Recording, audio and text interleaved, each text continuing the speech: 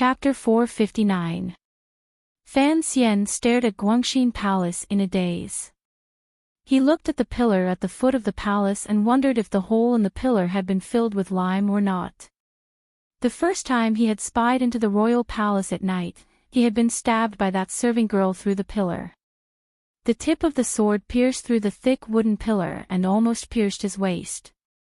To this day, Fan Xian seemed to still be able to feel the murderous intent on the sword, even though the serving girl had been killed on the spot. It was also that night that he had overheard the eldest princess colluding with the northern Qi royal family, the truth of Yan Bingyun being betrayed, and blocked Yan Xiaoyi's arrow that seemed to have come from the horizon. The snow had stopped, but a cold wind blew through the royal palace. It was even colder than a few days ago. Fan Xian shivered and shook his head self-mockingly. He left with eunuch Yao and headed toward the eastern palace where the empress and crown prince were. Although the eldest princess was his mother-in-law and would eventually have to see her, it was best to maintain some distance from that seductive, cold, and emotionless woman. Every day he could delay seeing her was a day. These years, under the emperor's secret arrangements and the cooperation of Qin Pingping and various other parties, Fan Xian had gradually accepted all of the eldest princess's power. The two sides had long been unable to coexist. There would eventually come a day when they would fight. However, the princess's power was not as it had been in the past, but Fan Xian was still wary. It was not only because she was Warner's mother, but also because of the strange feeling in his heart. In his previous life, he had heard a song by Lady He about giving him something and something. Fan Xian also felt this way. The eldest princess had given him the palace treasury, her daughter, her lover, and the Cui family. The Ming family was also about to be given to him. It looked like there were still many things she wanted to pass on to him. If he was the eldest princess, he would probably also bite his lip and not speak. His eyes would spit fire and burn this bad son-in-law to death. Thank you to a certain book friend. I forgot your ID. Sorry. There was also the Juanshan conference and the restless people in the military. Although the eldest princess was not a dinosaur that could spit fire, on the contrary, she was rather alluring. Fan Xian was still a bit afraid of the madness and charm of her gentleness. It felt very awkward to stay with such a 30-something mother-in-law who was known as the most beautiful woman in the world. Thus, from beginning to end, Fan Xian had only seen his greatest enemy once. This matter in itself was very interesting. Eunuch Yao glanced at the silent Fan Xian and didn't say anything. He followed with small, quick steps. Not long after, they arrived at the Eastern Palace. Coincidentally, the Empress was in Guangxin Palace chatting with the eldest princess. Only the Crown Prince was reading under the guidance of the Grand Tutor. Seeing Fan Xian enter the palace, the Crown Prince welcomed him with a smile and said, "How are your injuries?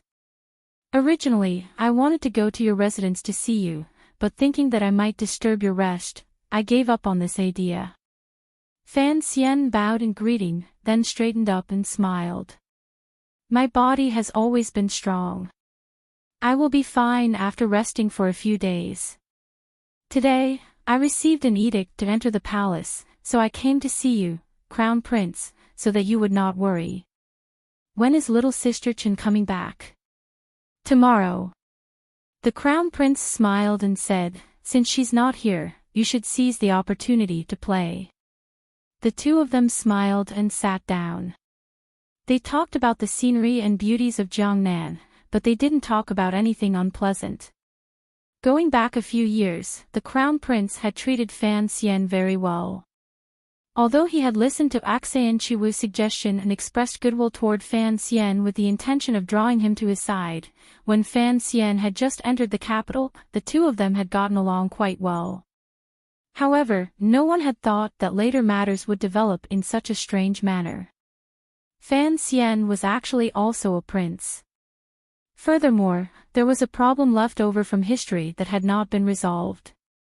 Thus, naturally, Fan Xian picked it out and the crown prince became the person on the other side. Both sides knew that because of the problem left over from history, it was impossible for them to work together again. Inevitably, they both sighed in their hearts. However, during these 2 years, Fan Xian had primarily been on the second prince's side and had not carried out an all-out attack on the crown prince's faction. Thus, on the surface, the two of them could still maintain their current joyful and harmonious feeling. Even if the two of them had already shed all pretense of cordiality, in the palace, they still had to be joyful and harmonious. Eunuch Yao watched this scene coldly from the side. In his heart, he admired the shrewdness of the members of the royal family. After a warm conversation ended, Fan Xian rose to bid farewell. Moving closer to the crown prince's ear, he said in a quiet voice, "Your Highness, come back tonight." The crown prince smiled and said, "Speaking of which, I've actually never been to that brothel of yours." This genuine crown prince, who had been gradually marginalized by the day, sighed and said, "As you know, these years, I have been cultivating my character and rarely go outside the palace to play. Let's talk about this famous Baoyue brothel. First it was the second brother, then it was you. They all had their ways. I don't have any." Fan Xian wasn't sure if there was any hidden meaning in these words, but he was too lazy to guess. He chuckled, bowed respectfully, and left the Eastern Palace. Outside the palace, he was not surprised to see a familiar person. The eunuch with a face full of acne was the current head of the eunuchs in the Eastern Palace, Hongzhu. Hongzhu quickly moved to the side to greet him. Fan Xian's expression was cold. He made a sound of acknowledgement and walked forward. However, there was a strange feeling in his heart. Looking at Hongzhu's expression, it seemed that he had something to say to him. There was some fear between this little eunuch's brows, but he didn't know what he was afraid of. However, in the palace, Fan Xian would not pay attention to Hongzhu. He still had to pretend to look down on him. This chess piece buried in the palace could not be used carelessly. Following this, he went to Lady Xu and Lady Ning's palaces to bring a book list for the second prince's birth mother, Lady Xu. They were all ancient books from the Jiangnan Tianyi Pavilion. Lady Xu was clearly surprised. She hadn't thought that Fan Xian, who was fighting to the death with her son, would still carefully wait on her. She was slightly moved. In Lady Ning's palace, Fan Xian was given a good scolding. This was the first time this outspoken woman, who was born in Dongyi, saw Fan Xian after learning of his past. Looking at Fan Xian's brows and expression, Lady Ning couldn't help but think of the young lady of the Yi family who had saved her and the child in her womb. She was angry that Fan Xian didn't take his life seriously and scolded him until he nodded repeatedly. After talking about some stories from the past, Lady Ning's gaze softened and warmed. She looked at Fan Xian like she was looking at her own son and gently rubbed his head. She told him to bring Princess Qin into the palace often to see her when he had free time. Fan Xian agreed to each of them. As he left the palace, he occasionally turned his head and found that Lady Ning seemed to be wiping away the moisture at the corners of her eyes. His heart couldn't help but become wet. He felt an indescribable sorrow. These were all people from the past and things from the past. Busying and walking, Fan Xian also began to feel annoyed. It was like entering the palace for the first time to greet the ladies before the wedding. Walking through each palace, the things they said, and the things they did were all about the same. The continuous repetition was truly exhausting on both of their minds. Fortunately, Shufang Palace, which he came to last, could be more relaxed. After chasing away Eunuch Yao, Fan Xian leaned against the chair like a tired dog. Narrowing his eyes, he sized up the serving girl busily serving him tea. The serving girl's brows were clear and gentle. Her head was lowered the entire time. She was very well behaved. Fan Xian couldn't help but feel moved. As he accepted the tea, he pinched her white wrist. The serving girl glared at Fan Xian. Fan Xian laughed loudly and said, "Xing, the first time I saw you, you were only 13. Now that you've grown up, your temper has also grown." Reclining on the couch, Yi Guipin watched Fan Xian and the child mess around. She couldn't resist opening her mouth and saying, "Go mess around outside. Don't come and mess with the people in my palace." Xing was the girl who had led Fan Xian around the palace to greet the ladies. Hearing the words of her two mistresses, her face immediately reddened. She ran to the back with small steps. Fan Xian took a sip of tea to moisten his throat. "Seriously," he said, "Aunt, I'm about to leave the palace, so I won't talk much with you." "Leave the palace?" Yi Guipin was slightly startled and immediately understood what was going on. A glimmer of worry rose between her brows. "What exactly do you want to do tonight?" Fan Xian was also startled and asked, "You know about this?" Yi Guipin covered her mouth and smiled. "Sir Fan Jr. is holding a banquet tonight and inviting those important figures. This matter has long spread. It is the most sensational news in the capital. Although I live in the palace, how could I not know?" Fan Xian forced a smile and said, "It's only been one day, how could there be such a big ruckus? It's just that I haven't been back to the capital for over a year, so it's hard not to invite him." Yi Guipin said seriously, "Although there are some things I want to say to you and at least thank you on behalf of the child for this year of discipline, I know your business at night is more important. You should go first." She paused and then said, "Have you invited Hongqing?" Fan Xian shook his head and smiled slightly. "I'll take her to King Jing's manor some other day." Yi Guipin nodded. Fan Xian smiled again and said, "I can't leave yet. I've come specifically to pick up the third prince. At this time, Master Lu is still teaching him. How can I leave?" Yi Guipin paused and said worriedly, "Ping is also going. Brothers, get together. With me here, what are you worried about?" Fan Xian smiled warmly with unspeakable confidence. It was close to the end of the year, and the heavy snow suddenly stopped. No one knew when it would start again. Jingdo was cold, but red lanterns hung high in the buildings by the street.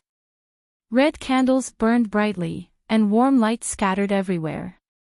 It was as if the valuable bamboo charcoal was free. 3 layers of thick leather curtains hung on the main door of Baoyue brothel. Occasionally, a servant would pass by and lift the curtains. Hot air would rush out from inside the building. For a moment, the air on this street seemed a bit warmer than other places. There were no pedestrians passing by on the street. The Jingdo government bailiffs and soldiers of the Jingdo garrison stationed there rubbed their frozen hands and looked at the shining building. They didn't say anything, but they were cursing in their hearts. They had to stand guard outside while the nobles in the building could bathe in the spring wind. Of all the restaurants and brothels in the world, probably only Baoyue brothel could be so extravagant.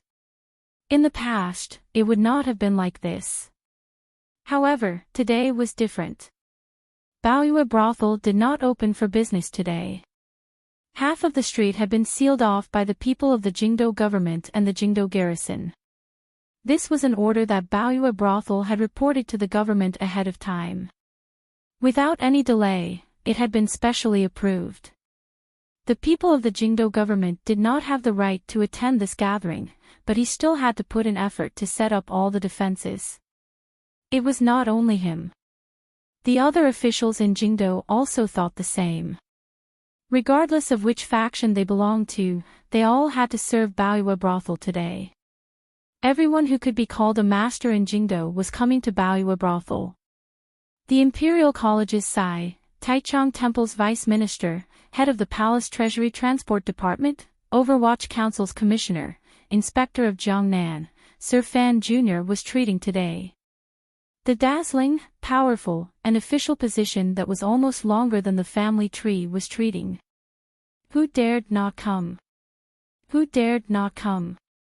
Although everyone knew that Sir Fan Jr. was a lone official who dared to offend court officials and was willing to offend court officials, the guests today were the Crown Prince, 3 princes, 2 deputies of the Bureau of Military Affairs, and a few powerful figures. If even these people had to give Fan Xian face, then there was no need to mention others. Today, Baoyue Brothel was crowded with officials.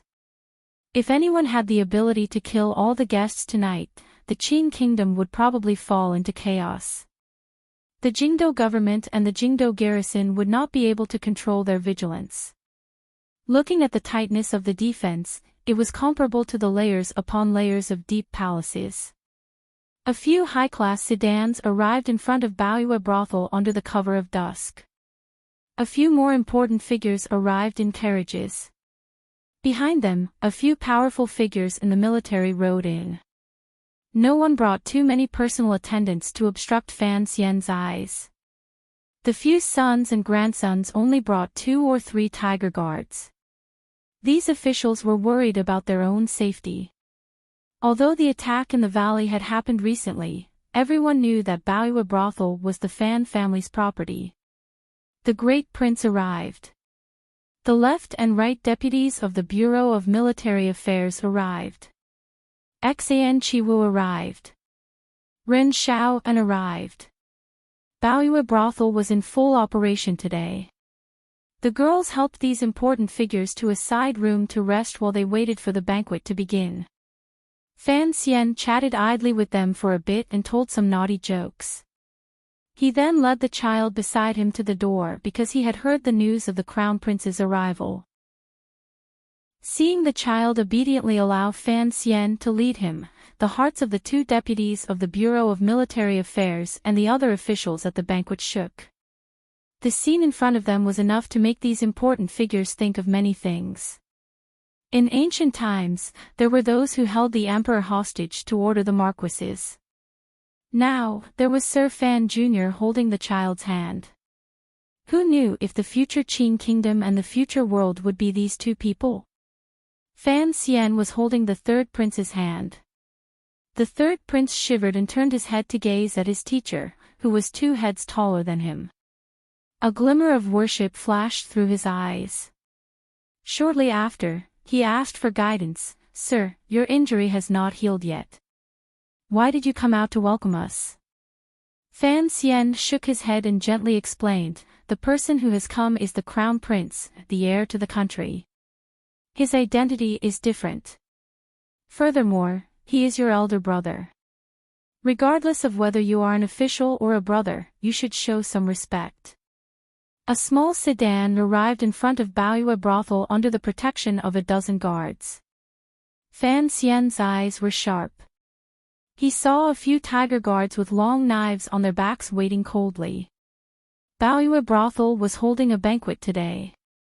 In order to prevent the people's discussions from flourishing and making the court feel awkward, all of the guests had removed their usual ceremonial guards.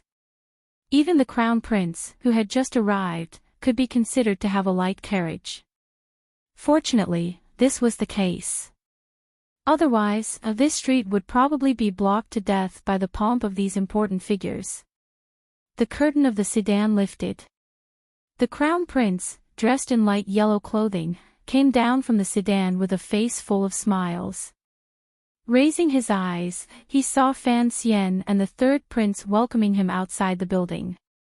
The Crown Prince was in a good mood. Although this was due, given Fan Xian's present power, this kind of respect was exactly what the Crown Prince needed. Fan Xian and the 3rd prince rushed to bow. The Crown Prince hurriedly helped him up. In a moment, everyone in the building knew the Crown Prince had arrived and quickly came out to welcome him. Only the great prince seemed to have been so happy from drinking that he forgot to come out. The Crown Prince knew that his brother came from the ranks and had always been like this, so he didn't pay it much attention. A group of people surrounded the front of the building and were just about to go into chat when another carriage slowly came over.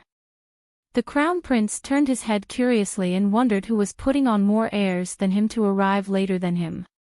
Everyone also looked over and saw a thin, middle-aged official come down from the carriage.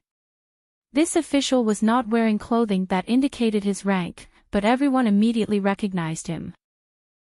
They couldn't help feeling surprised and shocked that this official would also come. The person who had come was none other than the governor of Jiangnan Road, Xueqing. Of the 7 roads under heaven, Xueqing controlled one. As a super-level official, he also controlled the wealthiest road in the world. Most importantly, he was the emperor's trusted aide and had once been the teacher of various princes in the library. Compared to the officials in court, his status was even more respected. Xueqing looked at everyone and smiled slightly. He first bowed to the crown prince. The crown prince repeatedly said he didn't dare. With him in the lead, everyone hurriedly bowed to Xueqing. Fan Xian smiled and said, "Sir Xue has returned to the capital to report on his work." I was rude. Thinking of how we have worked together in Jiangnan this year, I have received your favor, so I took the liberty to invite you over. Everyone made an "oh" sound and laughed that Sir Fan Jr.'s face was so big that he had even invited Governor Xue over. In their hearts, they wondered if it was because of the attack in the valley that Fan Xian wanted to demonstrate his might to some power that he had even brought Xueqing over. These major figures couldn't be blamed for thinking this. The banquet in Baoyue brothel could be considered a gathering of the younger generation. Old people like Director Qin and Shu the scholar would not dare to disturb them. Even if they wanted to invite them, the emperor would probably not allow it. Furthermore, everyone was thinking why Fan Xian had invited so many people from different powers to gather in Baoyue brothel. It's just to eat, drink, and chat. Everyone has been busy with official business this year. It's nearing the end of the year, so you have to take a break. Fan Xian stood in front of Baoyue brothel's door and smiled as he explained. He then saw a group of people walk over. At the front was the second prince, the one who looked very similar to Fan Xian. His temperament and aura seemed to be carved from the same mold. Yet, he had fought with Fan Xian in Jingdou, the north, and Jiangnan until blood flowed like rivers. Of course, the temporary victor was Fan Xian. Fan Xian and the second prince met each other's eyes. With great tacit understanding, regardless of who was first or who was first, regardless of status, they raised their hands at the same time, slightly bent their waists, and bowed. Then, the corners of their mouths twitched slightly. At the same time, a slightly bashful smile rose to their faces. The two of them sighed in their hearts. This smile had been missing for a long time. It's not about getting votes. Of course, those who have votes still have to vote for me. I've been a little busy lately, and I've had some minor emotional issues. I'll definitely report to everyone after the dust settles in a few days. My condition might be a little worse in the next few days, so I'll report to everyone in advance. Please understand. Today's chapter can only be said to be about the same as usual, but the last 3 sentences were very beautiful. Let me be narcissistic. To be continued. If you want to know what happens next, please log on to www.chidian.com. There are more chapters. Chapter 460. On the east side of the 3rd floor of Baoyue brothel was a large flower hall. Half of the building was empty, and one could just see the hall on the 1st floor below. The Waidu people's blankets suffused a fishy red color downstairs and had a different flavor. There were honored guests in the building, so this half of the flower hall had been emptied. When he entered the flower hall, the second prince's eyes unconsciously glanced toward the door and saw 2 words written in gold paint. He couldn't help but be curious as to what they meant. Hongmen. As the host, Fan Xian smiled calmly as he welcomed everyone into the hall. The flower hall was separated by screens and hanging velvet curtains. Steam rose. As soon as the important figures entered the flower hall, they had their cloaks taken off by the girls beside them, leaving them wearing only unlined clothing. It was enough. There were all kinds of exquisite tea and pastries placed on the table. The plates used were also good things from Jiangnan. The wine was held in the highest quality glass cups. The wine was the most expensive liquor in the world, Wuliangye. The girls serving beside him were all outstanding beauties, gentle and silent. Naturally, the crown prince sat in the most honored position. He gazed at Fan Xian and laughingly scolded, "Only you can enjoy such good things. Look at the things here. They all come from the 3 large workshops. The palace still hopes to exchange them for silver. Who would dare to spend as freely as you do?" The Qin people were simple and honest. Even the royal officials were a bit more cautious. They were not at all as extravagant as the northern Qi court. The banquet Fan Xian had set up today was indeed a bit out of bounds. Everyone knew that the palace treasury was under Fan Xian's control. It would not be a problem for him to transfer some expenses. However, they didn't know if the crown prince was secretly stabbing them in the back when he said this with a chuckle. Fan Xian's expression did not change. He smiled and said, "If I can enjoy it, I should make the most of it." Naturally, Xue Qing sat at the first table to the left. He had come by imperial edict to watch the show, so he did not mind much. Additionally, he had been in Jiangnan for a long time and seemed to be used to this kind of enjoyment. Seeing the admiration of these major figures in the capital, he couldn't help the corners of his mouth twitching slightly and smiling. He thought to himself that it was not easy to live in Jingdou. Unfortunately, the enjoyment was far inferior to that of Jiangnan. The banquet began. The girls were quiet and speechless. They began to place food and pour wine for the guests at each table. Although they had undergone special training these 2 days, when they abruptly opened their eyes and saw so many important figures in the Qin court, the girls still couldn't help but feel nervous. Their rosy lips pressed tightly together. The princes and officials in this hall had all rolled around in the brothels before, but to suddenly have so many people gathered in one hall, it was really a bit confusing. In fact, there weren't many guests, only about a dozen or so. Each of them had a girl sitting beside them, and behind them sat a close attendant. Even so, the reception hall was somewhat full. The person serving Fan Xian was none other than the shopkeeper of Baoyue brothel, Sang Wen. For an occasion like this, it was inappropriate to start drinking and talking at the beginning. Drinking orders were repeated, breasts and buttocks were touched, particularly with Xue Qing and the 2 deputies of the Bureau of Military Affairs present. The young noblemen were still a bit proud of their status. For a moment, the hall was quiet and heavy. They only talked about some idle jokes in court, such as Scholar Shu collapsing drunk on the snowy street again yesterday. In any case, Shu Wu's personality was relaxed and didn't mind how the younger generation made fun of him. No one dared to use these princes and Fan Xian as a joke, particularly Fan Xian.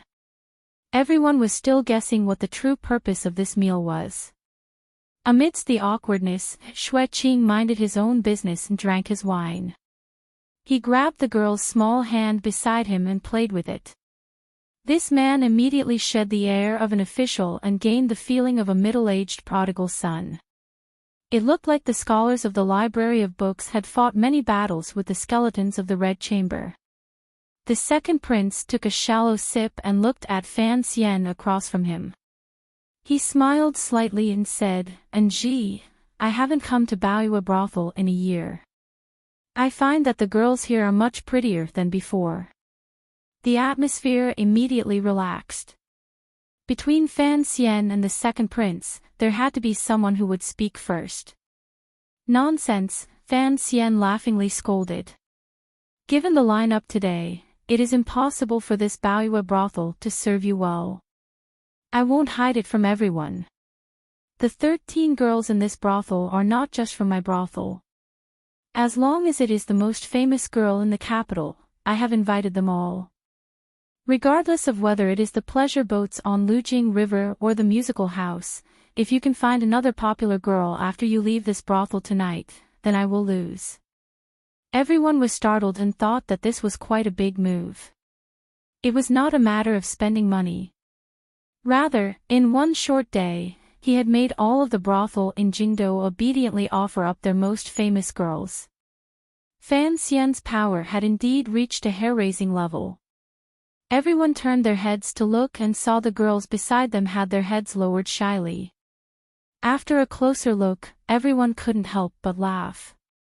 They recognized that one was someone on Lujing River and the other was a girl from the musical house. They were all old acquaintances. Only the second prince's gaze dimmed a little. Speaking of which, it was absurd. Of the dozen or so girls in the brothel, four belonged to the Lujing River affairs that Li Hongqing had previously been responsible for. However, Yuan Meng had died in Jiangnan, Shi Qing had defected to Fan Xian, and Li Hongqing had been grounded by King Jing. He raised his head and glanced at Fan Xian from a distance. He saw that Fan Xian's expression was calm. However, there was a not quite there smile in his eyes. For a moment, he wasn't sure if Fan Xian wanted to use this small matter to demonstrate his might or if he had other thoughts. The second prince smiled slightly and said, "Baoyue Brothel's management is successful. Presumably, it is all because of Miss Sang's clever and discerning eyes. I offer you a toast." After saying this, he raised the wine cup in his hand and offered a toast to Sang Wen by Fan Xian's side. For him to address himself as a prince, it was in line with his usual gentleness. Moreover, in a romantic setting, it would be meaningless to just talk about seniority.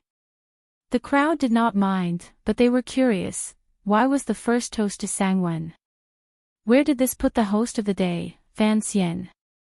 At this moment, Sang Wen was leaning against Fan Xian's side.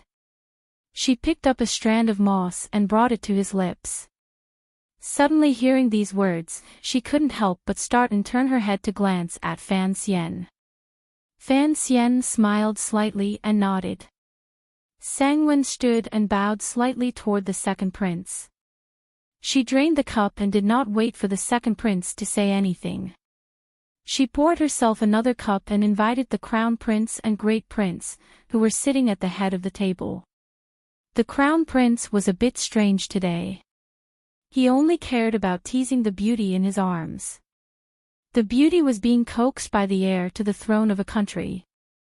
Her entire body had long gone soft.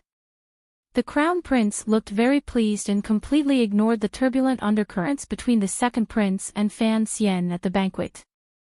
However, the great prince and Sang Wen drank a cup and sighed. The second prince's expression did not change. He smiled slightly and said, "It is rare for so many friends to be present today. There must be something to liven things up." Ever since Miss Sang became the shopkeeper of Baoyue Brothel, the people of Jingdo no longer have the good fortune to hear such things. I wonder if we can ask Miss Sang Wen to sing a song. Sang Wen smiled slightly. Her gentle face was calm. She stood and was about to go get her zither when unexpectedly, her hand was pulled by Fan Xian. Fan Xian held Sang Wen's hand and looked calmly at the second prince. "Sang Wen doesn't sing anymore." Sang Wen was startled and thought, why disturb the banquet over such a small matter? She had been a singer since she was young and had long gotten used to singing at banquets. For a moment, she had forgotten that Fan Xian was someone who was most unwilling to have his own people serve other people. The second prince furrowed his brows. A glimmer of confusion flashed across his handsome face. It was as if he had not thought Fan Xian would be so unyielding. After the banquet began, both sides had been testing each other's attitudes. He also wanted to know what Fan Xian was preparing to do after returning to the capital this time. Unexpectedly, Fan Xian's response was such a killjoy. Fan Xian glanced at the second prince. He thought to himself that he had created this scene today, but his goal was to kill the scene. Sitting below him, the official of Taichung Temple, Ren Xiaoan, pulled on his sleeve and reminded him to be careful. He only smiled. The deputy of the Bureau of Military Affairs narrowed his eyes slightly and said, "Sir Fan Jr., what are you saying? Given the prince's status, what is wrong with having this girl present a song?" Fan Xian's confrontation in front of the Bureau of Military Affairs had long created a crack between him and the military. Each day that the attack in the valley was not investigated, the two sides would not be at peace. The Qing Kingdom's military had always been simple, direct, and crude. This deputy was Chu Xiangdong. He had been the vanguard of the last northern expedition. He had a great deal of military service, so he was not afraid of Fan Xian's power. Hearing Fan Xian's cold words, he spoke to stab him. Fan Xian did not get angry. He only smiled and said, "Lady Sang only sings in Chen Garden. If Deputy Chu wants to hear it, go outside the capital and ask Director Qin. There is no point in asking me." The words Director Qin were tossed out. The second prince smiled and didn't say anything more. The expression of the Deputy Chu of the Bureau of Military Affairs also changed. He forcefully swallowed the vicious words he was about to say back into his stomach. "Drink." Amidst the awkwardness, the great prince, who had been silent for a long time, suddenly raised his cup and roared. He had come from the military and had a bold personality. He had wanted to make up for Fan Xian's relationship with the military and, at the same time, make the gap between his brothers smaller. Seeing the strange situation at the banquet, a strange anger surged in his chest. The two deputies of the Bureau of Military Affairs also came from the military. Their boldness was not inferior to others. They furrowed their brows slightly and drained the 3 liang wine cups in their hands in one gulp. Then, they flipped their wrists to demonstrate Fan Xian. Fan Xian smiled slightly and placed the cup to his lips. He slowly tipped it. Although his speed was slow, he did not stop. Like a clear spring entering a lake, the cup was emptied. The crown prince in the first seat helplessly raised his cup to the great prince and said, "Big brother, I was drinking. Your loud voice almost scared the wine out of my cup." Everyone laughed loudly. The crown prince then smiled at the two deputies of the Bureau of Military Affairs and said, "Don't think about bringing the military style to Baoyue brothel. I know there is some resentment between you and Enji, but this matter has not been thoroughly investigated. Why should there be resentment between officials? Even if there is resentment, don't compete in drinking." He pointed at Fan Xian and smiled at the two deputies of the Bureau of Military Affairs. "Have you forgotten? The year before last, Sir Fan Jr. drank 3,000 cups in one night and made that Marquis of Northern Qi drink like a dead pig. When it comes to alcohol tolerance, Enji is not afraid of you old men in the military." As a member of the Eastern Palace, Xian Qiwu knew what his master wanted to do. He quickly followed along and said, "Generals, I feel that there is no harm in competing in drinking with Sir Fan Jr. After that night, Sir Fan Jr. has not composed poetry. If we can make him write another 300 poems and have the Banxian's High Poetry Anthology continue, the Bureau of Military Affairs will have done a great service to the world. I'm afraid even the Emperor will be incomparably happy." After these words were said, everyone agreed. Even Xueqing became interested. He invited Fan Xian to drink a few cups and then forced the two deputies of the Bureau of Military Affairs to compete in drinking with Fan Xian. After a mouthful of wine, the atmosphere immediately became much livelier. Fan Xian's boldness in drinking also made the two deputies of the Bureau of Military Affairs feel much better. The second prince suddenly smiled and said, "Speaking of Enji not composing poetry after that night, it is truly a great loss to the world. However, I heard that when Enji was in Northern Qi, he had written a small poem for that Northern Qi saint girl. I wonder if this is true." This was the most famous scandal in the world last year. The northern Qi people were unhappy in their hearts, but the Qin kingdom people were incomparably happy. Hearing these words, the slightly tipsy figures all began to make a ruckus. They insisted on hearing Fan Xian talk about the specifics of the story. Fan Xian smiled and scolded them. Naturally, he wouldn't go into detail. He casually brushed them off. Out of the corner of his eye, he glanced at the crown prince and felt a bit surprised. This crown prince was indeed much more promising than he was 2 years ago. However, the real power in the crown prince's hands was gradually decreasing. He just watched him and the second prince fight like this. Did he want to reap the benefits? But where did his confidence come from? He wasn't his father. The banquet gradually came to an end. Everyone's spirits gradually rose. The great prince stood and grabbed those people, forcing them to drink. Fan Xian snickered as he watched this scene. He thought that this person had probably been too strictly disciplined by the great princess of northern Qi in his manner. Now that he finally had a chance to come out and be at ease, he wouldn't let this opportunity go. Fan Xian then looked at the crown prince, who seemed to be a bit drunk, while the second prince still maintained a sober expression. He couldn't help but smile slightly and open his mouth to say, "I haven't returned to Jingdo in a year. I rather miss everyone in the capital." His expression suddenly changed. He sighed sadly and said, "It's a pity that before we entered the capital, we were ambushed by bandits. 12 people died under my command. These people were all officials of the Overwatch Council, talents of the court.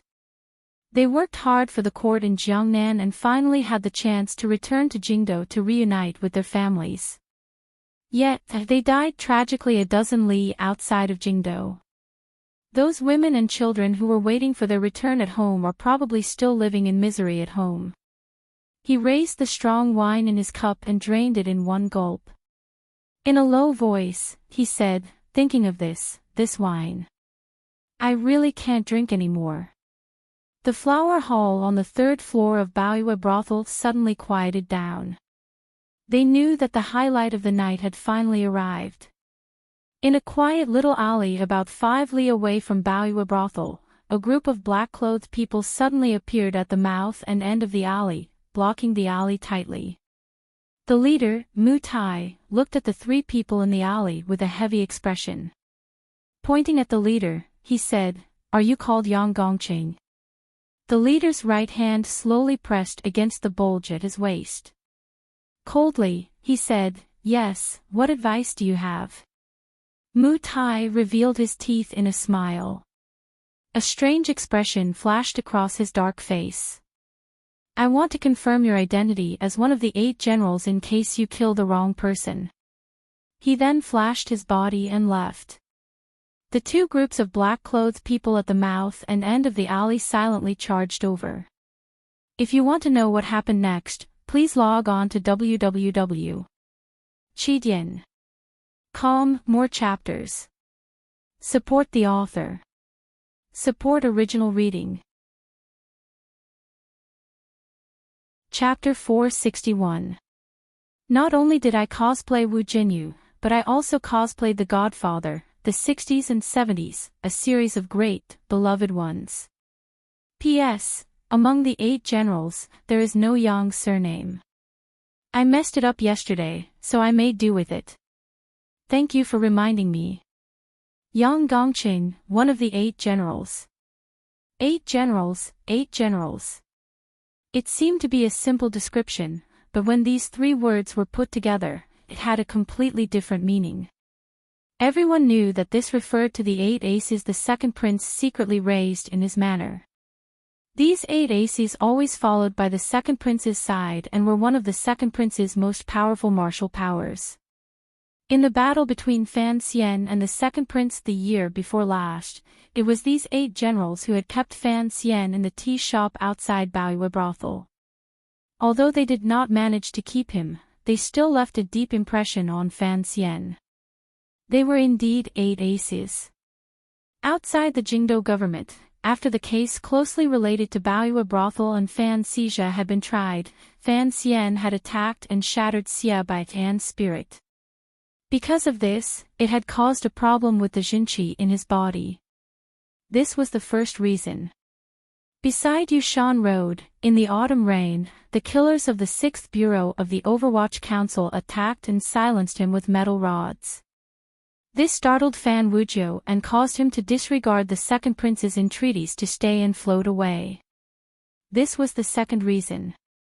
Ever since that small battle that had not been announced to the world, there were only 6 of the second prince's 8 generals left. The second prince was a guest in Baoyue brothel. He was confident that Fan Xian would not dare to do anything to him. In order to appear sincere, he did not bring a single person and sent the remaining 6 generals back. Yang Gongqing was one of them. On such a night when he raised his head and saw nothing but white snow and layers of clouds covered the silver moon, he was blocked by a group of black-clothed men and cut off his path of retreat. The day had been bright and clear. The snow on the eaves of the alley turned into water and dripped down.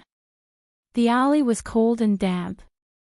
As night fell, the water droplets decreased and gradually condensed into icicles. However, there was still a drop of water that gathered at the tip of the icicle, drooping and ready to drip. Yang Gongqing's pupils constricted slightly. With a flip of his hand, he pulled out the sword at his waist. The tip of his foot pushed off the ground and his entire body had already shot up. The icicle broke in the middle with a ka-chi sound, turning into a sharp light that pierced towards the black-clothed man in front of him. Yang Gongqing then stepped on the shoulders of his 2 companions, pointing them towards the 2 black-clothed men who were attacking from both sides. His figure had already risen, and was about to reach the top of the alleyway. He knew that this was an ambush that had been premeditated for a long time. The other party had figured out his daily route, which was why they had trapped him in the alley. But he didn't want to die, so he would rather sacrifice his 2 companions, or rather, his disciples, and use them as sandbags to block the blades so that he would have time to escape. It was escape, not resistance. At this time, young Gongqing had long lost his drive. There were not many people who dared to ambush and kill people in the capital, and the only person who had a grudge against the second prince was that person. That person had sent people to kill him, and they were not people he could fight against. It had to be said, young Gongqing was worthy of being one of the second prince's 8 personal generals. His reaction speed and methods of dealing with the situation were the best of the best. When the black-clothed men below groaned and knocked his disciples to the ground, and at the same time split apart the icicles that carried his true power, he had already swept into the air. He only needed a moment to step onto the alleyway and escape into the night sky. Unfortunately, the assassin did not give him this moment. A crossbow arrow flew over silently, piercing straight towards his chest.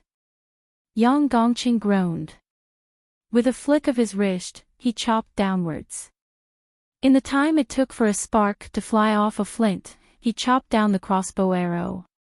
But, since the crossbow arrow had shot out, naturally, there was more than one.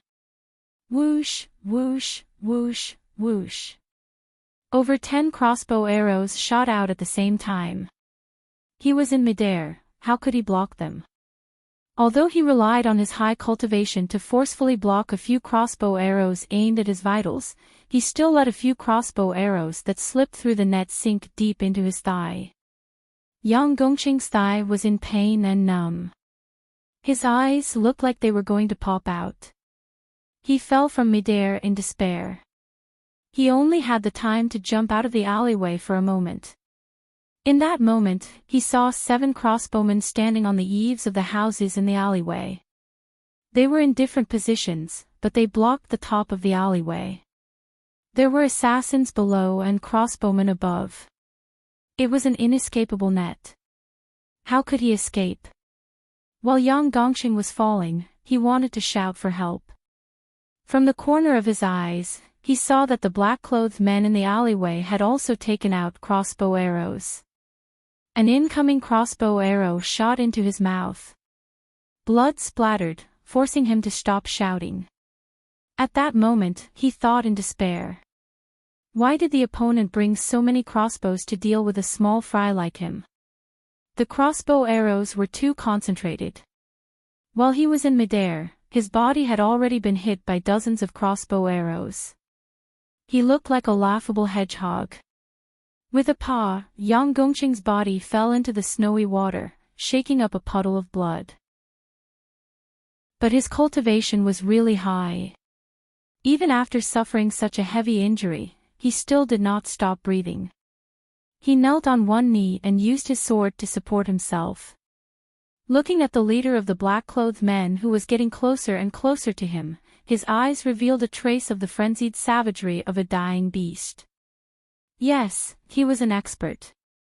But an expert who was ambushed by dozens of crossbows could not do anything, unless he was Yi Luyun. Fresh blood flowed down the densely packed crossbow shafts, flowing out his essence, qi, spirit, blood, and soul. Yang Gongqing's throat gurgled, but he refused to collapse. The leader of the black-clothed men walked in front of him. With a backhand, he pulled out the straight blade at his waist. The blade was as bright as snow, without a speck of dust. The majority of the icicles on the eaves of the alley had already been chopped off, leaving only a few lonely icicles. The snowy water that had been accumulating for a long time finally converged into a large round bead of water. It dripped down, dripping into the bloody water in the alley with a light sound. The leader of the black-clothed men pulled out his blade and silently chopped down. With one strike, Yang Gongqing's head fell off cleanly. Yang Gongqing's headless body remained kneeling. The black-clothed leader waved his hand. The crossbowmen standing on top of the houses flipped over and fell to the ground. The assassins in the alley silently moved forward and took away all the crossbow arrows. Then, they erased all traces in the alley. The group of people took off their black clothes and disguised themselves as ordinary commoners. They left the alley and merged into the seemingly unchanging life of the capital. The alleyway was quiet, as if no one had ever been there. However, there were 3 more corpses. Without the support of the crossbow bolts, the headless corpses finally fell and smashed into the alleyway with a dull thud. In the past, I had never thought that something like crossbow arrows would be so terrifying. Fan Xian raised his wine cup and slowly drank. His eyes were full of confusion. You all know that the Overwatch Council is also used to using crossbows. But, I still did not think that when something used to kill reaches a certain level, it would become so terrifying. At the banquet in Baoyue brothel, everyone listened quietly to Fan Xian's narration. This was the details of the attack in the valley. Everyone could hear the glimmer of melancholy and coldness in Fan Xian's words. Fan Xian placed his wine cup on the table and smiled slightly. A sky full of crossbow rain. I have never seen it in this life. Presumably, I also never saw it in my previous life. This was not an attack. It was more like on the battlefield. Only then did I realize that a single person's strength is indeed limited. The great prince slowly nodded his head across from him. A complicated expression appeared on his face. Perhaps he was thinking of the years of fighting with the Hu tribes during the Western expedition. The sound of the crossbow arrows hitting the carriage was like a soul-stealing drum. Fan Xian furrowed his brows. It was as if he was recalling the specific circumstances at the time. That feeling of being surrounded and killed was not good. The crown prince sighed and comforted him. Fortunately, it is already over. And Ji, you are able to survive. Those rebels and traitors will be punished one day. The court is currently investigating. Presumably, there will be a result in a few days. Thank you, Your Highness. Fan Xian raised his cup to everyone and smiled. Yes, at least I survived. Presumably, many people will be disappointed. Even the city guarding crossbows were used, yet they were still unable to kill me. What does this mean? No one replied to his words. The expressions of the two deputies of the Bureau of Military Affairs were not good. Without question, the attack in the valley involved the military. Although the court's investigation had not yielded any results, this was already an ironclad fact. When Fan Xian spoke to this point, the military elders could not help but secretly speculate. I am a very confident person. Fan Xian indicated that he had already finished his cup. Fan Xian indicated that he had already finished his cup and smiled. Including the emperor and the director, the elders have all asked me why you are so confident. Everyone listened attentively, but a feeling of absurdity grew in their hearts. At this moment, all the important figures of the Qin kingdom were present, as well as the crown prince and 3 princes. However, once Fan Xian opened his mouth, everyone's attention would be drawn to him. This was not only because he was the host of the banquet. It was also because everyone seemed to unconsciously admit that he was the person with the most power. This was truly absurd. Perhaps in history, there had been powerful officials who overturned the court and were known as 9,000-years-old eunuchs.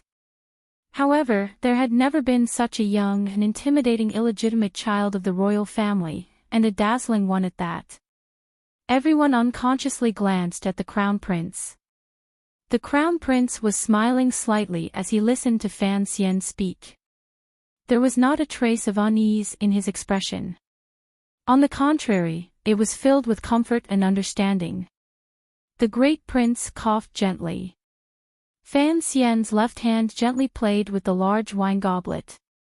His gaze looked at the 1-foot table in front of him as if he was looking at a beautiful scene. Why am I so confident? Because I believe that I am the luckiest person in the world. No one's luck can be better than mine. A person who had clearly died had mysteriously come back to life and had lived such a colorful and even bizarre life. This kind of luck needed to be slowly celebrated in the years to come. Fan Xian smiled and said, I said earlier that the Overwatch Council is also used to using crossbows.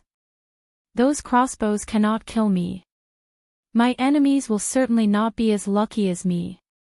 In the Overwatch Council not far from the royal palace, in the secret room that Director Qin liked to stay in, Yan Bingyun was wearing a pure white cotton robe. He stared at the files on the table in a daze. A moment later, he sighed and rubbed his temples. He felt that the soreness there was difficult to stop. There was a knock on the door. An official of the Second Bureau's intelligence department flashed in and handed him 3 small bamboo tubes sealed with wax. Yan Bingyun used his fingernail to pry open the wax seal. He took out the intelligence report inside and scanned it. He then brought it closer to a candle to the side and burned it. Under the strange gaze of the intelligence official, he said tiredly, tonight's matter will not be recorded. The official of the intelligence department immediately lowered his head in acknowledgement and said, of the 43 targets, 3 have already been eliminated. Yan Bingyun seemed to have a headache. Hearing these words, he shook his head in annoyance and waved his hand to indicate that he understood and had him leave. The secret room returned to silence. Yan Bingyun looked at the remaining pieces of wax on the table and became lost in thought again. Tonight, Fan Xian was holding a banquet in Baoyue brothel while the Overwatch Council was in a second-level state. In the darkness of Jingdo, who knew how many people were moving and how many would die? All of this was because of Fan Xian's madness. Tonight's plan had been personally drawn up by Yan Bingyun. Although he had expressed his firm opposition to it in front of Fan Xian, he still had to continue doing what needed to be done. In this plan, he had to kill 11 people and capture 32. Of the 11 targets that had to be eliminated first, 6 of them were the second prince's 8 generals. This was a crazy act of revenge. 3 of the second prince's 8 generals had already died. Given the Overwatch Council's frenzied counterattack, the power of a mere manor could not shake the overall situation. Presumably, they would soon receive news of the other people's deaths. Yen Bingyun walked to the window and lifted a corner of the black cloth covering the window. Just like Chen Pingping had done in the past, he looked through the narrow space toward the royal palace not far away. The royal palace was still bright and exuded a holy and lofty aura through the black clothing. He gazed at the royal palace, full of worry, and thought, the emperor wants you to be a lonely official, not a heartless official.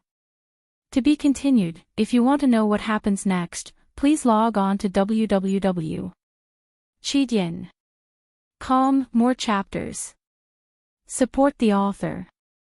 Support original reading. Chapter 462. The night in the capital was always deep, especially in such a cold winter. After nightfall, there were not many pedestrians on the streets. No, it should be said that there were no pedestrians at all. There were no pedestrians, only night walkers. Who knew how many night walkers used the cover of the night to appear under the eaves of the streets and alleys of the capital? They used the nooses, sharp blades, iron drills, chains on the doors, and powder in their arms to wrap around someone's neck, cut someone's throat, tear someone's body, or blind someone's eyes. Blood blinded everyone's eyes. In Purple Bamboo Park, a black rope hung down from the main gate. A person was struggling on the rope, his feet kicking helplessly in the cold wind. The lantern was very dark. Just like the rope, it swayed slowly in the cold wind, casting shadows and faint light randomly on the ground. At the corner of the street, Deng Ziyu's pale face flickered. He looked like a devil in the night. He stared at that person, and after confirming that he was dead, he turned and left. In Geely Lane, inside a brothel, the red waves were rolling. On the bed, the expert with strong muscles suddenly opened his eyes. His white eyes were seeping with blood. The prostitute on his body looked at him coldly. Her legs were wide open, but she tightly gripped his waist. Her posture was obscene and fatal. After an unknown amount of time, the prostitute's delicate white hands slowly moved away from the man's ears. She pulled out two extremely thin iron drills. The drills glowed with a faint blue light and a pitch-black color of blood. In Gaoshan Tower, a chaotic sound of pursuit rang out.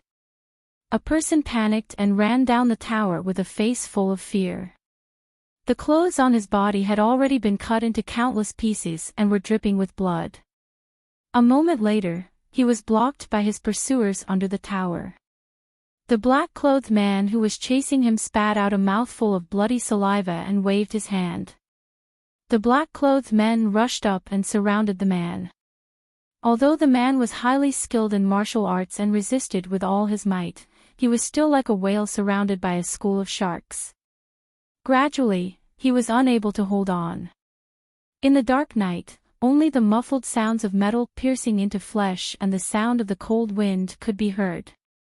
The black-clothed men silently stabbed and swung until the man in the middle no longer had any reaction. He did not even have the slightest neurological reaction. He only crawled on the ground like a piece of rotten meat. Yen Bingyun placed the report on the candle flame and burned it. His hands did not tremble, and his brows were no longer furrowed. Since it had already happened, there was no room for doubt. It was just like after a crossbow was pulled, no one could make the arrow that could kill disappear into thin air. The 8 generals that the second prince personally led numbered 6. They had all died to the Overwatch Council's attacks. Through different methods and different places, they disappeared into the darkness of Jingdo. From today onwards, the name of the 8 generals would become a stale name in history. Perhaps it would not even be qualified to leave a mark in history. Yen Bingyun looked down at the piece of paper on the table and subconsciously pinched the bridge of his nose to clear his mind. According to the plan, it was time to move on to the next step. As for the remaining 5 people to be killed, there were already specialized people to take care of them. The plan was linked to each other. Although it was the Overwatch Council's crazy revenge for the attack in the valley, Yan Bingyun still had to think of a way to control the situation to a certain extent. The second prince's 8 generals were not officials. They were just private generals in the manor. For people like this, as long as the Overwatch Council killed them cleanly and left no evidence, the court would not be able to do anything to Fan Xian. However, those 5 people were different. The officials to be captured next were also different. Although they were unremarkable figures in various departments, they were, after all, paid by the court. What kind of trouble would it cause to capture so many in one night? Yan Bingyun sighed. Through a secret mechanism, he notified his subordinates outside to come in and gave a second order. After giving the order, he habitually walked to the window and gazed into the distance at a corner of the palace wall not far away. He thought to himself that what the director had said was correct. Under the cover of Fan Xian's gentle appearance, there was indeed an element of madness hidden. Presently, only a dozen trusted aides had died in the valley, and Fan Xian had already gone crazy. If it was really as the director said and the day the director passed away, what kind of terrifying person would Fan Xian become? In Baoyue Brothel, Fan Xian's expression was very warm and calm. His eyebrows were slightly raised with an indescribable comfort. It was as if he had no idea what was happening in Jingdo at night outside the brothel. He had already finished talking about the attack in the valley. Regardless of whether the officials at the banquet had lingering fears or regrets, they all expressed their condolences to him. Immediately after, he briefly talked about the Jiangnan matter, the Ming family matter, and the palace treasury matter. He then furrowed his brows and said, "Actually, there is something I don't understand. When I was working for the court in Jiangnan, why did there always be people who liked to cause trouble in the capital?" Everyone at the banquet was slightly startled. They wondered to themselves what exactly he was talking about. During the year Fan Xian was far away in Jiangnan, it was impossible to say that there were no people in Jingdo who tripped him up. But, if you were talking about tripping him up, one a day for 365 days. Which one were you talking about? Was it investigating the Ministry of Revenue? Or was it sending books into the palace? Furthermore, these trippings had long been torn apart by those old fellows. You are completely fine, so why are you here wailing? The crown prince couldn't resist laughing and scolding. Where did all these grievances come from? There are certainly people who are not on your side, but you can't name anyone who is purposely dragging you down. Fan Xian also smiled and shook his head. It's just that I haven't been back to Jingdo this year. I think perhaps many people in Jingdo have already forgotten what kind of personality I have. The second prince was holding a wine cup and carefully tasting it. Hearing these words, for some reason, a chill rose in his heart. Tonight, the crown prince's behavior was too strange, and Fan Xian's attitude was too arrogant. It was arrogant to the point that it did not make sense and did not conform to the rules. It did not benefit him at all. Was it because of the matter in the valley that he was in a hurry? The second prince's brows furrowed together nicely. He thought to himself, we still haven't found out who did it. What is the point of messing around with us here? At this moment, the Baoyue brothel suddenly became lively. Hearing the sound of horse hooves, it seemed that many people were heading this way. The crown prince, who was sitting at the head, furrowed his brows and said unhappily, "Who dares to make a ruckus here?" Everyone at the table furrowed their brows and looked out the window. It seemed that someone wanted to enter Baoyue brothel and had already successfully passed through the Jingdo garrison and Jingdo government bailiffs' double line of defense. However, they were stopped outside the building by the people of Baoyue brothel. Fan Xian glanced at Sangwen. Sangwen understood and lifted the velvet curtain to flash past the side of the screen. In a moment, Following a wave of hurried footsteps, Sangwon brought 5 people up the stairs. These 5 people were all wearing official robes, presumably officials of the imperial court. However, today was not a place to discuss important matters of the imperial court, but a place of pleasure. Everyone at the banquet recognized some of them as their trusted aides and couldn't help but be startled. They wondered what kind of game they were playing. Why would they come looking for them so openly? Could it be that something big had happened in the capital? The 5 officials met each other's eyes. They could all see the unease, fear, and panic in each other's hearts. Without caring about anything else, they first apologized to the nobles at the banquet and then glanced fearfully at Fan Xian. They bowed to Fan Xian and, without avoiding gossip, went to the banquet to find the person they were looking for and moved close to his ear to speak. Fan Xian smiled slightly as he watched this scene. He raised his wine cup and toasted Ren Xiaoan, who was beside the Crown Prince and the Great Prince. The Great Prince's imperial army system was clearly limited to the forbidden areas of the palace. His reaction was a bit slow. However, the Crown Prince seemed to have guessed something. Today, he had purposely cut off his own eyes and ears. He had only come to Baoyue brothel to get drunk. The Great Prince looked at the tense situation around him and furrowed his brows as he glanced at Fan Xian. It was as if he was questioning him. Fan Xian shook his head to indicate that he didn't know what had happened. On the other side, the expressions of the important figures who were listening to the reports from their subordinates gradually became unsightly, especially the second prince. His delicate and handsome face gradually became pale, and a trace of red quickly surged up, but after 3 breaths, it returned to normal. Fan Xian watched this scene with slanted eyes. He knew that the other party already knew the news of the death of the 8 generals. He had not thought that the second prince would be able to immediately control his state of mind. He couldn't help but feel slight admiration. The Great Prince furrowed his brows and asked, "What happened?"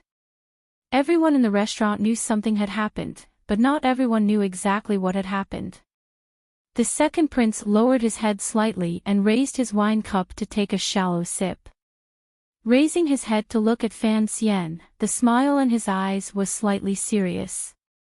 Enunciating each word, he asked, "Sir Fan Jr. must know." The atmosphere was icy cold. The people who had received the news from Jingdo all stared at Fan Xian's face. They already knew that while they were feasting in Baoyue brothel, a few murders had suddenly occurred in Jingdo.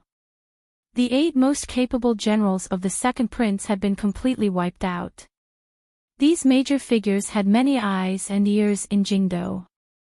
There were also the officials of the Bureau of Military Affairs responsible for the defense of the city. Of course, they knew how terrifying this kind of thing was, particularly to kill the 8 generals so cleanly and efficiently. The power needed was not something a normal person could possess. Thinking of how Fan Xian had invited everyone to Baoyue brothel, everyone faintly guessed that this matter was done by the Overwatch Council. Everyone was waiting for Fan Xian's reply. The atmosphere at the banquet was murderous and silent. Fan Xian asked warmly, "What is it?"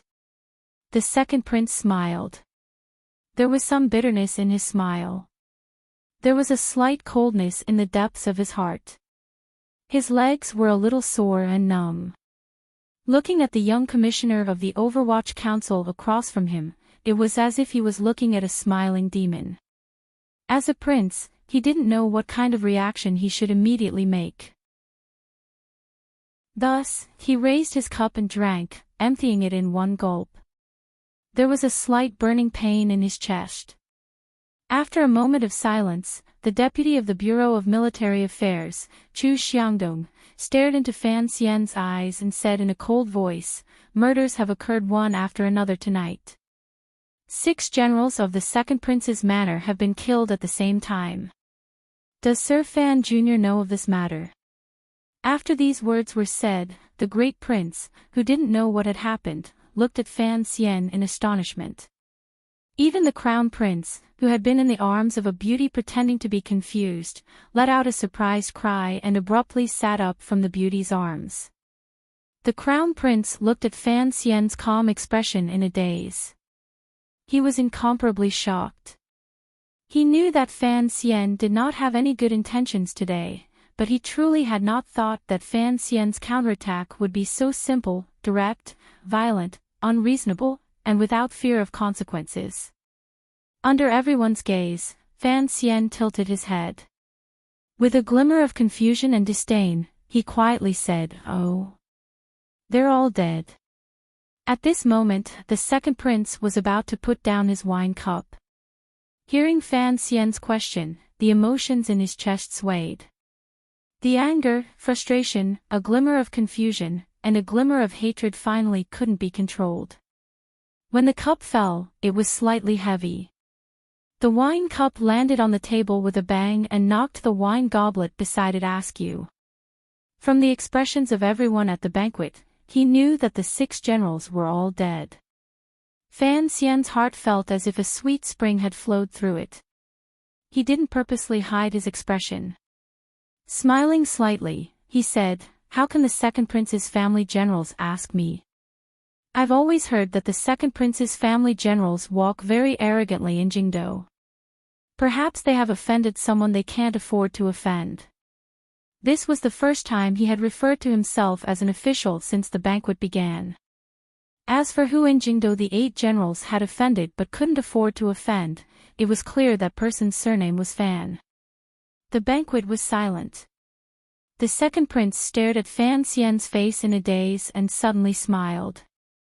He knew that regardless of whether or not Fan Xian had done this, for the Overwatch Council to have the ability to completely wipe out his martial power in such a short time at the banquet, the Overwatch Council's power was not something he, a prince, could face head-on.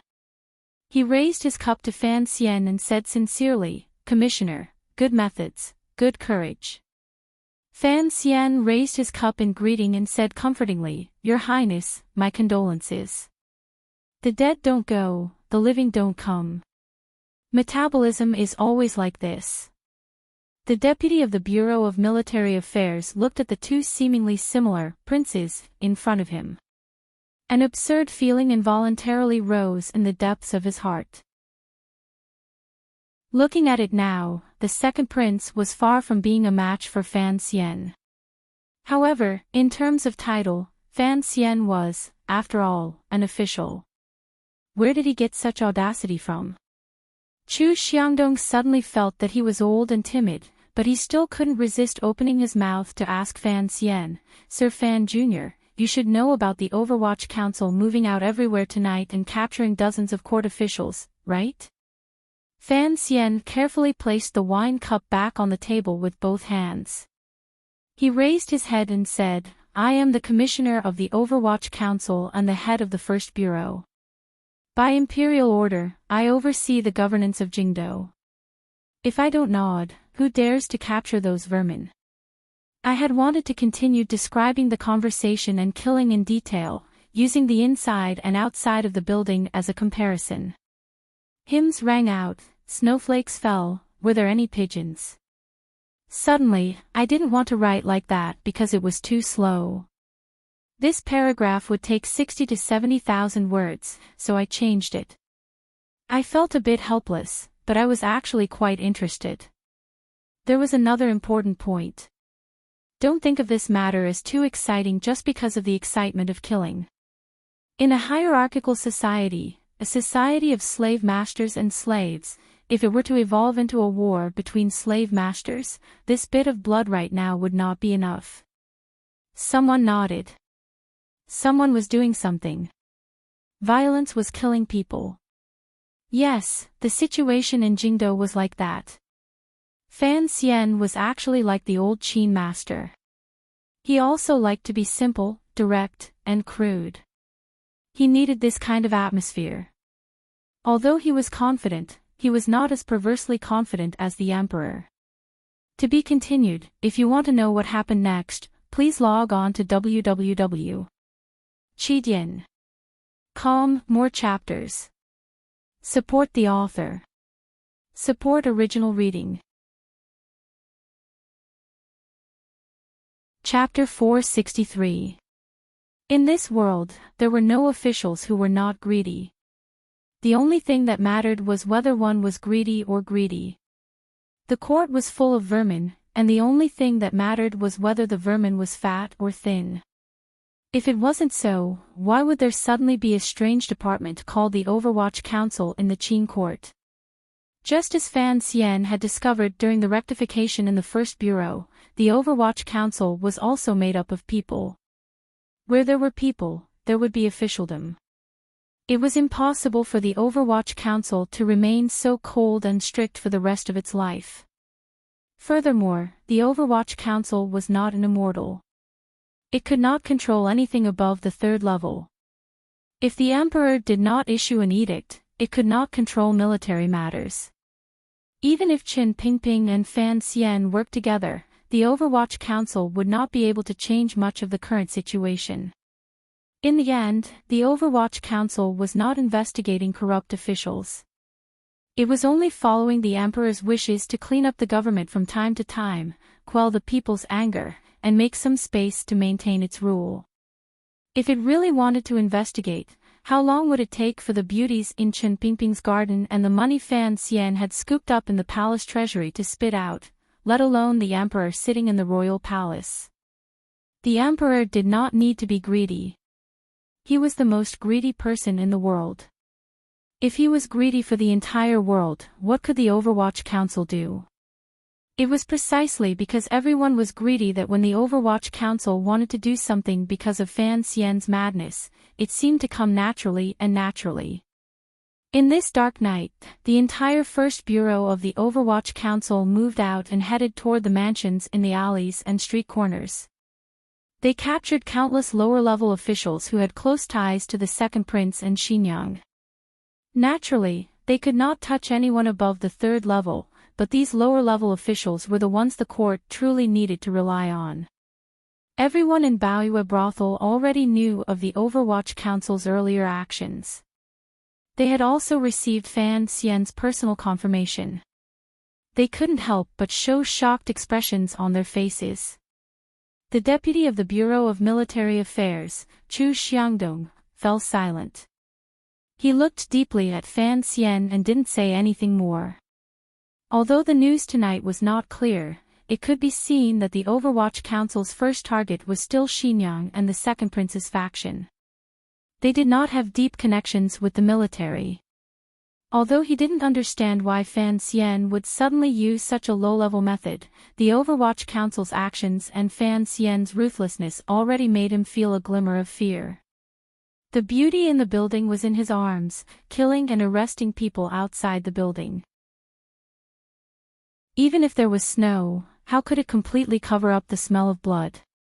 Not everyone sank into silence because of this sudden news.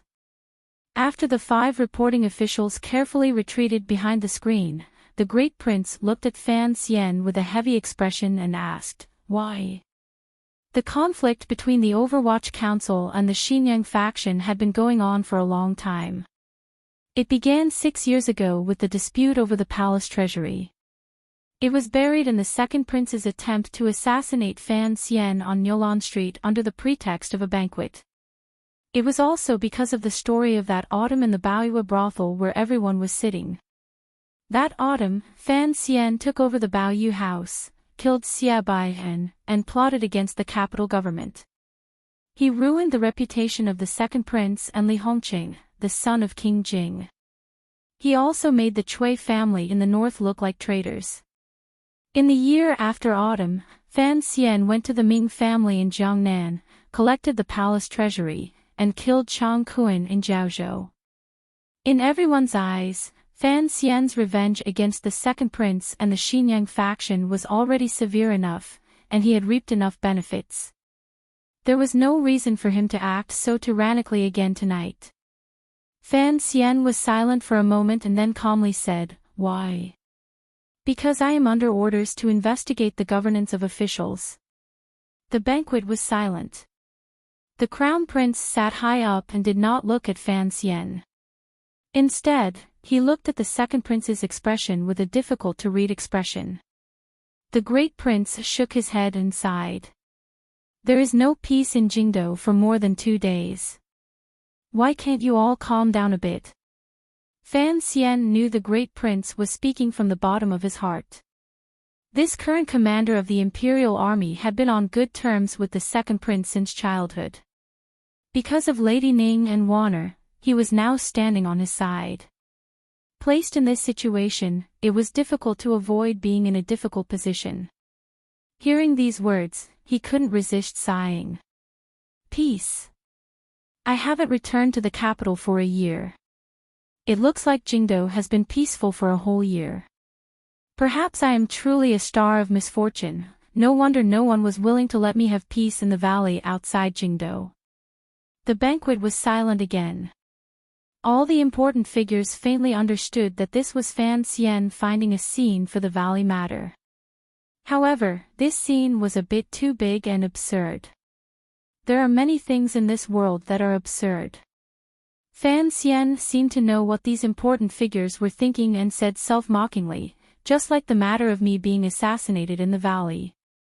The court has been investigating, but because there is no evidence, they have never been able to come up with an explanation. He slowly said, "Who will pay attention to my subordinate?" As I said before, when my coachman was shot by the first arrow, I wanted to snatch him back into the carriage, but he stood up and blocked the arrow for me. I often ask myself, if I can't find any evidence, what can I do for him? The Jiangnan governor, Shui Qing, glanced meaningfully at Fan Xian. The crown prince slowly said, "Naturally, the court will investigate." This was the 3rd time he had said these words tonight. Fan Xian nodded and smiled. It is this matter that suddenly made me think of a story I heard a long time ago. Once upon a time in the forest, there was a little white rabbit. It happily left the door early in the morning. Then, it met a big, bad wolf. The big, bad wolf grabbed the little white rabbit and slapped it twice. Slap. Slap. Slap. I told you not to wear a hat. Everyone looked at each other. They didn't know why Fan Xian would suddenly tell such a childish story. They only heard Fan Xian continue, "The next day, the little white rabbit put on a hat and went out again. As it walked, it met the big, bad wolf again. The big, bad wolf grabbed the little white rabbit again. Slap. Slap. I told you to wear a hat." The little white rabbit was very depressed and ran to the tiger to complain about the big, bad wolf. The tiger listened to the little white rabbit's complaint and said painfully, "Don't worry, I will uphold justice for you."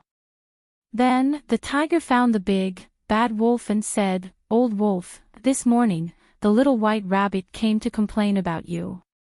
It says you keep bullying it. See if you can find another reason to beat it. For example, you can say, 'Rabbit, go find me a piece of meat.' If it finds a fat one, you can say you want a thin one. If it finds a thin one, you can say you want a fat one.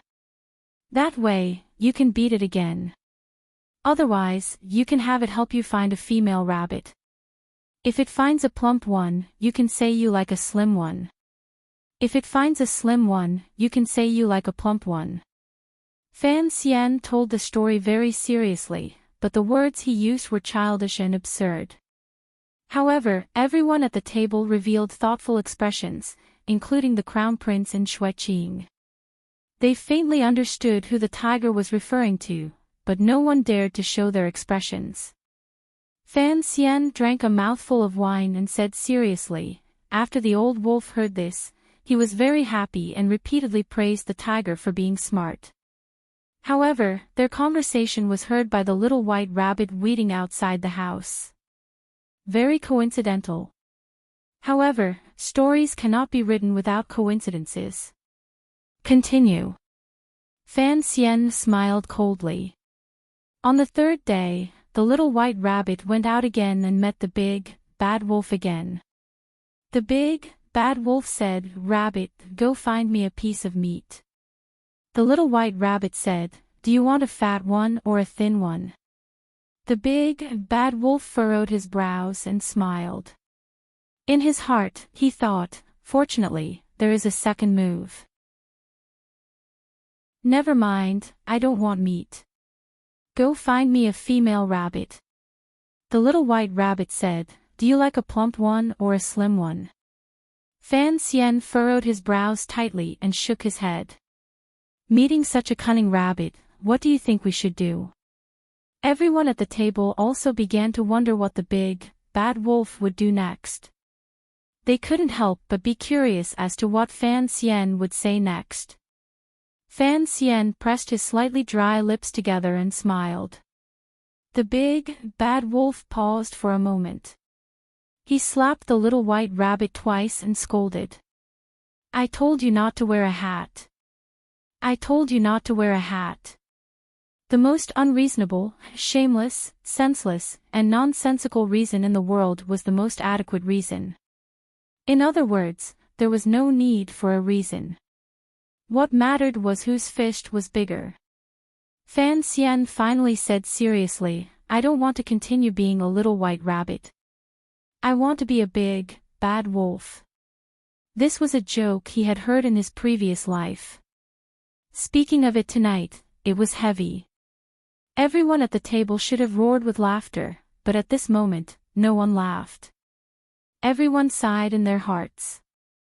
The matter of the attack on Fan Xian in the valley would probably never be investigated clearly. Tonight, the Overwatch Council assassinating the 8 generals, in a situation where there was no evidence and Fan Xian did not admit to it, would never be investigated clearly. The matters of the world were like this. Since they could not find sufficient reasons for their natural enmity, then what need was there to find reasons? The field of power was like a wild mountain, where wolves chased rabbits and tigers watched from the side. It was natural. Although the banquet was not broken, these major figures had long lost the will to continue. The officialdom of Jingdo had already been unable to calm down.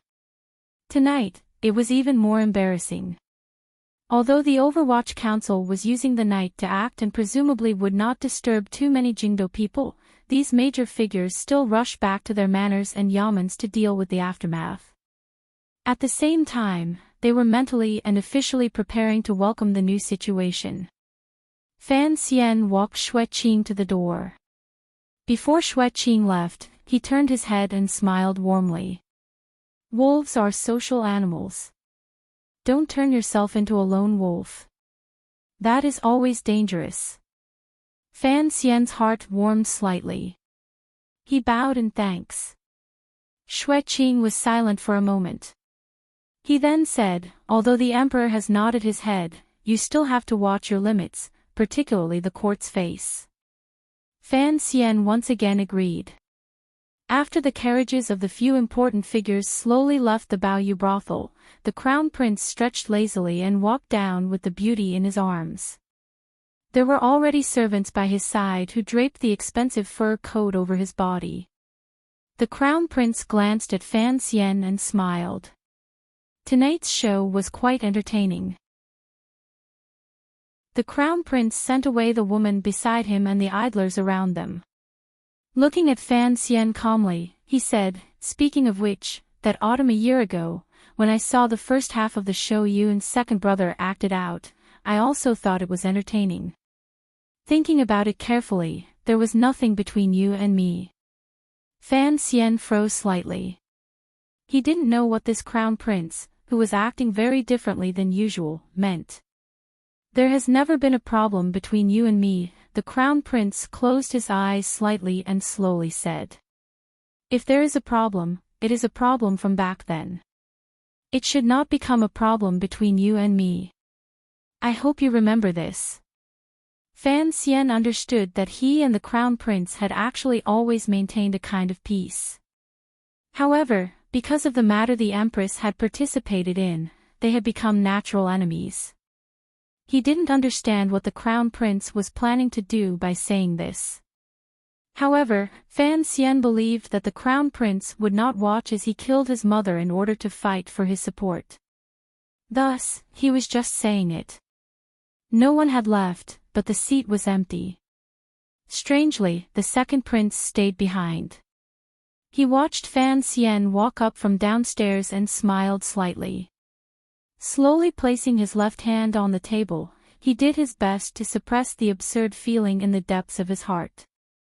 Using 2 fingers, he picked up a green fruit from the south and slowly chewed on it.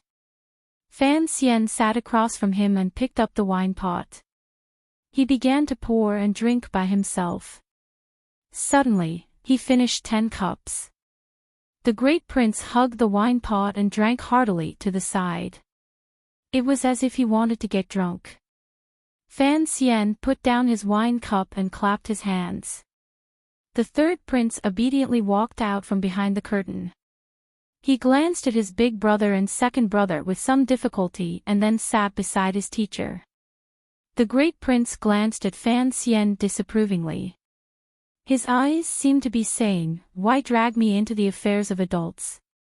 In the flower hall on the 3rd floor of Baoyue brothel, there were 3 princes and Fan Xian. If one did not count the crown prince who had left earlier, the Qing emperor's bloodline in this world could be considered complete. The earlier banquet at Hongmen had become a family banquet with a strange atmosphere. "You're afraid."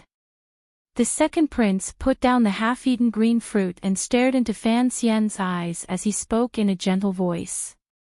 Fan Xian's hand holding the wine cup froze. He slowly replied, "What am I afraid of?" "If you're not afraid, why did you make such a big move tonight?"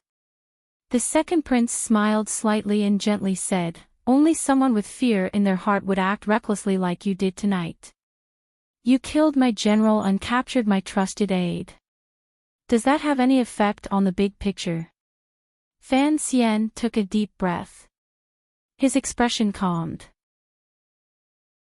"There are no outsiders here, so there is no harm in speaking frankly. Your subordinates have been cleaned out by me today, but you have no evidence.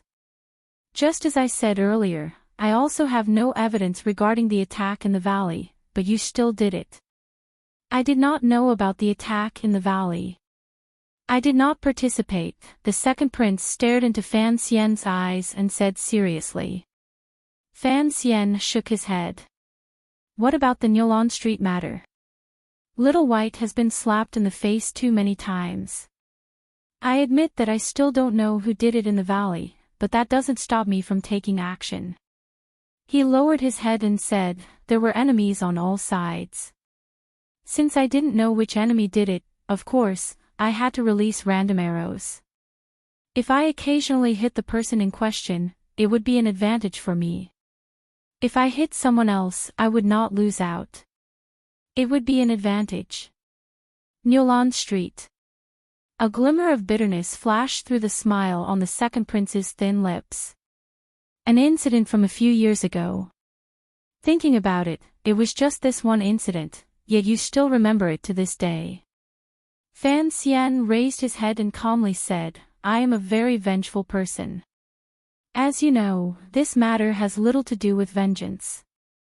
As long as you don't stop, I will continue to do it without rest." There were no officials present or the crown prince present. Fan Xian and the second prince, a pair of young nobles with similar temperaments, spoke in a very direct and straightforward manner. They were both meticulous people and knew that there was no need for too many words to hide between them. The second prince glanced deeply at the third prince beside Fan Xian and suddenly said, "Sometimes, I feel that life is not fair. Putting aside the Cui family and the Ming family matters, just in this palace, my beloved sister has married you as your wife, and my 2 brothers, who have been friendly with me since childhood, are now standing on your side." The second prince raised his head. There was a glimmer of hidden anger on his handsome face. "If my ability is not as good as yours, then so be it. However, this is only because of some absurd reasons and stories from a previous life that created the current situation. If Father was willing to give the Overwatch Council to me, would I do worse than you?" If father was willing to give the palace treasury to me, would I not have the ability to make the treasury more abundant? Neither you nor I know how to repair the dikes. You and I can only pay silver. And don't you think this is very unfair? After all, I am the true prince. Fan Xian was silent for a long time. He knew that his strange and varied life in the Qin kingdom and the abnormal power he was able to obtain now were all because of that woman's legacy. Of course, that woman had also brought him countless troubles and dangers. What this second prince said was not completely without reason. If he and Fan Xian had switched places, he might not have done better. It was not that the second prince did not have the ability. It was that he had never had the stage to display his ability. He slowly said, "There is no such thing as if in this world." Correct. That is why you now have the Overwatch Council in your left hand and the palace treasury in your right, the second prince said with slight mockery. Presumably, only your mother once had such great power.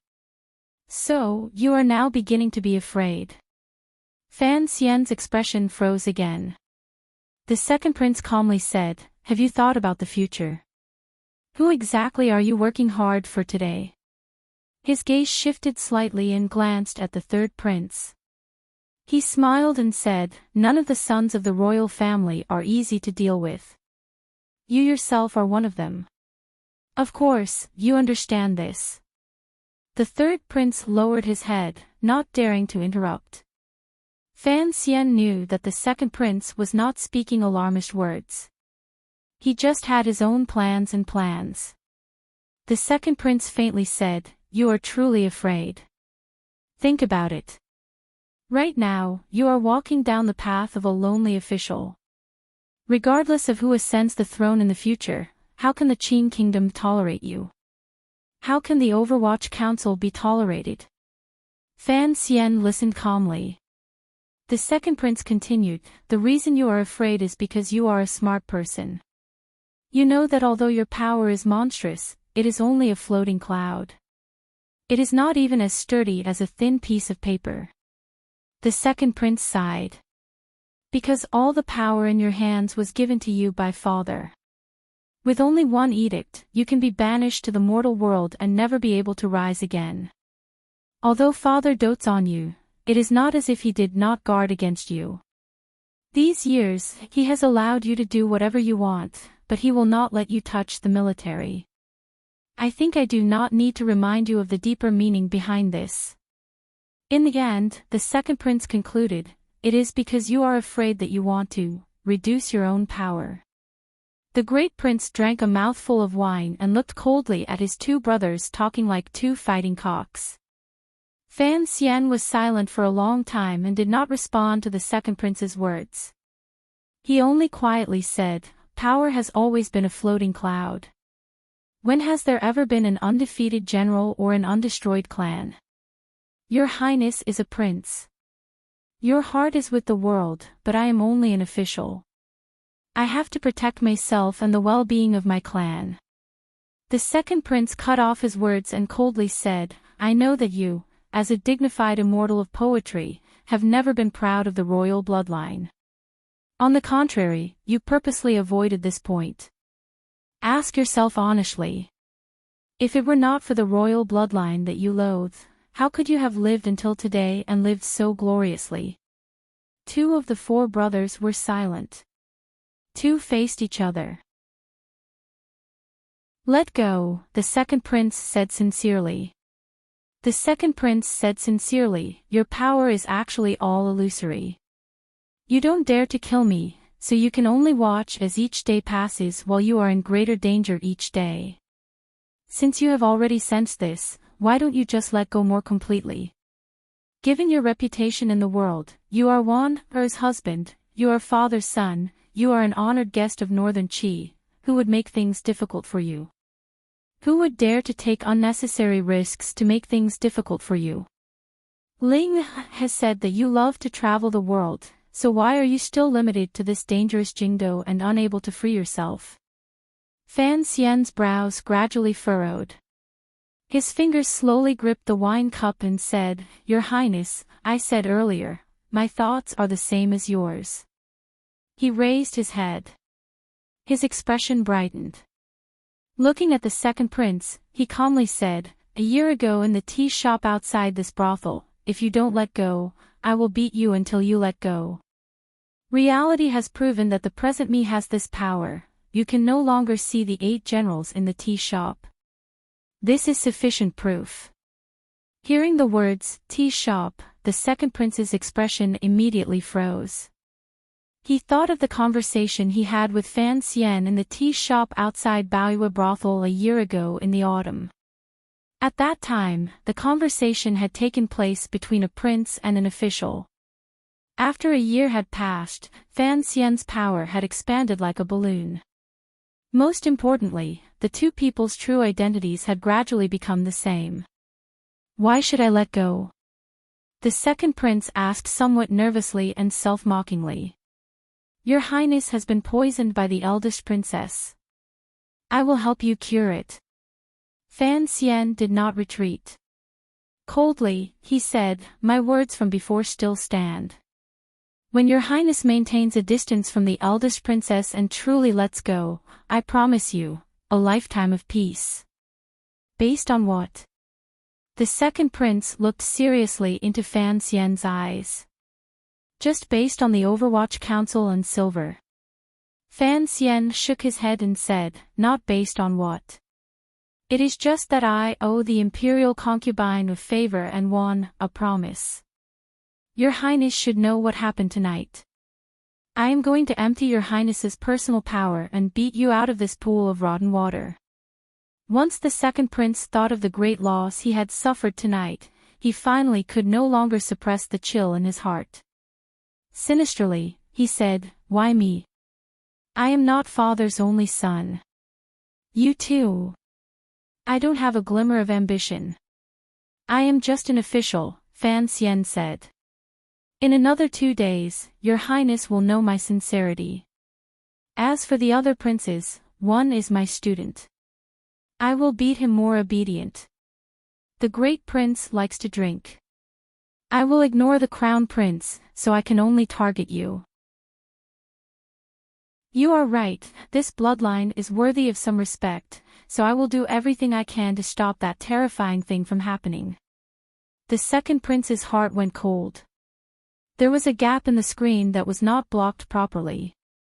The winter wind began to drift slowly inside Baoyue brothel. Fan Xian finally said, "Please remember this, your Highness. The Emperor is in his prime and does not wish to see such a thing happen." When Fan Xian and the Emperor spoke in the palace, the Emperor nodded.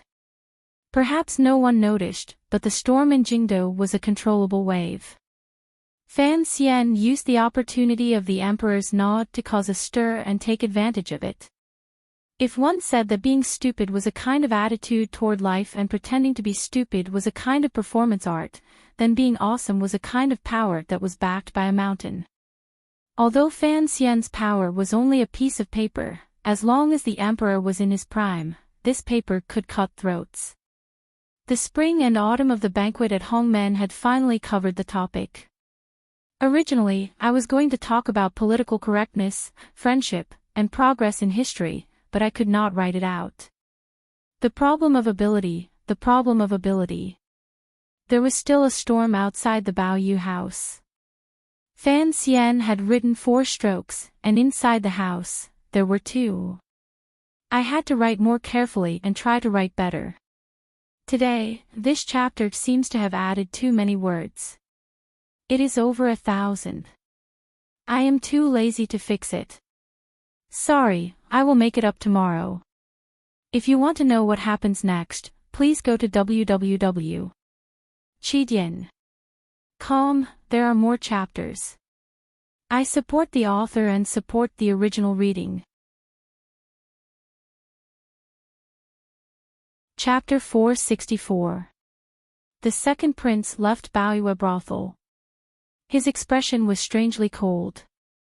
Regardless of what kind of information he had obtained in this conversation and what kind of trust and fear he had toward Fan Xian's purpose, the reality of tonight had already proven a lot. His power in the capital had already been mercilessly uprooted by Fan Xian. There were only two paths in front of him.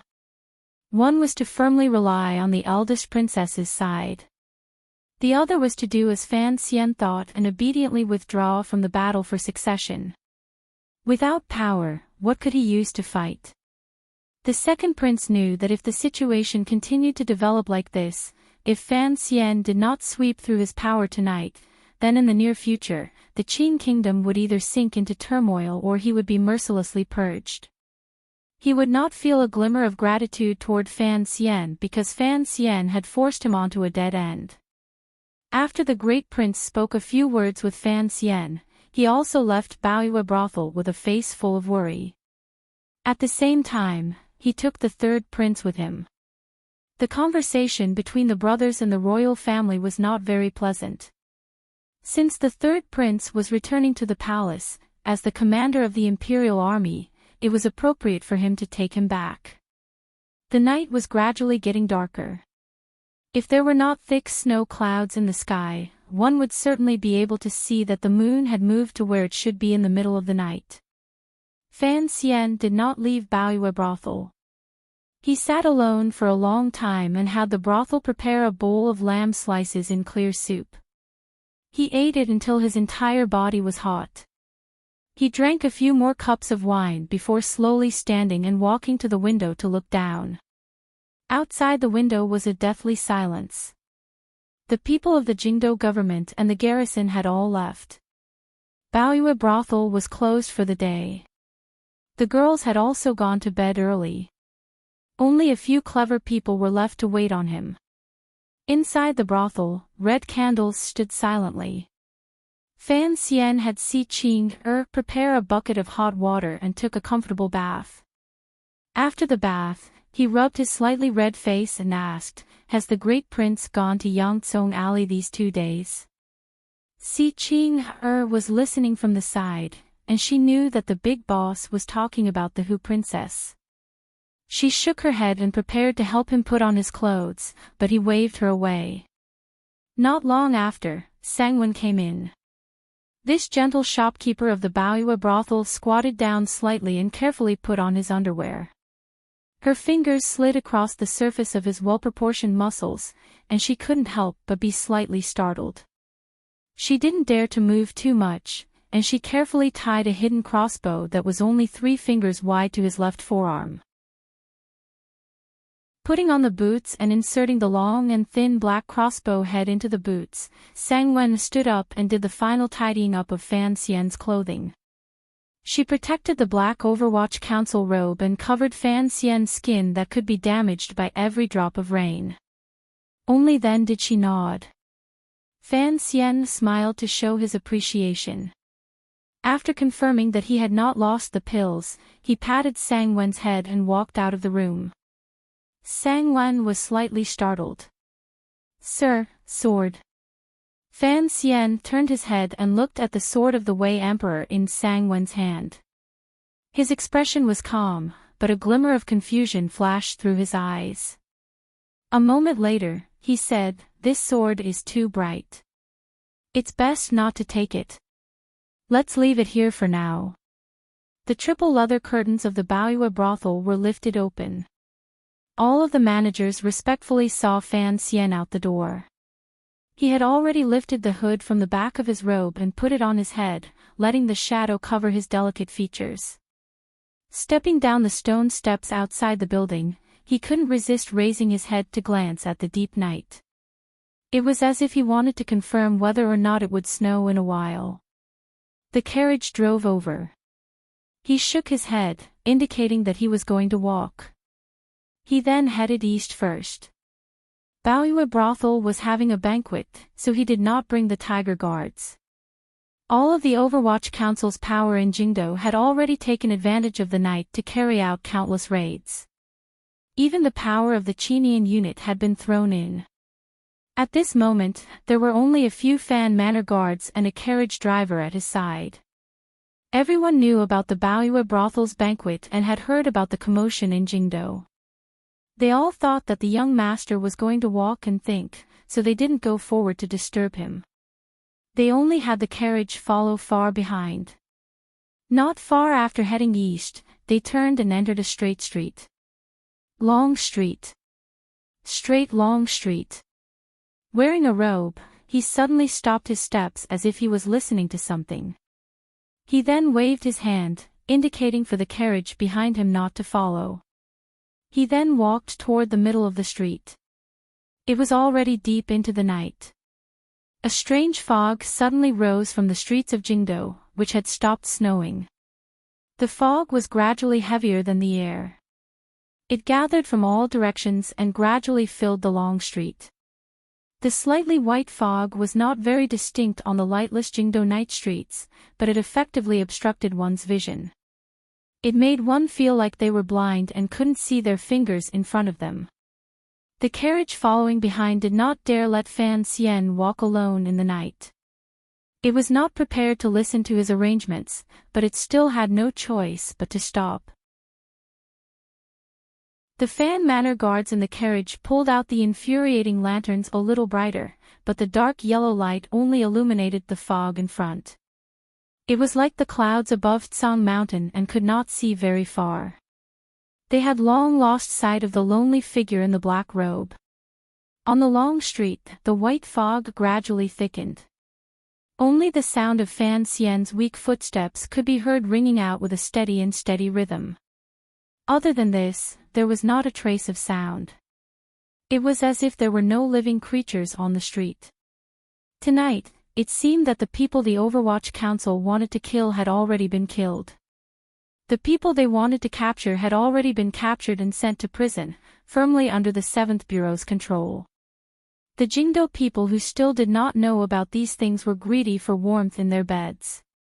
The nobles on the night patrol had long returned home in fear. The night watchmen were slacking off, and the soldiers of the 13 city gate guards were only watching the city gates. The footsteps continued forward. They seemed to have sensed something and stopped in the white fog.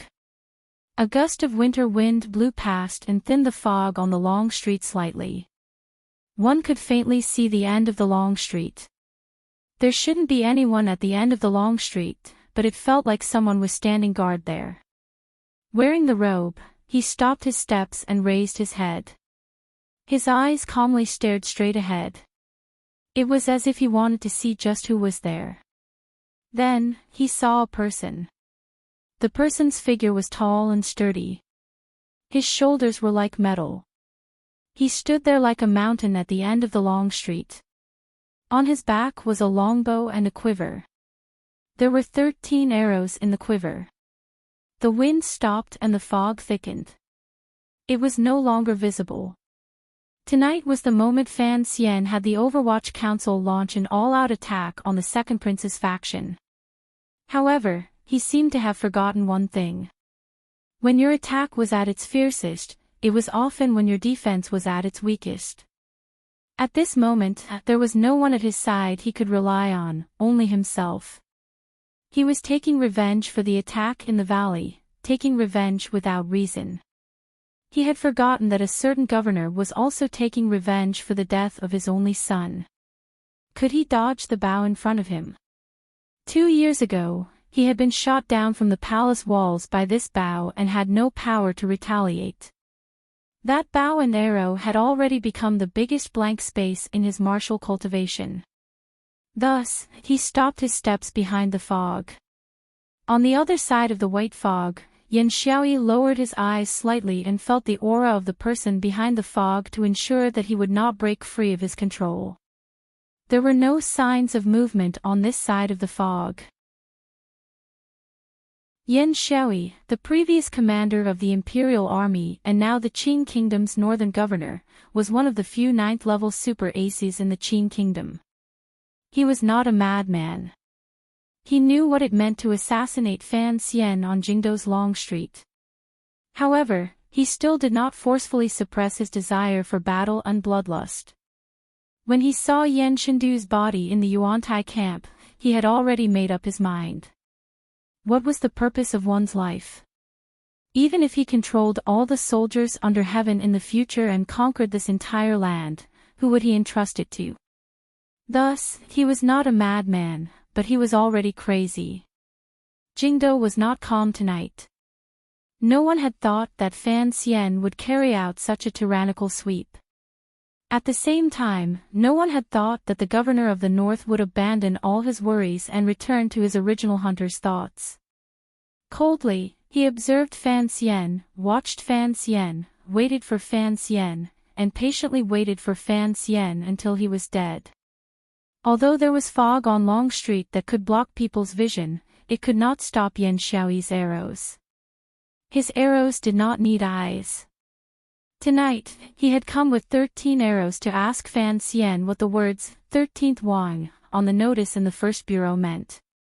If Fan Xian died, it was fine not to ask this question. Regardless of how much Fan Xian had improved these years or how much of a genius he was in martial cultivation, Yan Xiaoyi coldly believed that he could kill him. This matter had nothing to do with the fight for the throne or the world. It was not for justice or profit. It was just that a personal grudge could not be resolved. The two of them, one on the street and one in the middle of the street, other than facing each other head-on, there was nothing else they could do. Fan Xian was silent behind the fog. It was as if he was evaluating whether he should fight or retreat. After a long silence, Yan Xiaoyi took a step forward. The murderous aura around his body caused the white fog in front of him to move, revealing an empty space in front of him. The air immediately became cold again. However, he immediately pulled his foot back. Glancing at the eaves to the upper left out of the corner of his eye, he furrowed his brows slightly and used the stone beast on the eaves to block his body. With his body and the stone beast as a line, he felt that at the end of that line, there was a strangely terrifying killing intent waiting for him. This was an unreasonable feeling. He had grown up in the woods and interacted with wild beasts. He had developed a sensitivity like a wild beast. He would always be able to judge the existence of danger ahead of time. The longbow was already in his hand, but the arrow had not been nocked. Yan Xiaoyi lowered his head slightly and felt the strange movements around him. Just who was lying in ambush? He was a powerful warrior above the 9th level. Other than those 4 strange creatures, there was not much in this world that Yan Xiaoyi needed to be afraid of. Every time his condition reached its peak, the thought of challenging a great grandmaster would always rise in his heart. It was also because of his realm that he could clearly sense that there was only him and Fan Xian on Long Street.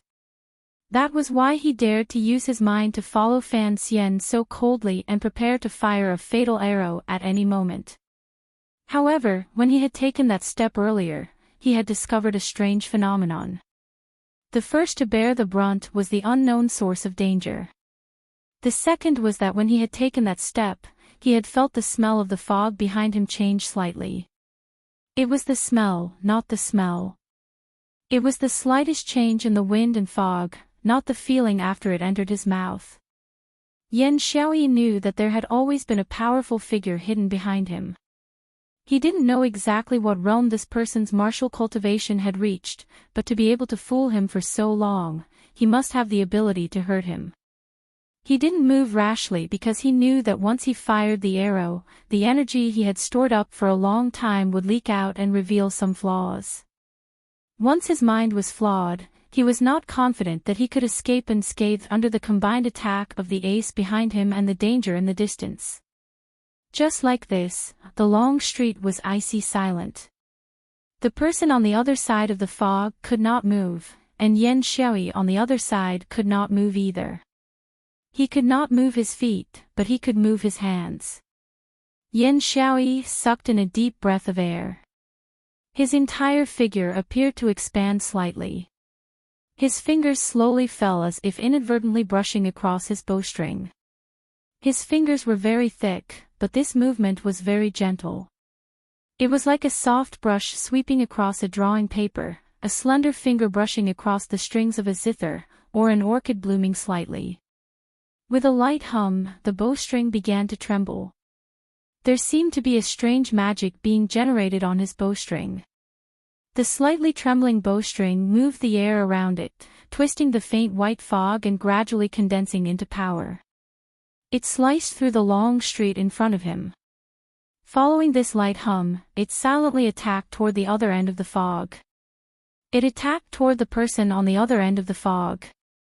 A muffled grunt came from the other end of the fog. Immediately after, there was the sound of someone falling to the ground. Yan Xiaoyi calmly flipped his wrist. The longbow straightened. He didn't seem to move at all, but the arrow was already on the bowstring. Earlier, when he shot without an arrow, he already had such power. Now, he already had an arrow on his bowstring. However, he didn't fire. He only remained silent because he could clearly tell that the person on the other end of the fog was not Fan Xian. Although he was confused, he had clearly seen Fan Xian leave Baoyue brothel. When did he switch? He understood that the roles of hunter and hunted had already changed in tonight's hunt. Yan Xiaoyi was stern and fearless. As long as the longbow was in his hand, even if two 9th-level aces came to ambush him, he would not feel any fear. On the contrary, he felt an excitement he hadn't felt in a long time. At any moment, he was ready to use the arrow on his bowstring to end a certain life. The arrow in his hand was not aimed, but his mind had already locked onto the distant place. However, the two sides were separated by the stone strange beast on the eaves of the residential buildings, so he was unable to fire. Yan Xiaoyi still had a portion of his energy on the smell of the fog behind him that had changed for an instant and had now returned to normal. No one would move first. After an indeterminable amount of time, the strange fog on Chang Street still did not dissipate. Yan Xiaoyi's mountain-like body continued to stand without a trace of exhaustion. However, he knew that the two people in the dark were also not tired. At least, they did not let him sense any relaxation in their state of mind. To be able to compete with him in patience and perseverance was a very impressive thing. Yan Xiaoyi acknowledged the other party's realm and strength. He understood that the attack on Chang Street in the middle of the night had already sunk into a stalemate. He had used the stone beast to protect himself, but it had also blocked him. If this stalemate continued, the sky would probably brighten and the two sides would still not be able to move. However, the other party could retreat, but Yan Xiaoyi could not move. He knew he had sunk into a disadvantage. Another long time passed. Yan Xiaoyi was still standing steadily in the corner of the street, like an unshakable statue. The longbow in his hand, the arrow on the string, was steady and motionless, giving off a very strange sense of beauty. Suddenly, a coughing sound came from Chang Street shrouded in white fog. Accompanying this strange coughing sound, a faint light shone into the fog. The light gradually grew brighter. As it neared the corner of the street, as it got closer, it became clear that it was two lanterns. The lanterns were held by two young eunuchs. The young eunuchs' faces were pale from the cold. Behind the young eunuchs was a small sedan carried by 4 servants. The coughing sound came from that small sedan. The sedan stopped next to Yan Xiaoyi. The curtain of the sedan was lifted slightly, revealing an old and tired face. This face belonged to Eunuch Hong. Eunuch Hong's murky eyes blinked. He said quietly to Yan Xiaoyi, who was next to the sedan, admiring the snowy night on the street, "Governor is in a good mood. However, it is already late. You should return to the manor. I will send you off." To be continued. If you want to know what happened next, please log on to www.chidien.com. More chapters. Support the author. Support genuine reading. Chapter 465. The sedan chair slowly left Chang Street. The warrior with the longbow also disappeared with it. All that was left on the empty ground was snow and white fog. Following the departure of the sedan chair, the coughing gradually weakened. The fog on Chong Street gradually dispersed. Although it was still dark all around, it appeared much clearer than before. Snowflakes quietly fell from the sky, swaying gently and gently, as if there was a deity high up in the sky gently shaking a flowering tree. The clouds parted. A large crack suddenly appeared in the middle of the layers of dark clouds, revealing the crescent moon. The clear light gradually spread and illuminated this Chong Street clearly. The eaves of the stacked private residences behind the street that stretched into the middle of the street cast strange shadows on the ground because of the illumination of the moonlight. One of the black shadows suddenly trembled, twisting like some kind of living creature. Then, it slowly and silently retreated, shrinking back into the large mass of shadows, no longer able to be separated from it. Fan Xian lay on the corner of a building in the distance. He was wearing a snowy robe with white interspersed between black and white. He withdrew his gaze from the corner of the street blocked by the stone beasts and gently sighed, blowing out a white mist in the dark night. The threads of ice on his eyebrows cracked and shattered. Tiredly, he faced the sky and stretched out the aching muscles all over his body. His eyes stared in a daze at the crescent moon in the night sky above his head. Touching the hard chest beside him, he unconsciously shook his head and narrowed his eyes. He had put in a lot of effort tonight and had prepared sufficiently. It looked like he was about to succeed, but Eunuch Hong had broken the plan. It was truly a failure. He had not prepared to use the chest. After all, this thing was too sensitive. Until the last moment, he could not use it lightly. However, if he wanted to kill Yan Xiaoyi, a warrior who already stood at the peak of humanity, he did not have much confidence without his palm touching the hard chest. This was the support of his confidence and the last thing he could rely on. Fan Xian lay in the remaining snow on the roof and took a few deep breaths, calming his emotions of failure and the anger that came from nowhere. Someone crawled over. Fan Xian lifted the snowy robe and covered the object. A complicated emotion flashed through his eyes. Wang Qinian moved closer to his side and said, "It's Eunuch Hong." Fan Xian nodded. "Thank you for your hard work today." Tonight, everyone in the Overwatch Council was busy with bloody matters. Fan Xian's most trusted aide, Wang Qinian, appeared to have nothing to do. Only Fan Xian knew that the mission he had given him was for Wang Qinian to keep an eye on Yan Xiaoyi's movements. He knew that Yan Xiaoyi wouldn't miss this opportunity, so he didn't want to miss it either. Moreover, Wang Qinian's performance didn't disappoint him. An expert at level 9 didn't even notice that he was under Wang Qinian's watch. The two wings of the Overwatch Council, the most adept at tracking in the world, were indeed worthy of their reputation. Wang Qinian's face was very pale, even paler than the snow on the rooftop and the silver light in the street. Following Governor Yan was undoubtedly the most terrifying task in his life. That kind of fear and pressure made this 40-year-old middle-aged man almost unable to bear it, and his mind had long reached the point of collapse. And he didn't know if he saw something he shouldn't have. Fan Xian calmly said, "I trust you. More accurately speaking, many of my things are built on my trust in you."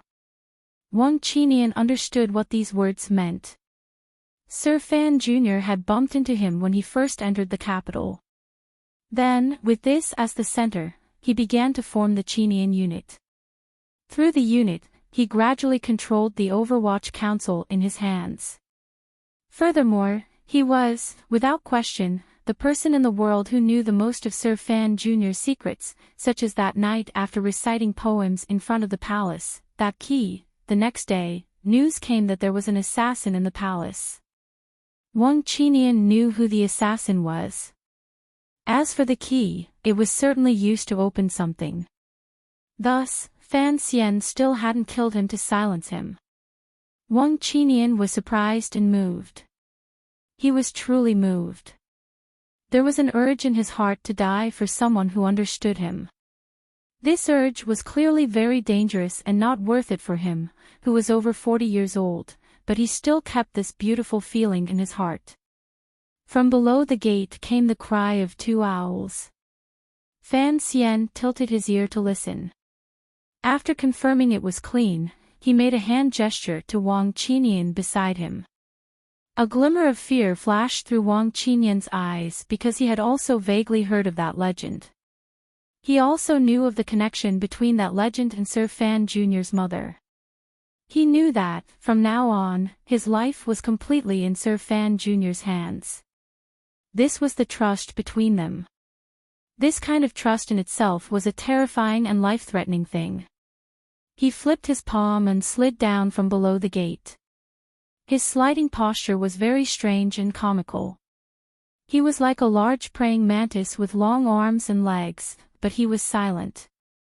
In a moment, he had reached the ground and walked to the center of the street. He crouched down and checked the aura of the person in disguise. After confirming that he was still alive, he made a hand gesture toward the air. This hand gesture was for Fan Xian to see. Fan Xian looked at this scene and couldn't help smiling. Lao Wang indeed had some skill.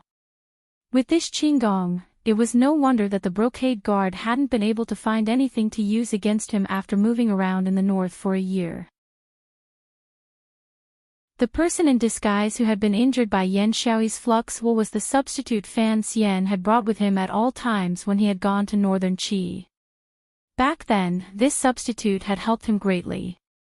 Today, he took it out to lure the enemy. A few more strange bird cries rang out from below the gate. A few secret agents wearing black robes arrived with the Fan Manor's carriage. They picked up Wang Qinian and the substitute. All of this appeared peaceful and natural. At this moment, the clouds in the sky gathered again. The clear light disappeared. Jingdo sank back into darkness. Before dawn, when it was the darkest, snowflakes began to fall again. Fan Xian came alone to a shop in the west of the city. All of the residences were still asleep. The shops had not begun to make preparations. Even the noodle stall that had opened the earliest had not begun to prepare the minced meat.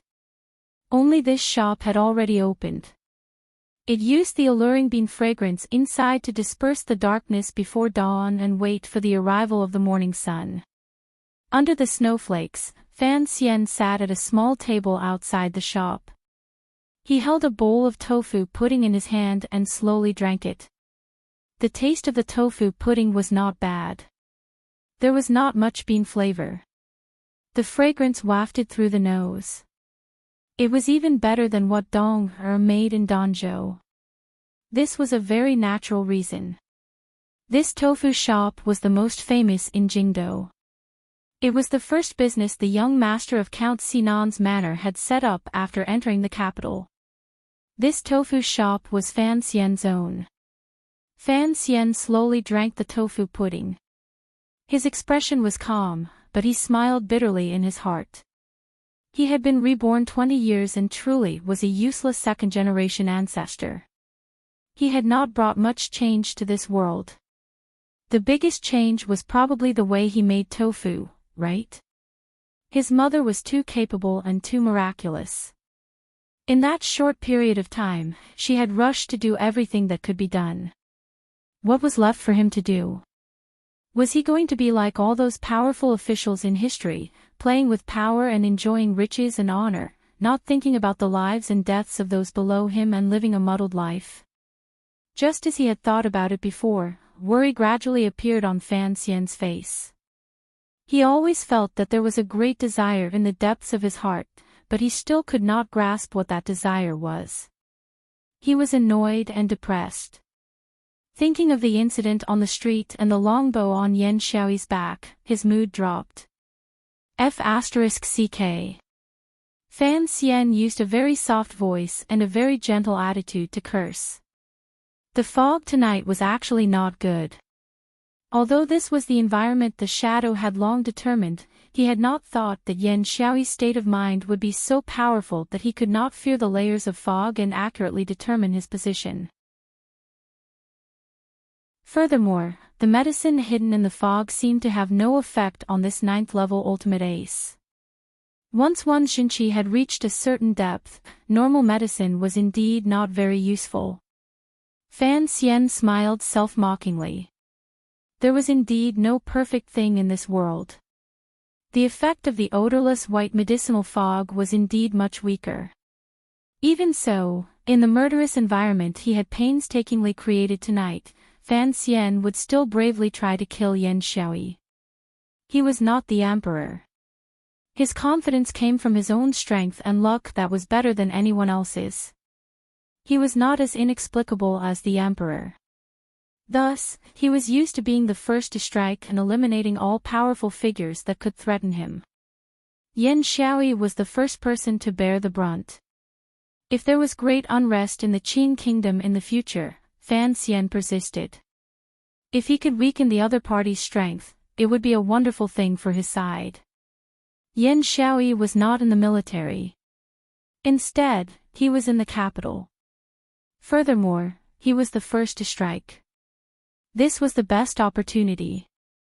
If he allowed the other party to return to the camp on the northern expedition, it would be a pipe dream to try to kill him. Thus, Fan Xian sat at the table feeling very defeated and angry. Why had old eunuch Hong come out to break the situation? Fan Xian's right hand holding the bowl trembled slightly. He furrowed his brows and threw the bowl in his hand to the ground. The porcelain bowl shattered into countless pieces. It was rare for him to have such an uncontrollable display of anger. From this, it could be seen that old eunuch Hong's sudden appearance had indeed made him extremely angry. Why? His brows were furrowed deeply. He still couldn't understand this point. It was clear that old eunuch Hong coming out of the palace to break the situation was either the emperor's or the empress dowager's. But what exactly were the mother and son, the most powerful people in the Qin kingdom, thinking? Did they still not see the present situation clearly? If he could kill Yan Xiaoyi and had already cleaned out the second prince's power, the eldest princess's side would become increasingly weak. On the contrary, it would calm the situation of the entire royal family. Perhaps that terrifying ripple would gradually calm down. The emperor clearly knew this. Why did he nod his head and have eunuch Hong come out to stop his confrontation with Yan Xiaoyi? Could it be that the emperor was a madman who liked to see his sister step by step on the path of rebellion? A masochist? Fan Xian thought angrily. A bitter smile rose to the corners of his lips. It looked like the royal family was truly a nest of perverts. They all thought the world was too boring. But, was the emperor not afraid that he would be chased down from the throne?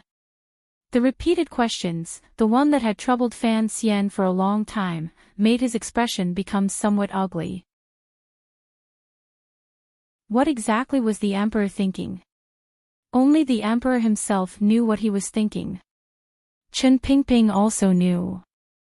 Just as Chen Pingping had said in the past, a person would have the kind of vision they would have based on the kind of position they stood in and the judgments and choices they made in accordance with their position. Presently, Jingdo was still in a fermenting stage. Fan Xian wanted to take a risk and stop this process to prevent the dough from suddenly expanding in the future. Eunuch Hong's appearance today clearly indicated that the emperor did not need Fan Xian to worry about this. Thus, Fan Xian was very vexed. The first new plate of fresh tofu was brought out. It was still steaming. The worker in the tofu shop respectfully and cautiously scooped out 2 bowls. He put in white sugar, pickled mustard, sesame oil, chopped onions, and soy sauce.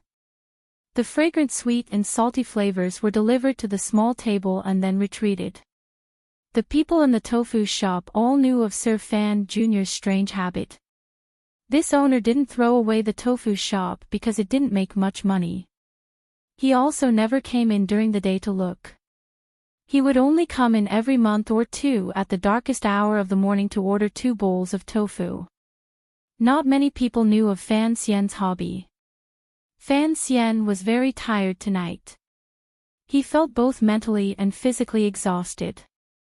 He used a porcelain spoon to randomly scoop up a bowl of tofu and send a mouthful into his mouth. It was sweet and very tasty. Snowflakes also fell into the bowl, making him suddenly think of shaved ice, a long-forgotten term. He felt slightly better. He shaved a few mouthfuls and suddenly seemed to recover a great deal of his energy. There was another bowl that he didn't touch. The 3 carriages broke Jingdo's peace and slowly drove to the front of the tofu shop. The swordsman in the front and back of the carriages jumped down and vigilantly watched the surroundings, setting up defenses. Yan Bingyun lifted the curtain and walked down from the carriage in the middle. After a busy night, it was clear that Fan Xian's brain was also very tired. There was a trace of haggardness on his pale face. He walked to Fan Xian's table and was clearly surprised that Fan Xian would be eating tofu here alone. Fan Xian nodded and indicated for him to sit. At the same time, he pushed the bowl of tofu mixed with chives and pickled vegetables over. Yan Bingyun didn't eat. He took out a file from his clothes and began to explain the situation tonight in a low voice. After hearing that the people he wanted to kill and the people he wanted to capture were basically in place, Fan Xian nodded his head with satisfaction. Huang Yi didn't die. Yan Bingyun glanced at him. Fan Xian raised his head and asked, "What happened?" The poison from the nails was very strong, but it seems that the Princess Manor has an expert at detoxification. Yan Bingyun said. So, Huang Yi was able to keep his life. Huang Yi was the strategist of the Princess Manor. Although he hadn't caused any harm to Fan Xian and hadn't displayed any extraordinary abilities, since Fan Xian had acted, he had to eliminate all potential threats. Thus, Huang Yi was also a part of the plan tonight. Fan Xian didn't want to, in the future, have a melodramatic scene of hostages being captured because of his moment of soft-heartedness. It's not an expert at detoxification. Fan Xian shook his head. I understand the methods of the brothers in the Third Bureau. The poison master in Dongyi is not of the same faction as us. It looks like the eldest princess infiltration into the Overwatch Council back then was very effective.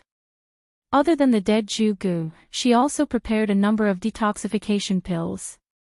Yan Bingyun said, the spy buried in the Princess Manor hasn't been exposed.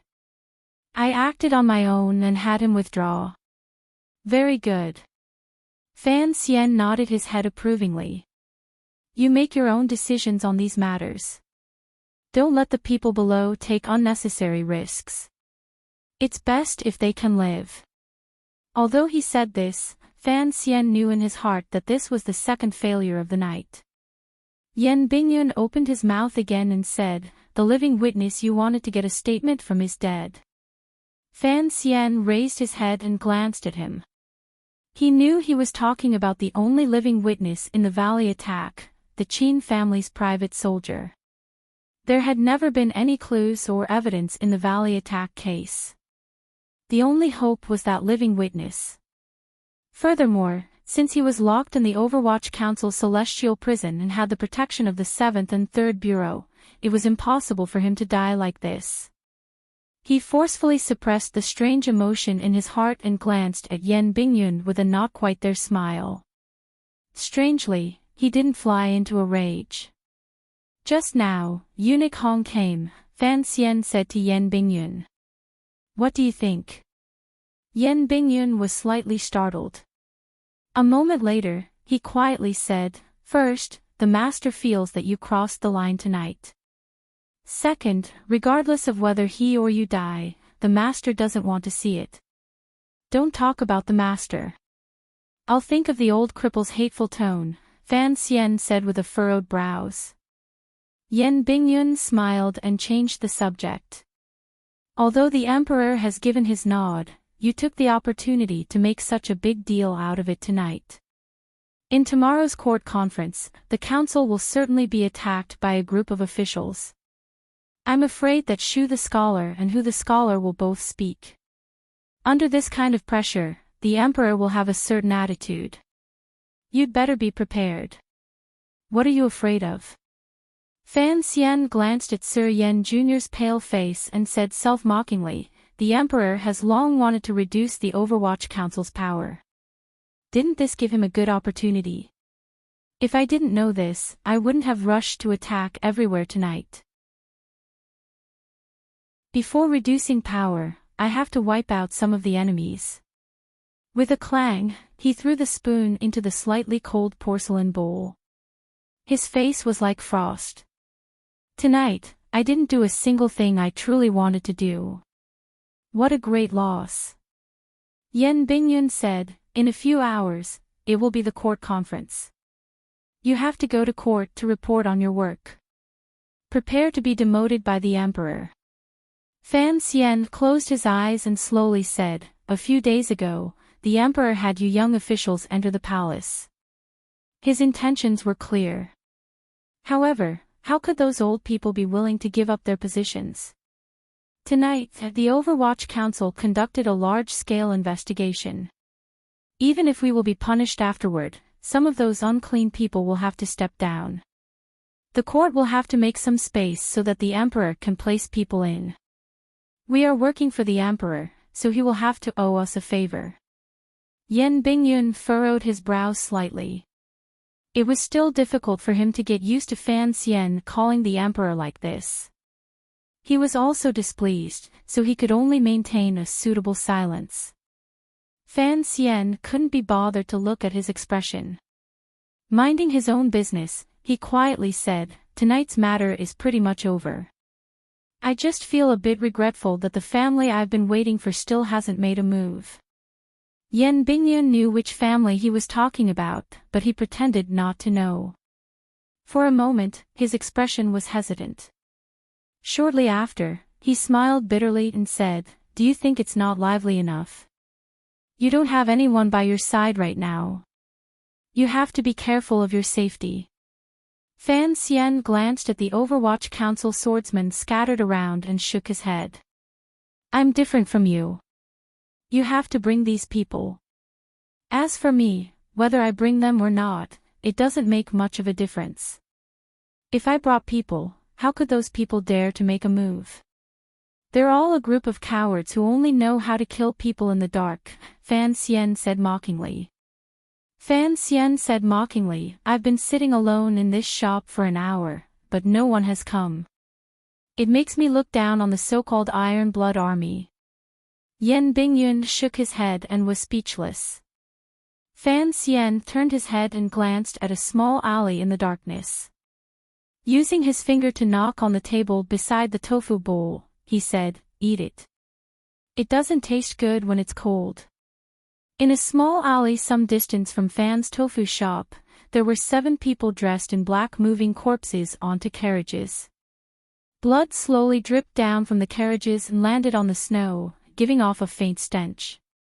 The 3 corpses had been chopped into a dozen large pieces of meat. It was clearly the terrifying damage caused by a long knife. The leader of the 7 night walkers sat in the driver's seat. Glancing at the faint light of the tofu shop in the distance, he used the reins to rub the slightly itchy calluses between his thumb and forefinger. Opening his mouth into a smile, he said in a quiet voice, young master, eat slowly. To be continued. If you want to know what happened afterwards, please log on to www.chidian.com. More chapters. Support the author. Support original reading.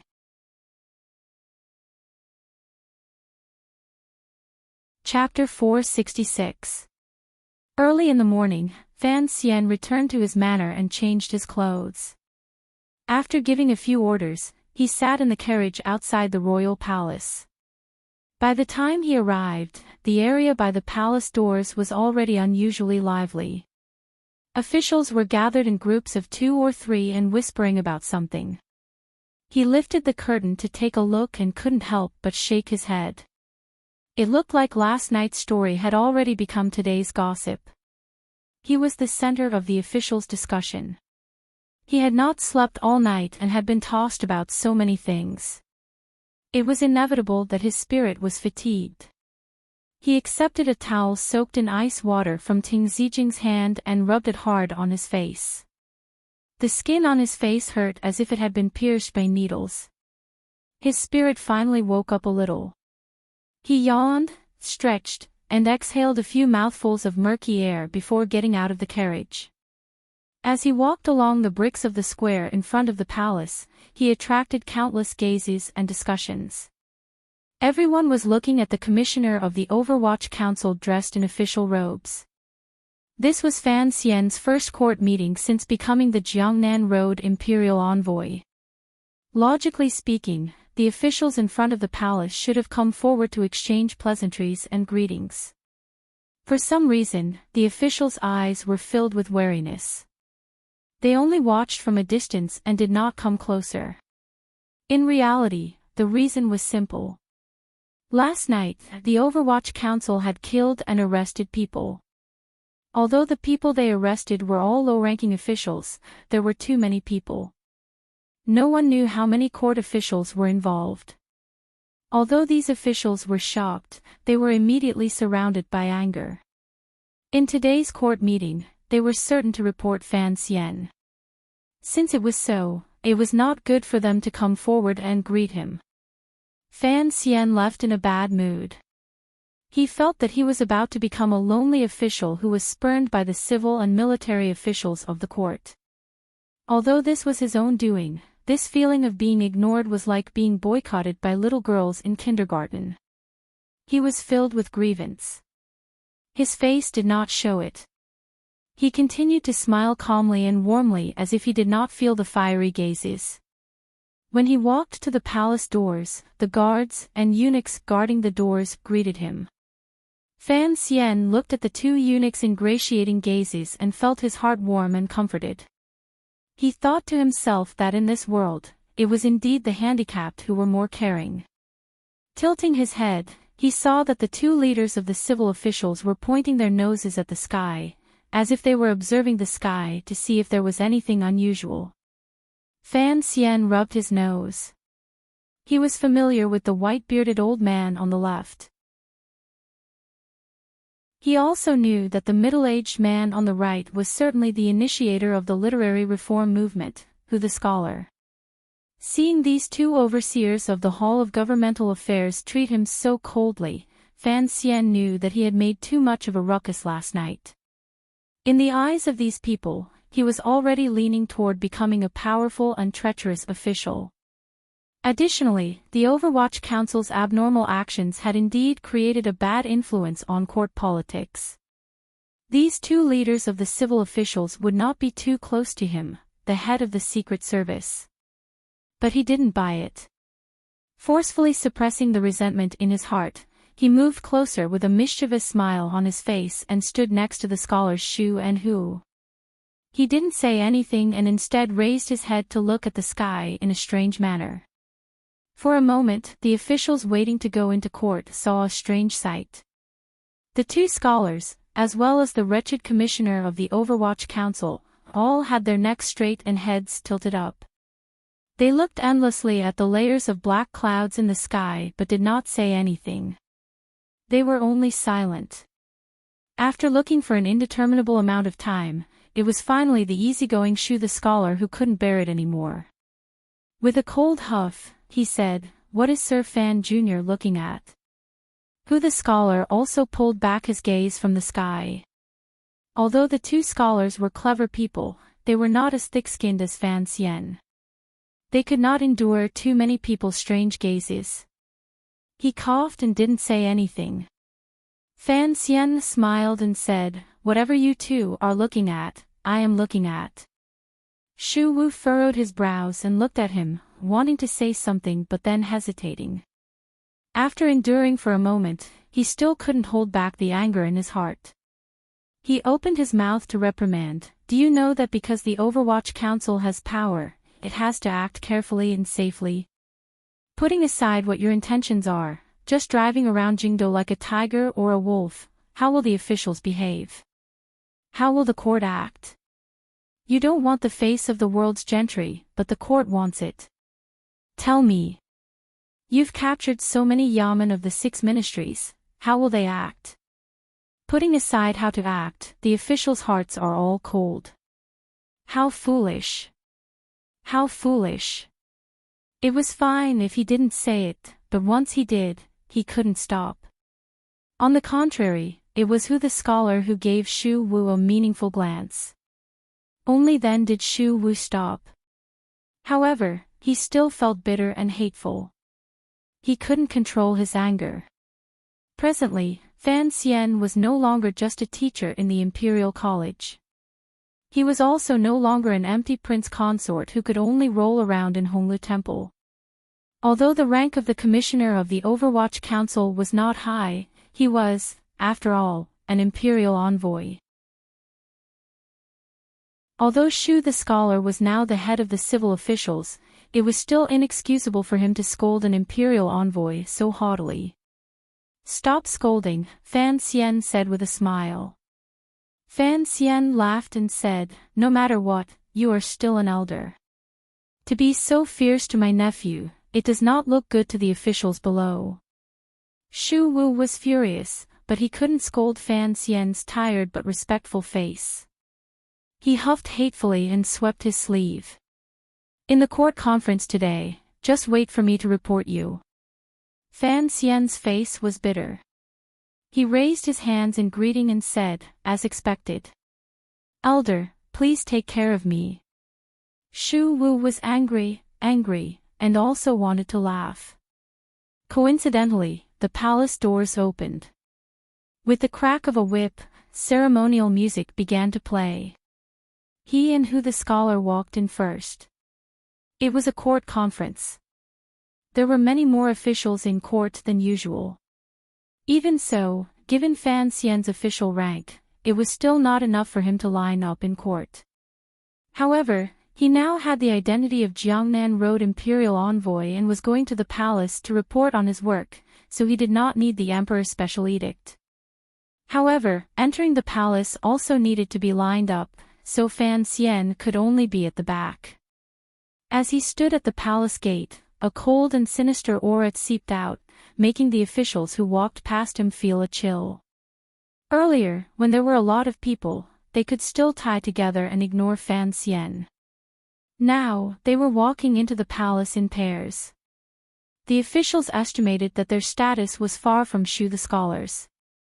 They calculated the emperor's favor Fan Xian carried and thought of Fan Xian's methods. They had no other choice. They could only quietly greet him each time they passed him. Toward Sir Fan Jr., whom they had not seen in a year, these officials did not dare to be too disrespectful. "Sir Fan Jr., I trust you have been well." "Greetings, Commissioner Fan." Fan Xian smiled and responded to each of them. Although he knew that he would lose face because of these people in the court conference, the vanity of being bowed in order by the officials at the palace doors was not bad. He had to make the best use of this time to gain some benefits in terms of face. He had gained the benefits in terms of face, but what he got in the palace was only sour fruit. Fan Xian stood at the very back of the line and secretly sized up the emperor on the dragon chair with a slanted glance.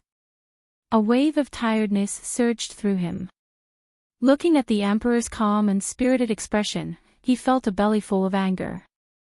He thought to himself, "You sleep peacefully, but I'm about to die of exhaustion from doing things for you."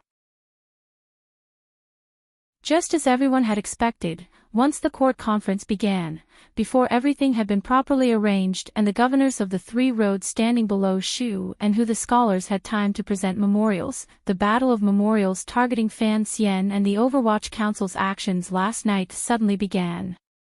Fan Xian did not listen to the specific contents of the memorials. It was nothing more than the old words Shu Wu had once said. The Overwatch Council did indeed have the duty of supervising the governance of officials, but it had been many years since an action like his, where he had captured over 30 officials in one night, had taken place. It could truly be said to have shaken the court. He looked at the governors of the 3 roads and was not surprised to see Shui Qing at the top. The Qing kingdom's territory was large, and there were 4 governors in remote areas who returned to the capital every 2 years. He wondered with some curiosity. Last night, Shui Qing had been watching by imperial edict in Baoyue brothel. Logically speaking, he should have entered the palace that night to report to the emperor. He wondered what the emperor thought of him. Fan Xian was truly tired, so his mind wandered completely. However, there were many things he could not hear even if he did not want to hear. The attacking words of the entire court continued to surge endlessly into his ears. Gradually, the crimes began to grow, such as looking down on the court, disrespecting morals, using national weapons for private purposes, forming a clique, and so on. In the Qing court, the Overwatch Council and the system of civil officials had always been sworn enemies. Regardless of what faction the civil officials had, when faced with the Overwatch Council, they were always united. From when Prime Minister Lin was there to now when the scholars were at the head, as long as the Overwatch Council, the Emperor's secret organization, overstepped its bounds, the system of civil officials would band together and carry out the most powerful counterattack. Without question, Fan Xian had overstepped his bounds last night. Thus, today's court conference became the battlefield where he was attacked. What was different from previous years was that the military, which had always had a close relationship with the Overwatch Council, no longer maintained its silence. On the contrary, the 2 deputies of the Bureau of Military Affairs also stood out and secretly expressed their dissatisfaction with the Overwatch Council's actions. Even the emperor himself probably did not want to endure this kind of pressure, much less Fan Xian, who stood alone at the end of the line. The atmosphere in Taiji Palace was no longer oppressive. On the contrary, it was filled with a kind of irritation unique to winter. With Xu Wu in the lead, the officials all went up to ask the emperor to restrain the Overwatch Council and at the same time make a final judgment on this matter. One after another, their words pierced straight into Fan Xian's heart and wounded his spirit. Slanderous water flew in all directions. If it had been any other official in Fan Xian's position, they would probably have long lost their minds in anger and jumped out to debate with the officials. At the same time, they would gather their remaining courage and pull out the beards of the imperial censorate's imperial censors. However, Fan Xian still forcefully maintained his calm. He didn't say a word or defend himself. He only tilted the corners of his lips slightly, carrying a glimmer of a mocking smile as he watched the stage of the court conference. Perhaps it was the smile at the corners of his lips that made someone uncomfortable to look at. It made someone feel that his son was too impetuous and arrogant. An angry rebuke came from the dragon chair. Fan Xian. Do you have nothing to say? Fan Xian had been forcefully pushing away his drowsiness. Suddenly hearing these words, he shivered. Tidying his official robes, he stepped out and bowed. Your Majesty, last night, the First Bureau of the Overwatch Council summoned 32 officials for questioning. Everything was done according to Qing law and edict. There was nothing that went beyond the rules. Thus, I do not understand why everyone is so agitated. The emperor smiled coldly and said, You captured 32 people in one night. You sure are arrogant. Is the Qing court full of corrupt officials? Fan Xian said seriously, I dare not deceive your majesty. In court. He gazed at the officials in the palace and said seriously, vermin crawl all over the ground. 32 people is only a small number. If your majesty grants the Overwatch Council a special edict, I will certainly be able to capture more corrupt officials. The officials' hearts chilled. Immediately, disdain rose to their faces. They thought to themselves, what are you talking about? What is the court? The court is the officials. There are no officials in this world who are not corrupt. If you capture them all, who will govern the world on behalf of the emperor and protect the people? How could the emperor give you a special edict? As expected, the emperor flew into a rage and gave Fan Xian a thorough scolding. It was nothing more than not seeing the big picture, acting recklessly, and sullying the emperor's heart. Fan Xian was unhappy. Although he knew it was an act, he was still unhappy. He resentfully returned to the ranks. In the court conference, no one brought up the death of the second prince's 8 family generals, the death of Governor Yan's only son, and the eldest princess strategist Huang Yi being poisoned and vomiting blood in bed. Those people were not officials. Furthermore, it was a matter of the dark. No one would be so stupid. However, just the events of last night were enough to arouse the wariness and anger of the civil and military officials. Thus, even the emperor had to appease them.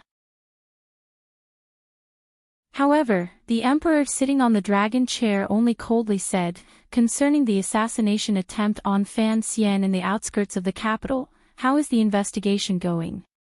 The officials were silent. The official of the Supreme Court and the Minister of Justice stepped out with trembling bodies and repeatedly begged for forgiveness. Fan Xian had no choice but to step out and beg for forgiveness.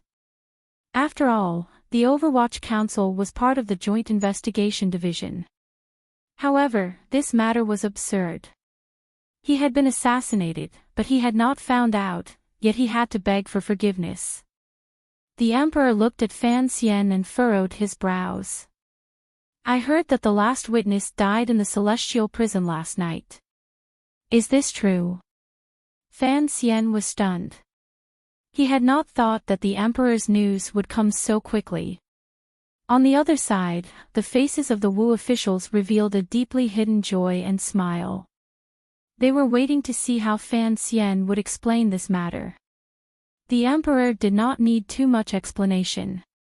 All of the preparation work had already been done. The emperor was decisive. He issued the edict he had been preparing for a few days. The first part of the edict made all the civil and military officials feel a sense of disbelief because the emperor had reduced the power of the Overwatch Council. The Overwatch Council's rank did not drop, but its power was greatly restricted, particularly the first bureau stationed in Jingdo. Although it still had the power to arrest people, it had made detailed rules on the time limit after an arrest. In particular, the transfer of prisoners to and from the Supreme Court had to be completed within 48 hours.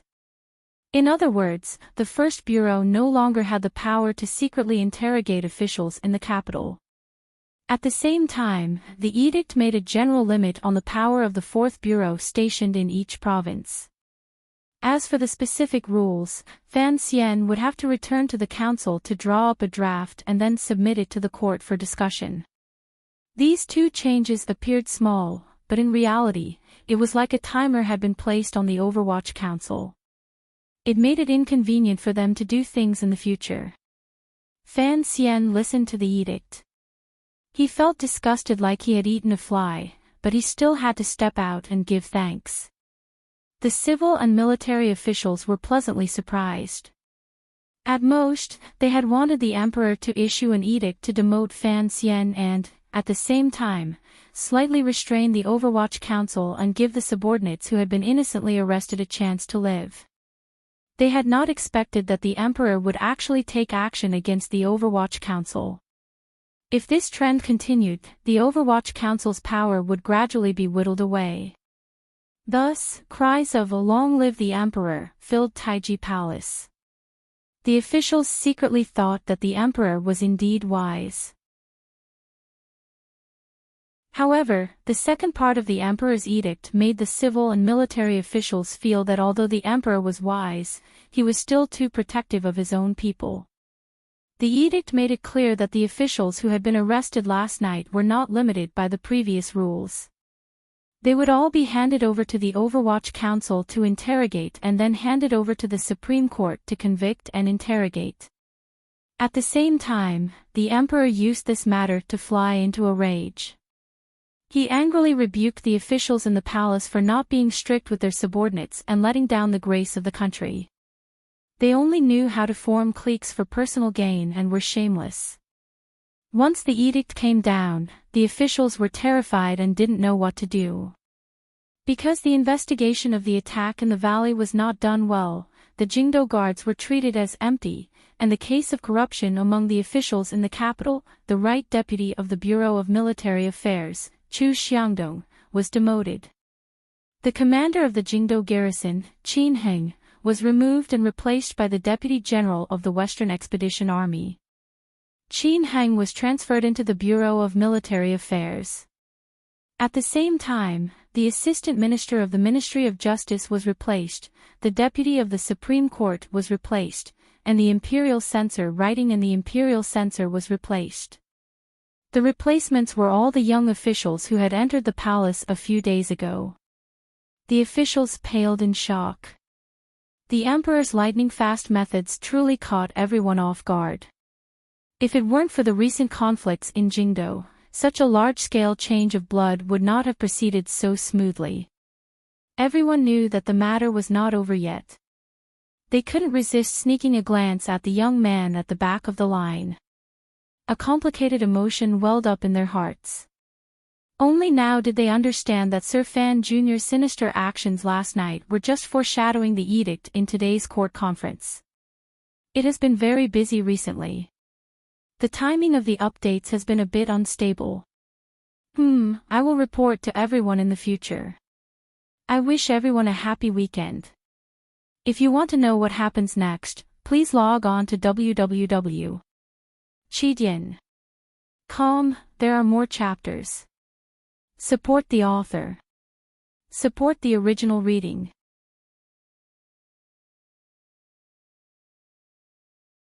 Chapter 467. Once the edict came down, the officials were in an uproar. Although the leaders of the various departments had not changed positions, there were more young officials at their side. They couldn't help but feel a glimmer of fear. Who knew when the emperor would raise up those young officials to replace them, these old people? Shu the scholar furrowed his brows and stepped out. He argued with the emperor for a bit.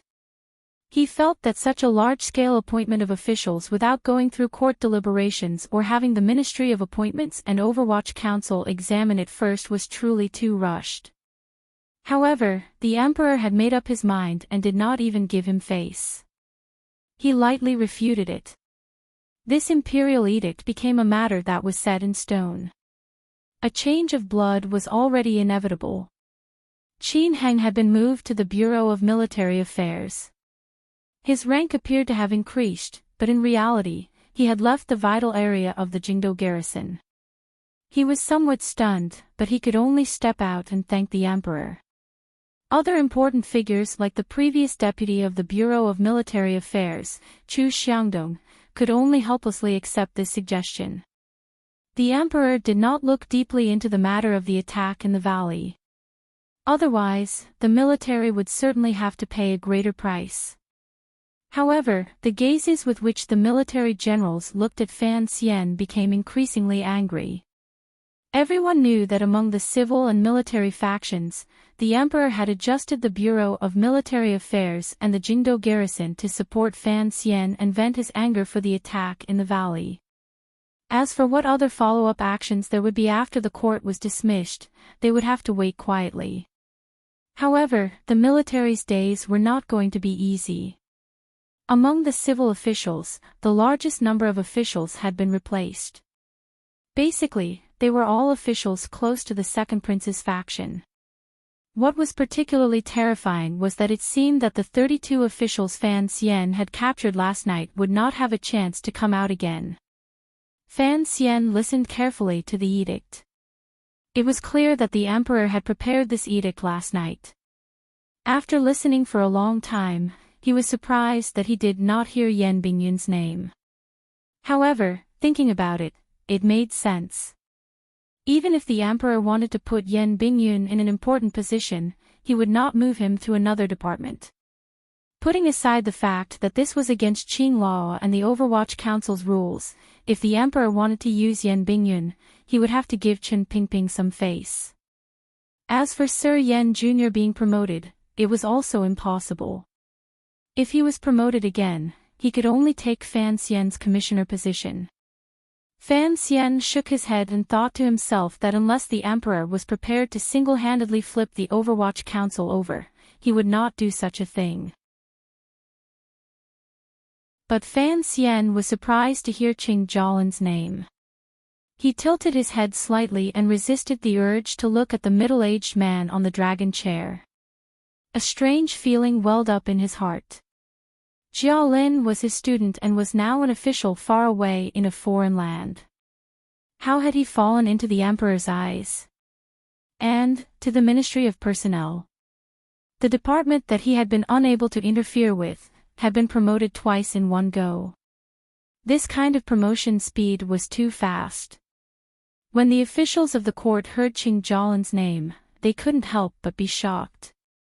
Everyone knew that he was one of Fan Xian's 4 disciples. He had only been an official for 2 years. Why was he being transferred back to Jingdou?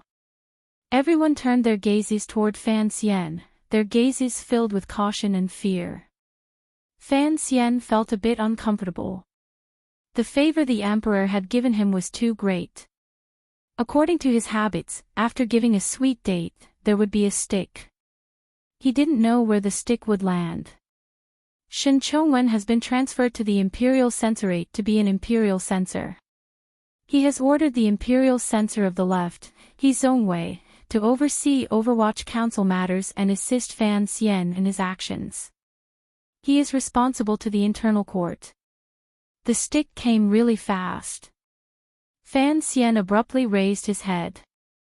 A dim light flashed through his eyes as he glanced at the young man who had stepped out to give thanks. The Imperial Censor of the Left had entered the manor. Although the Overwatch Council had always been under the supervision of the internal court in name, the Qing royal family had always strictly prohibited eunuchs from holding power.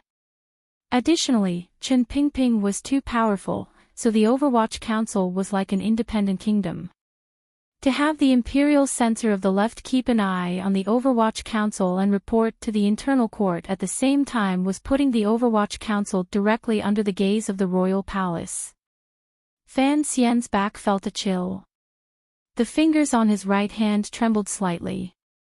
He knew that because of his identity, the emperor would not trust him as much as he trusted Chen Pingping. However, he had not thought that the emperor would act so ruthlessly. Before the matter had even concluded, he had already put a rope around his head and pricked it until it hurt. Who was He Zongwei? He was a Jingdou talent who had once been as famous as his student, Ho Jichang. He was one of his sister Ruoro's pursuers. He had first been under the crown prince and then the eldest princess. Now, he had become the emperor's student.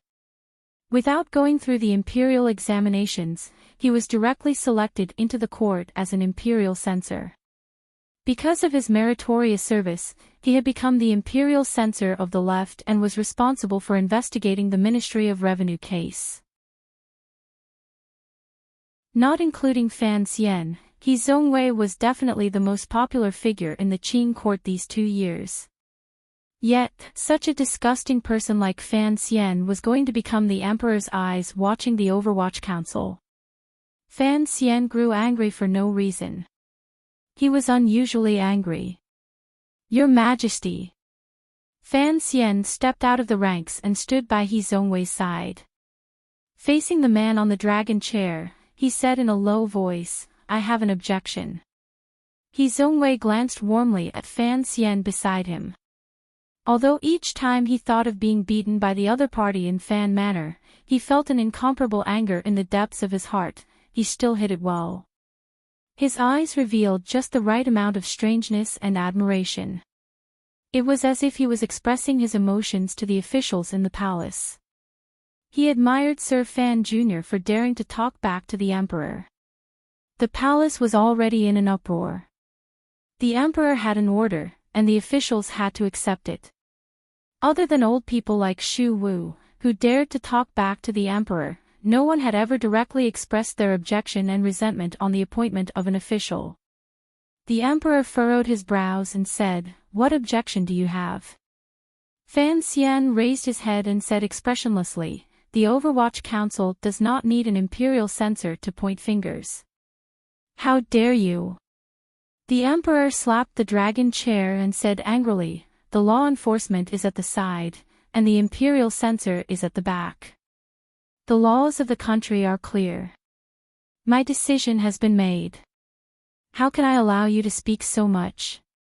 Anger rose in Fan Xian's heart. He knew he could not retreat anymore. Otherwise, if the Overwatch Council really fell at his hands, how would he explain it to that woman and the old cripple in Chin Garden? He straightened his body and straightforwardly said, "May I ask, Your Majesty, the Overwatch Council is responsible for supervising the governance of officials. It is overseen by the internal court, the Overwatch Council. Suddenly, there is an imperial censor. If this imperial censor is corrupt and breaks the law, should the council investigate or not? If we are to investigate, how?" The officials clamored. On the contrary, the emperor laughed coldly and said, "You have been clever your whole life, yet you are pretending to be confused. Go back." At Fan Xian's side, He Zhongwei also insincerely tried to persuade him, but Fan Xian couldn't even be bothered to look him in the eye. He also didn't retreat. His eyes spun a few times and suddenly said in a loud voice, "I object." This was a bit over the line. When the emperor decided on something, how could he, an official, object? This was not a lawsuit in court.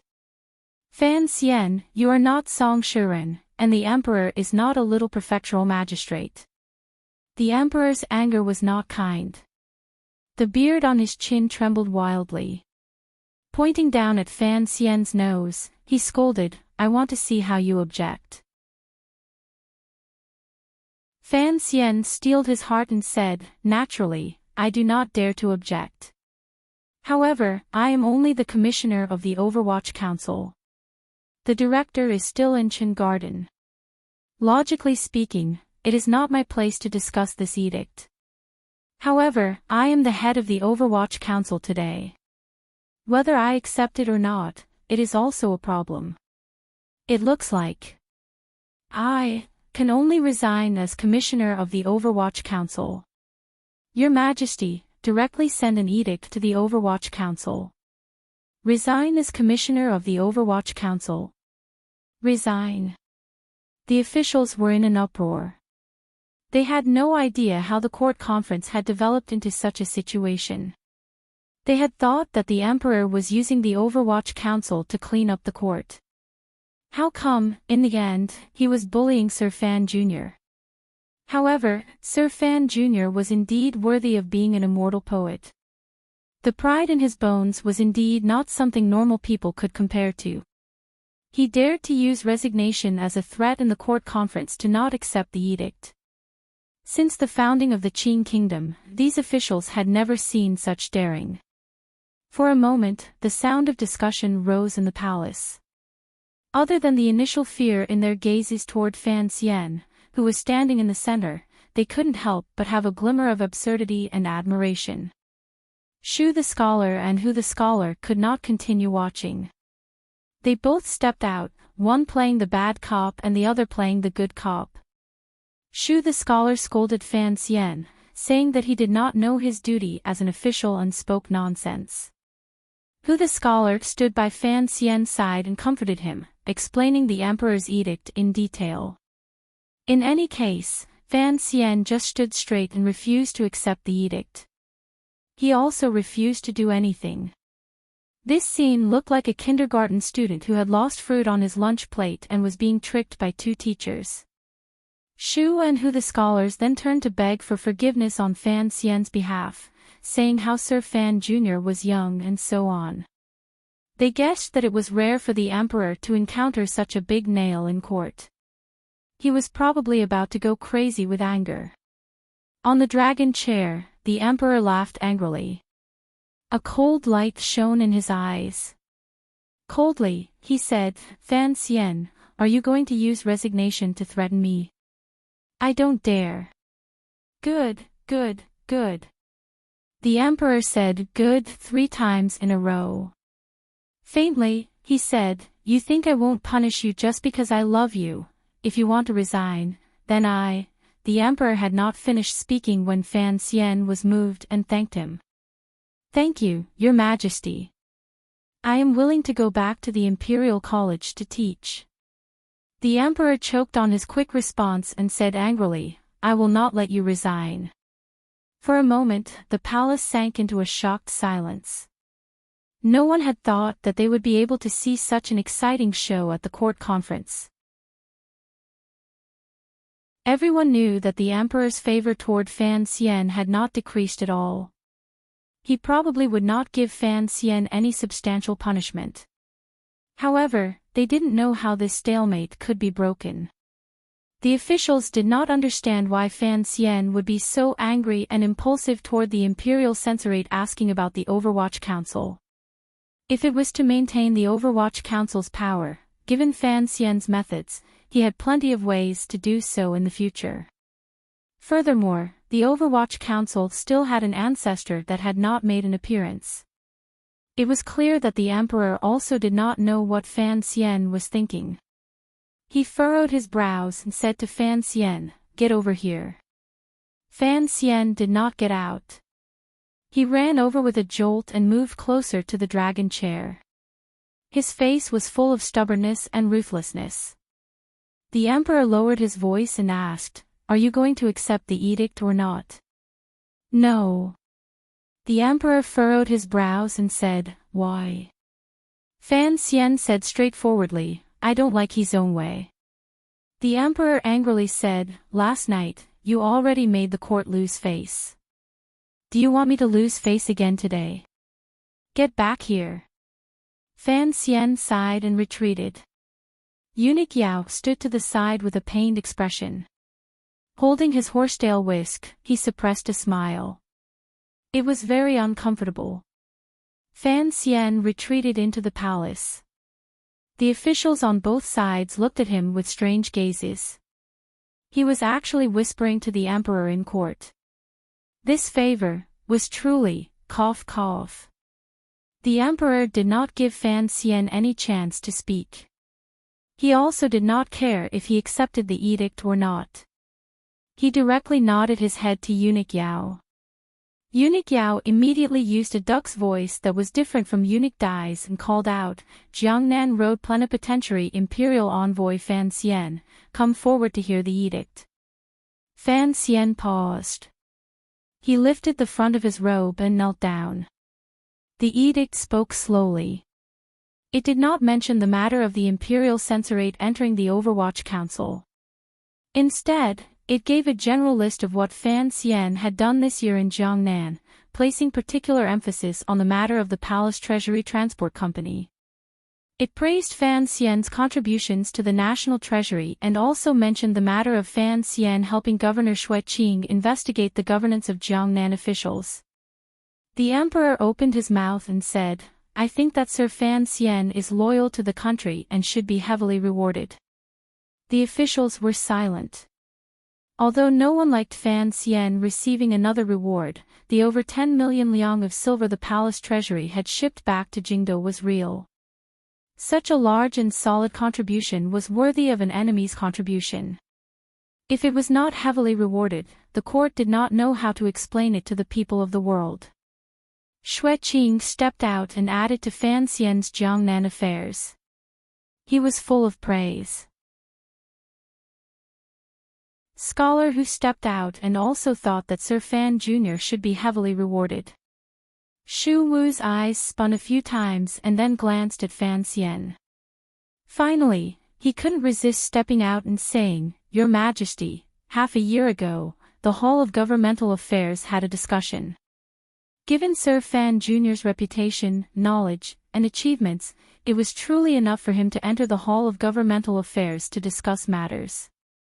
However, Overwatch Council officials are never allowed to become court officials. The court had set the precedent. However, earlier, Sir Fan Jr. had intended to resign as commissioner of the Overwatch Council. The Emperor coughed. Who the scholar also couldn't resist glancing at Shu Wu with a strange gaze, thinking that this old man was indeed stubborn. He clearly knew that the Emperor would not allow Fan Xian to enter the pavilion, much less allow Fan Xian to leave the Overwatch Council. Yet, he still held on to the idea the two of them had half a year ago. However, Shu Wu had already spoken, so he could only express the same wish and recommend Fan Xian to enter the pavilion. Fan Xian had heard of this matter in the council reports, but seeing it with his own eyes, he couldn't help feeling surprised. He was not even 20 years old, yet he wanted to enter the pavilion. This was a bit too absurd. As expected, the Emperor still did not allow it. He only had Eunuch Yao finish announcing the edict. After listening to the edict, Fan Xian froze where he was. A moment later, he remembered to give thanks. He thought that it was indeed absurd for him to be a scholar, but the reward the Emperor gave was also absurd. The Duke of Donbua. The hall was filled with cries of surprise and praise. Fan Xian stood there in a daze, wondering how he had suddenly been made a duke. Wasn't this even higher than the old man's? The Emperor's stick was ruthless, but the size of the sweets he gave was also not small. He was only one step away from becoming a prince, an incomparably noble title. He tilted his head to glance at the awkward He Zhongwei and wondered if he could casually beat him up in the future. Advertising to friends, http://mmchidian. CommonWeb 190516. ASPX, Colored Glass Beautiful Demon. Thank you, everyone. If you want to know what happened next, please go to www.chidian.com. There are more chapters. Support the author. Support original reading.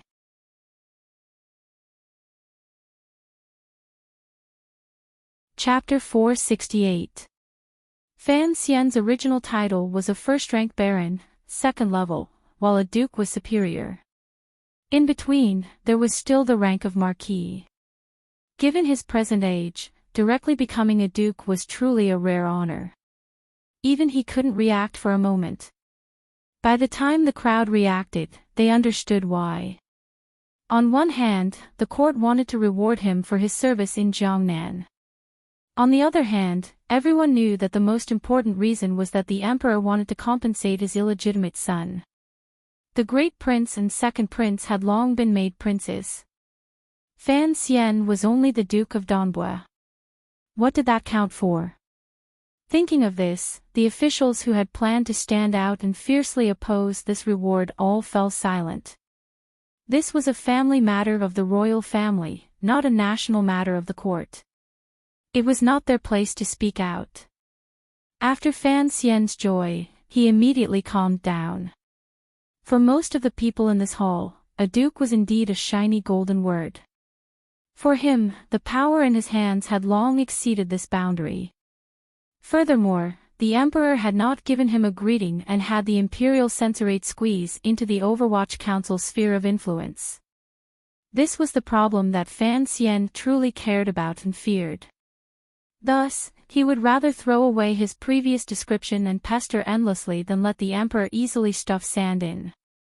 Furthermore, he faintly knew that the position of duke was the final destination he could reach in the Qin kingdom. Presently, the Duke of Donbua was a third-level duke. There were still 2 more levels he could climb. After that, it looked like he would have to retire at such a young age. Thinking of this, he couldn't help but feel a bit perplexed and feel that it was absurd. He couldn't resist standing in the hall and laughing involuntarily. Everyone's attention was focused on the youngest duke since the founding of the Qin kingdom. Looking at his hateful smile, the emotions in their hearts were complicated. They felt that this laughter was incomparably ear-piercing. The court conference lasted until after lunch before it ended. This was because the official court discussions with the governors of the 3 roads had been delayed until later. The emperor cut the Gordian knot with a sharp knife. The emperor decided most of the matters alone and dismissed the officials. The officials had long been hungry. They all passed through the palace doors and returned to their manners.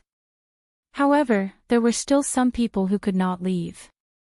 The officials of the Hall of Governmental Affairs, the governors of the 3 roads who had not returned to the capital in a long time, and the various ministers carefully followed the emperor to the royal study. Fan Xian followed at the back with a helpless expression. Just like a year ago when he returned to the Qin kingdom from northern Qi, there was still a seat left for Fan Xian in the royal study. Last time, it was because of Zhuang Mohan's carriage of books. This time, it was because of the countless snowflakes silver the palace treasury had sent over. Fan Xian sat on the round embroidered stool, feeling a little uneasy. The voices in the royal study discussing national affairs did not interest him. Government affairs had never been his strong suit, and he could not come up with any ideas. In the end, he could only play the role of picking up what was missing and making up for what was lacking. It was clear that the emperor was aware of his abilities. He also did not want Fan Xian to express too many opinions on national affairs, so he did not mention his name today. However, he, the newly promoted duke, still had a place to sit. Beside the emperor's soft couch, the crown prince and the other princes still had to stand obediently and listen and learn like students. Fan Xian felt good. He thought he could be considered the teacher of his royal brothers. The emperor and various figures discussed the snow disaster in the south, the situation in the north, and the auspicious signs in the garden. Then, they began to put out the food. Fan Xian had been busy all night. The lamb slices and tofu pudding had long been digested. Hearing the food being put out, he couldn't help but feel his spirits rise. A sense of happiness rose in his heart like a walk-on finally having a boxed meal. Accepting the food box the eunuch handed over, he ate without speaking and swept away everything. The main matters had already been decided at the court conference. There was nothing new in the meeting in the royal study. It was just that when Xue Qing occasionally brought up the Hangzhou Conference's excellent performance in the disaster relief matter in Jiangnan, the ministers in Jingdou expressed a glimmer of surprise. They had heard of the Hangzhou Conference, but they had not thought that the Hangzhou Conference would have such great wealth and power to be able to do so many things outside of the government's disaster relief. The emperor had Fan Xian rise to explain. Listening to Fan Xian's explanation, only then did Xu Wu and the others understand that behind the Hangzhou Conference were the ladies in the royal palace. In name, the leader was the Empress Dowager.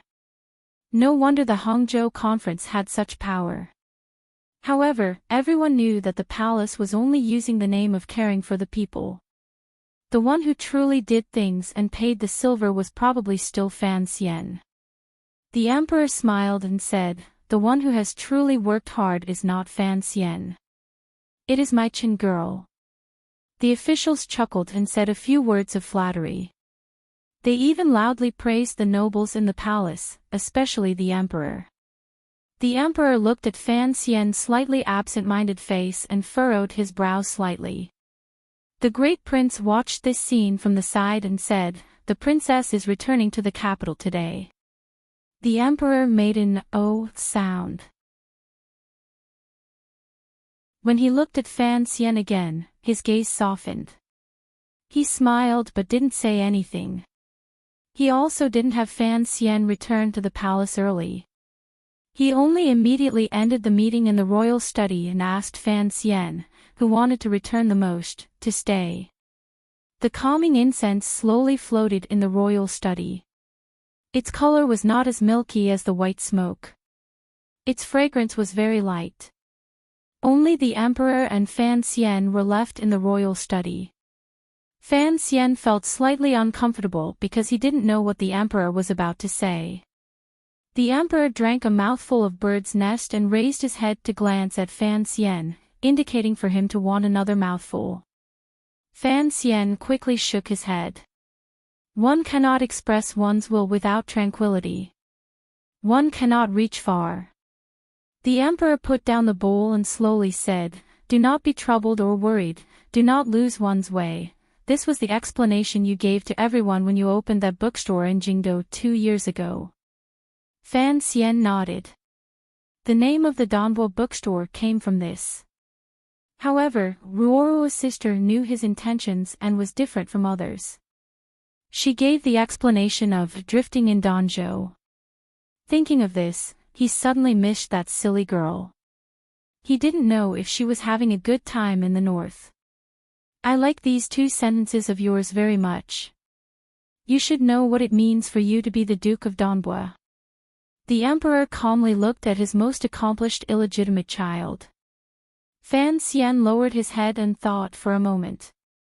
He then said seriously, "Express one's will and worry less."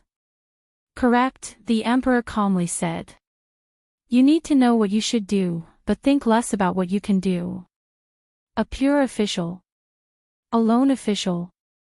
In reality, the meaning was very simple. As an official of the emperor, one should not be troubled or worried. Fan Xian didn't know what he was thinking. The smile on his face appeared very sincere and relaxed. He opened his mouth and said, "I understand." For a ruler and official to respond, the one who said he understood should be the emperor. However, Fan Xian had said it so clearly, yet it did not seem strange. The emperor also did not show any displeasure. Serving to the side, Eunuch Yao's face was calm.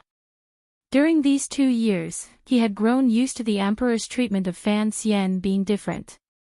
The emperor waved his hand. Eunuch Yao bowed and left the royal study.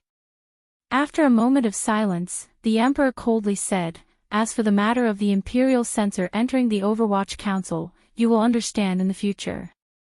I know your heart is good. However, the matters of court cannot be changed by the hearts of people." Fan Xian knew that there were not many people here, so he couldn't make a scene or act spoiled or forcefully resist. He could only remain silent. The emperor then slowly said, "It's still the same words. I know your heart. That is why I am very happy about what happened last night. However, I never thought you would be so forceful. It was a bit unexpected." Fan Xian's throat was a bit dry. After thinking for a moment, he replied solemnly, "The river has not burst its banks. I will first lead the water away to prevent the people from suffering." The emperor looked at Fan Xian's face and didn't say anything. After a long time, he nodded his head in relief. "However, have you thought about it? You have sucked out all the water, but there will be flowing water in the future. Who knows whether or not the water will once again overflow the banks? Thus, I thought that I would have to keep watching until the day the mountains collapse and the earth cave in. Only then would I know whether or not the water in the river will flow downstream or shamelessly break through my great banks. Child, you pretend to be fierce on the surface, but there is always a soft spot in your heart." The emperor's face became cold. He continued, "In my life, I only desire 2 things. The world and the inheritance. If I don't see their hearts clearly, how can I let go and conquer the world? Don't move any more and watch with me." Fan Xian was silent and vigilant, not daring to reply. The emperor's first words were full of warning. The Duke of Danbo could forever only be a duke. Yet, he wanted him to keep watching with him and also wanted him to maintain his calm and not attack the second prince and crown prince's faction. This was another promise of a lifetime of glory and supreme trust. Also, don't waste time with Xiaoyi. The emperor stared into his eyes and said, "Xiaoyi has done a great service to the country and is a fierce general in the military. I don't want him to fall in these matters." Fan Xian froze slightly. He thought to himself that he and Governor Yan had formed an irreconcilable enmity. How could this be resolved? Besides, even if Yan Xiaoyi had done a great service to the country, his relationship with the eldest princess was too deep. Was the emperor not afraid at all? He finally confirmed that the person who had sent Eunuch Hong to break the situation last night was not the Empress Dowager but the emperor himself. He grew increasingly confused. In the martial conference, what if the governor challenges me? He glanced at the emperor and asked worriedly. The Qin kingdom revered martial arts. If Yan Xiaoyi challenged Fan Xian in the palace, the emperor could not say something like that in front of all the officials that Fan Xian was a prince and could not be harmed. Yan Xiaoyi will leave before the martial conference, the emperor said. Fan Xian furrowed his brows and said, but the governor put his son's death on my account. The emperor glanced at him with a not quite there smile and said, did you kill him? Fan Xian replied sincerely, this matter indeed has nothing to do with me. I wouldn't dare to secretly kill the son of an official. The emperor laughed loudly. What a good wouldn't dare to secretly kill. Were the killings last night open killings? Fan Xian's face reddened and he said, the ones who moved last night were all Jianghu people. It has nothing to do with the court. The emperor was silent for a moment and then said, the ones who moved in Yuantai camp were people from Dongyi, so I am curious as to whether or not there would be any problems over there. I want to see if Xiaoyi is a smart person. Fan Xian's expression was calm, but he was crying bitterly in his heart. 13th Wang, you've even tricked the emperor. It was clear that the emperor had made an incorrect judgment because of this wrong source of information. Yet, Fan Xian could not, no matter what, warn him. As for Xiaoyi's problem, I must remind you that the military cannot fall into chaos. The emperor's gaze became deep and serene. He opened his mouth to sigh and said, the Hu chieftains in the west are making trouble again. The Hu people in the west were making trouble? Fan Xian raised his head in shock and looked at the emperor's slightly worried face. For a moment, he was so shocked he didn't know what to say. 20 years ago, the emperor had led an army on an expedition to the west and had already killed the people of Shihu to the point of desolation. In addition, a few years ago, the great prince had led an army to sweep through the west. Why were the Hu people making trouble again? Furthermore, even if they did, given the strength of the Qin kingdom's military and the number of generals, the emperor would not be worried about the instability of military morale because of foreign aggression. Fan Xian had grown up in the Qin kingdom. He knew that when the Qin kingdom was first founded, it had been bullied and humiliated by Shihu for a number of years. The Hu people had always been a great threat to the Qin kingdom. It was only during these 20 years, under the powerful suppression of the Qing emperor, that they had become disdainful of becoming a topic of conversation among the Qing people. The emperor looked at Fan Xian's shocked expression and smiled mockingly. The Qing kingdom has suffered disasters year after year. Droughts and floods add to each other, and snowstorms arrive. Coincidentally, Shihu has had good weather these 2 years. The grass grows and the horses are fat. Of course, if that was all, the mere Hu barbarians would not make me so careful. However, did you know that before the Qin kingdom's snowstorm, the snowy barbarians to the north of northern Qi also suffered their biggest frost disaster in decades? Fan Xian furrowed his brows and suddenly thought of the matter Haitang Duo had once worriedly mentioned to him by the lake in Hangzhou half a year ago. Those northern barbarians had indeed suffered from a snowstorm. Countless cattle, sheep, and horses had frozen to death. However, the northern barbarians and Shihu were very far apart. What did this have to do with the Qin kingdom? The emperor said, no wonder the northern Qi royal family dared to keep Shang Shanhu in Shangjing and not worry about the northern barbarians coming south. Heaven is helping them. Those northern barbarians were frozen to death. Yet, because of Shang Shanhu's many years of power, they did not dare to take the risk of going south. They could only go around the Qilian mountains in hopes of finding a way to survive. The Hu people live by water and grass. After half a year of migration, the northern barbarians have finally reached the territory of Shi-Hu. Although only 40,000 of the 200,000 tribes survived, those who survived in the wind and snow and on the dangerous path are all elites. Fan Xian's eyes narrowed slightly.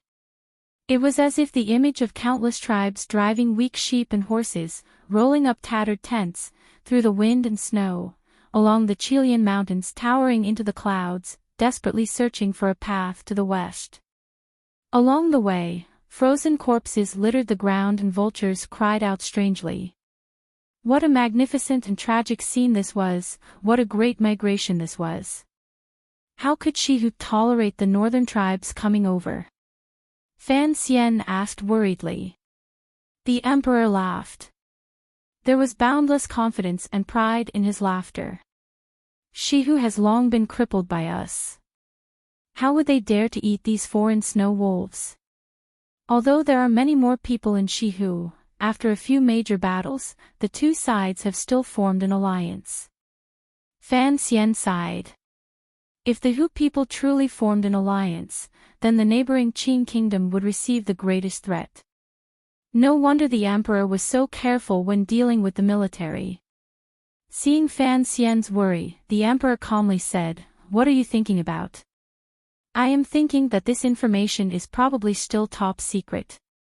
However, a great battle will probably come. I am willing to charge into the front lines." Fan Xian's words were not fake or pretty. He really did want to go to the grasslands and enjoy riding horses. However, it seemed that no one had explained the internal problems of the court. The emperor smiled mockingly and said, "Don't think that just because you are a martial ace that you can lead troops into battle for military merit. Once a great battle starts, millions of people will kill each other. Unless you are Uncle Lu Yun, you will still have a fate of being cut to pieces." Fan Xian laughed bitterly. The emperor paused slightly and then calmly said, "The Hu barbarians are not to be feared. I have never thought much of them. However, since the northern barbarians have moved, the pressure on northern Qi has immediately lessened. I have no choice but to look toward the north." Fan Xian immediately understood. The emperor's gaze indeed moved faster than his. In this world, the only true enemy of the Qin kingdom was northern Qi, particularly since the northern barbarians had left. Northern Qi had nothing to worry about. Who knew if the little emperor would have other thoughts? In the end, the emperor slowly said, "Xiaoyi will return to the north in a few days because the little emperor in the north has finally convinced the Empress Dowager to have Shang Shanhu rise again. The main camp is charging toward Yanjing." Shock flashed through Fan Xian's eyes and he immediately restrained it.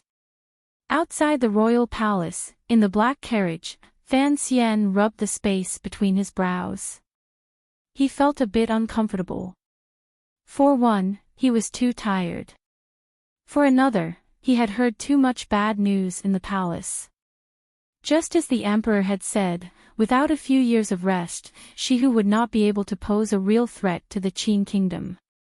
However, in northern Qi, Shang Shanhu had returned. Shang Shanhu. Fan Xian's head hurt when he thought of this name. Although he had not seen the assassination on the long street that rainy night, he had always deeply understood the power of that famous general. Could Yan Xiaoyi go to the north to stop Shang Shanhu? Furthermore, Brother Xiaoyi had recently lost a son. He would probably gradually grow apart from the court. The emperor was not afraid that Yan Xiaoyi would go crazy and join the enemy. As for why Fan Xian was so wary of Shang Shanhu's return, the reason was actually very simple. In Shangjing, he had ruthlessly schemed against Shang Shanhu and caused countless of his subordinates to die wretchedly. In the middle of the night, a cry of "Fan Xian, the one who killed me," was probably still echoing in northern Qi's Shangjing. Furthermore, Shang Shanhu's adoptive father, Sir Shaoan, had been captured and killed by him again and again. In this matter, Fan Xian was Shang Shanhu's greatest enemy. Shen Zhong was only a minor character. For the sake of revenge, Shang Shanhu had killed Shen Zhong with a spear in that rainy night. If they actually met on the battlefield in the future, how would Shang Shanhu deal with him? Fan Xian thought sorrowfully in the carriage. There were so many enemies in this world. I just couldn't find a way to add quality to the replies in the new book review section. Whoosh. Everyone, forgive my stupidity. Tomorrow is Monday. Everyone has to work and go to school again. I wish you peace. To be continued. If you want to know what happens next, please log on to www.chidian.com. There are more chapters. Support the author. Support the original reading.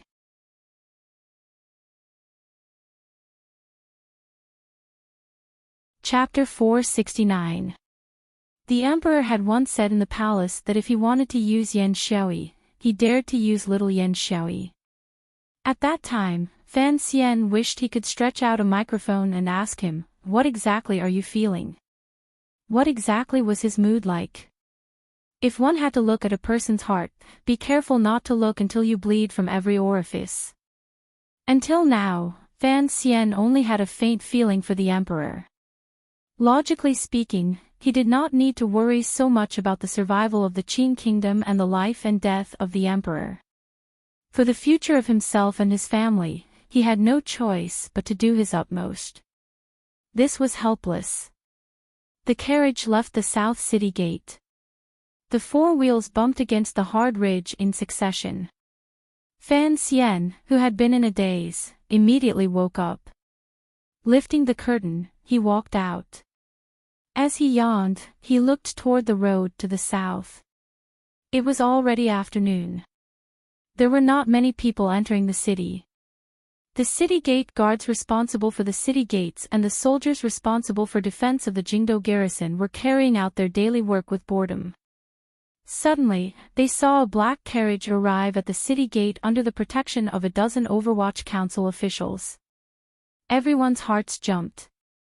Looking at the yawning young official under the carriage, everyone immediately guessed his identity.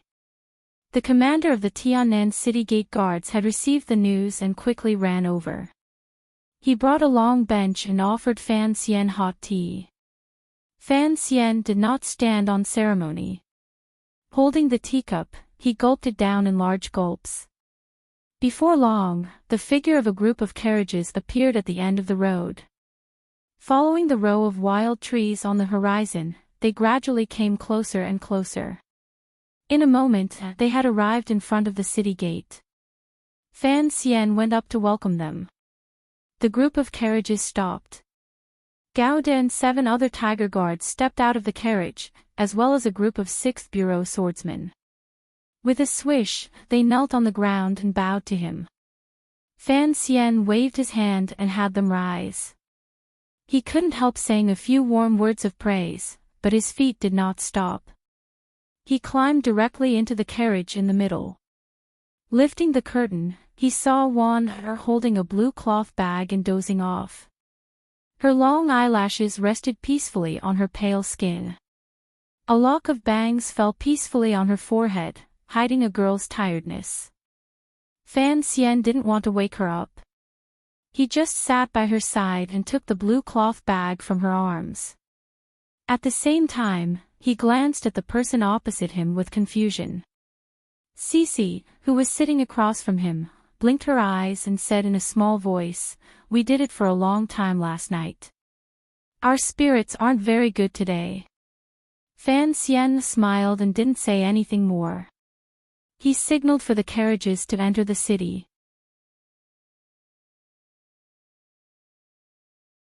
Lin Wan Er glanced at him in shock and asked, "Husband, you have been made a duke?" Fan Xian nodded. Hearing these words, Lin Wan Er's brows were full of joy.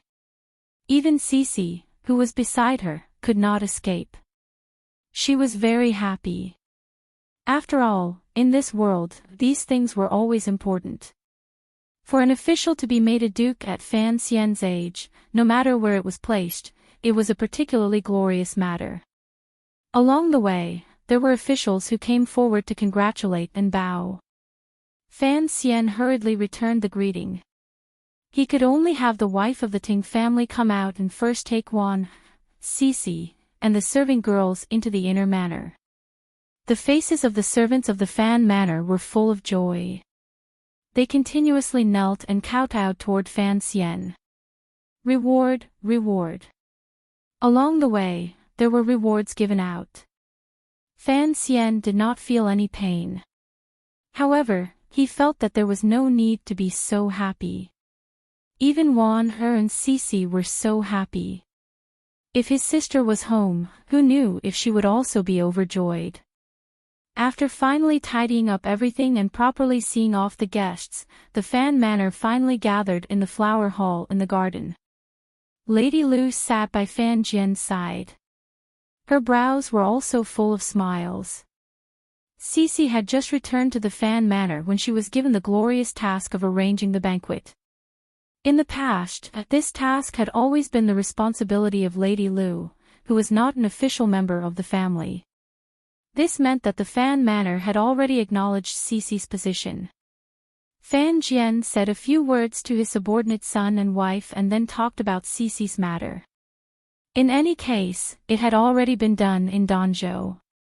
With the old ancestor's approval, he, as the master of the Fan Manor, would not say anything more. After the banquet was prepared, there were no other people in the flower hall. Fan Xizha, who had been cooped up at home, finally ran out. He first greeted his sister-in-law and then sat by Fan Xian's side, shamelessly asking for a favor. Wan was startled. Wasn't her brother-in-law in northern Qi? Why did he sneak back? Fan Xian opened his mouth to scold, "It's just a lousy title of nobility. Is it worth it for you to be so greedy?" Fan Xizha shrunk his neck and said, "You don't really care. How many dukes are there in this world?" Fan Xian smiled and said, "But you don't need to ask for a reward from me. Do you think you're lacking in silver? I think in another 2 years, father and I will have to stretch out our hands to ask you for money." Fan Xizha chuckled and said, "Even silver can't buy Big Brother's reputation. In the future, you will be a prince. When will you think of a way to get me a title of nobility?" Fan Xian paused. Only now did he remember that after the Baoyue brothel incident last autumn, Fan Xizha had been issued an arrest warrant by the Ministry of Justice. The title of nobility he had received since he was a child had been removed. Hearing the word prince, Fan Xian still felt a little strange. He and his father met each other's eyes. They both understood the judgment in each other's hearts. Given Fan Xian's identity, being a first-rate duke was the limit. No matter what, he could not become a prince. Unless something happened in the future. The banquet immediately became silent. Fan Xizha also knew that there was something wrong with what he said and didn't dare say anything else. Wan looked at this scene and smiled charmingly. She said to her brother-in-law, "Since you're back, don't be in such a hurry to leave. After dinner, play a few more rounds with father and mother." Once Fan Xizha heard that he was going to play mahjong, and it was his sister-in-law who had suggested it, he immediately perked up. He had not met a match at the mahjong table in northern Qi for more than a year. Tonight, he was going to play against his sister-in-law, the second best in the world. He was very excited. The next few days were peaceful. There were not many stories to tell. The second prince's faction was beaten until everyone was panicking. The eldest princess sat calmly in the palace, thinking about something. Fan Xian only occasionally thought of the crown prince's strange behavior in Baoyue brothel and became very confused. This crown prince was the rightful heir to the throne of Qin Kingdom. Naturally, the method he chose to respond was the best one. However, looking at the way the situation was going, where did his confidence come from? Fan Xian couldn't figure this out. Fan Jian also didn't figure it out. The crown prince dared to watch so coldly from the sidelines unless he had a powerful helper in his hands. However, the eldest princess, who had originally supported him, had long been exposed by Fan Xian to her relationship with the second prince. What right did the crown prince have to believe the eldest princess' words again? Since he couldn't figure it out, he stopped thinking about it. He still had to return to Jiangnan next spring. After the new year, there were places like Qin Garden, King Jing's manor, and the Great Prince's manor that he had to visit. Thus, taking advantage of the few days before the new year, Fan Xian didn't go to the Overwatch Council or enter the palace. He just stayed obediently in the Fan Manor, being filial to his father, whom he hadn't seen in a year, and disciplining his brother, who had been in the north for a long time. The atmosphere of a family reunion was not bad. However, it was missing Ruoruo and the old ancestor of Danzhou. At one time, Fan Xian had once privately said to his father that his grandmother had not seen Xijia for a long time. Should he find a time for Xijia to return to Danzhou? Fan Jian thought about it. It was indeed reasonable, so he let Fan Xian make the arrangements. Just as the situation was developing in a peaceful manner, on the 28th of the 12th month, an uninvited guest came to the Fan Manor. This guest was Northern Qi's envoy to the Qin kingdom. His identity was a bit sensitive, but he had specially reported to the office of the Grand Herald before coming to the front door of the Fan Manor. Everyone in the Fan Manor felt it was strange, but they could only open the front door to welcome him. This envoy was very respectful to Fan Xian and represented the Northern Qi court in conveying their condolences to Fan Xian. He said that regarding the attack in the valley, the Northern Qi people felt the same and deeply felt injustice for Sir Fan Jr. After putting down a large pile of gifts, the envoy left the manor, leaving only Fan Jian and Fan Xian looking at each other stupidly. That night, someone from the office of the Grand Herald of the Qin Kingdom came. A eunuch from the internal court also came to explain to Fan Xian why the Northern Qi envoy had come to visit. The news of Fan Xian's assassination had already reached Northern Qi. For some reason, the Northern Qi emperor had personally written a private letter and asked someone to send it to the Qing emperor. He expressed his concern about Fan Xian's assassination and expressed hidden criticism of the Qing court for not paying attention to Fan Xian's personal safety. Hearing these words, Fan Xian looked at the eunuch and the vice minister of the office of the Grand Herald and sucked in a breath of cold air. He opened his mouth and cursed, wrinkling a pond of spring water, none of their *king business. The vice minister of the office of the Grand Herald and the eunuch looked at each other awkwardly. We all understand what the Northern Qi people are thinking. Sir Fan Jr., there is no need to be so angry. What use is such a dirty trick? The eunuch also said with a sinister smile, if they want to give you gifts, just accept them. After seeing the two of them out of the manor, Fan Xian hurried into the study and asked his father, what exactly do the Northern Qi people want? Do they have the right to express concern about this matter? Fan Jian forced a smile and said, there is something I've always forgotten to tell you. The emperor also seems to have forgotten about this. When you went to Northern Qi as a diplomatic envoy, didn't you promise their emperor in the royal palace in Shangjing that when you had time, you would go to their imperial college to give a lecture? Fan Xian thought about it seriously. It seemed that there really was such a thing, but he didn't seem to have agreed. Fan Jian sighed and said, when you went to Jiangnan, the Northern Qi people sent a document to the office of the Grand Herald saying they wanted to hire you as a visiting professor at the Imperial College in Shangjing. The emperor only thought the little emperor was bored and didn't think much of it. Who would have thought that the Northern Qi people were waiting here? Now that you are a visiting professor at the Imperial College in Shangjing and have been assassinated in the Qin Kingdom, it seems reasonable for them to express concern and anger. Fan Xian said angrily and bitterly, what good does it do for them to play tricks on me at this time? Fan Jian raised his head and glanced at his son. He shook his head and said, although it is a crude method and someone with some brains wouldn't believe this kind of provocation, your shady dealings with the northern Qi people in Jiangnan cannot be hidden forever. After accumulating and destroying them, who knows whether or not the emperor will suspect you in the future. They only need to send some gifts, bring a few words, and lose some face. Then, they can take root in your throat. This kind of business is very profitable. Fan Xian furrowed his brows and felt great anger. The valley attack, yet the little emperor of northern Qi has unexpectedly caused trouble. It looks like the court will not continue investigating. Fan Jian glanced at him and smiled bitterly. Originally, the emperor didn't want to investigate. Now that there is such a useful reason, how can he bear to not use it? Fan Xian also smiled bitterly.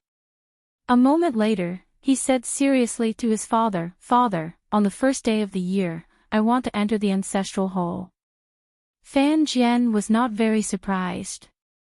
From the moment the emperor had officially granted Fan Xian the title of Duke of Donbua, he had understood the emperor's thoughts. He only calmly said, "I want to enter the palace and ask clearly about this matter." To be continued. If you want to know what happened afterwards, please log on to www.qidian.com. More chapters. Support the author.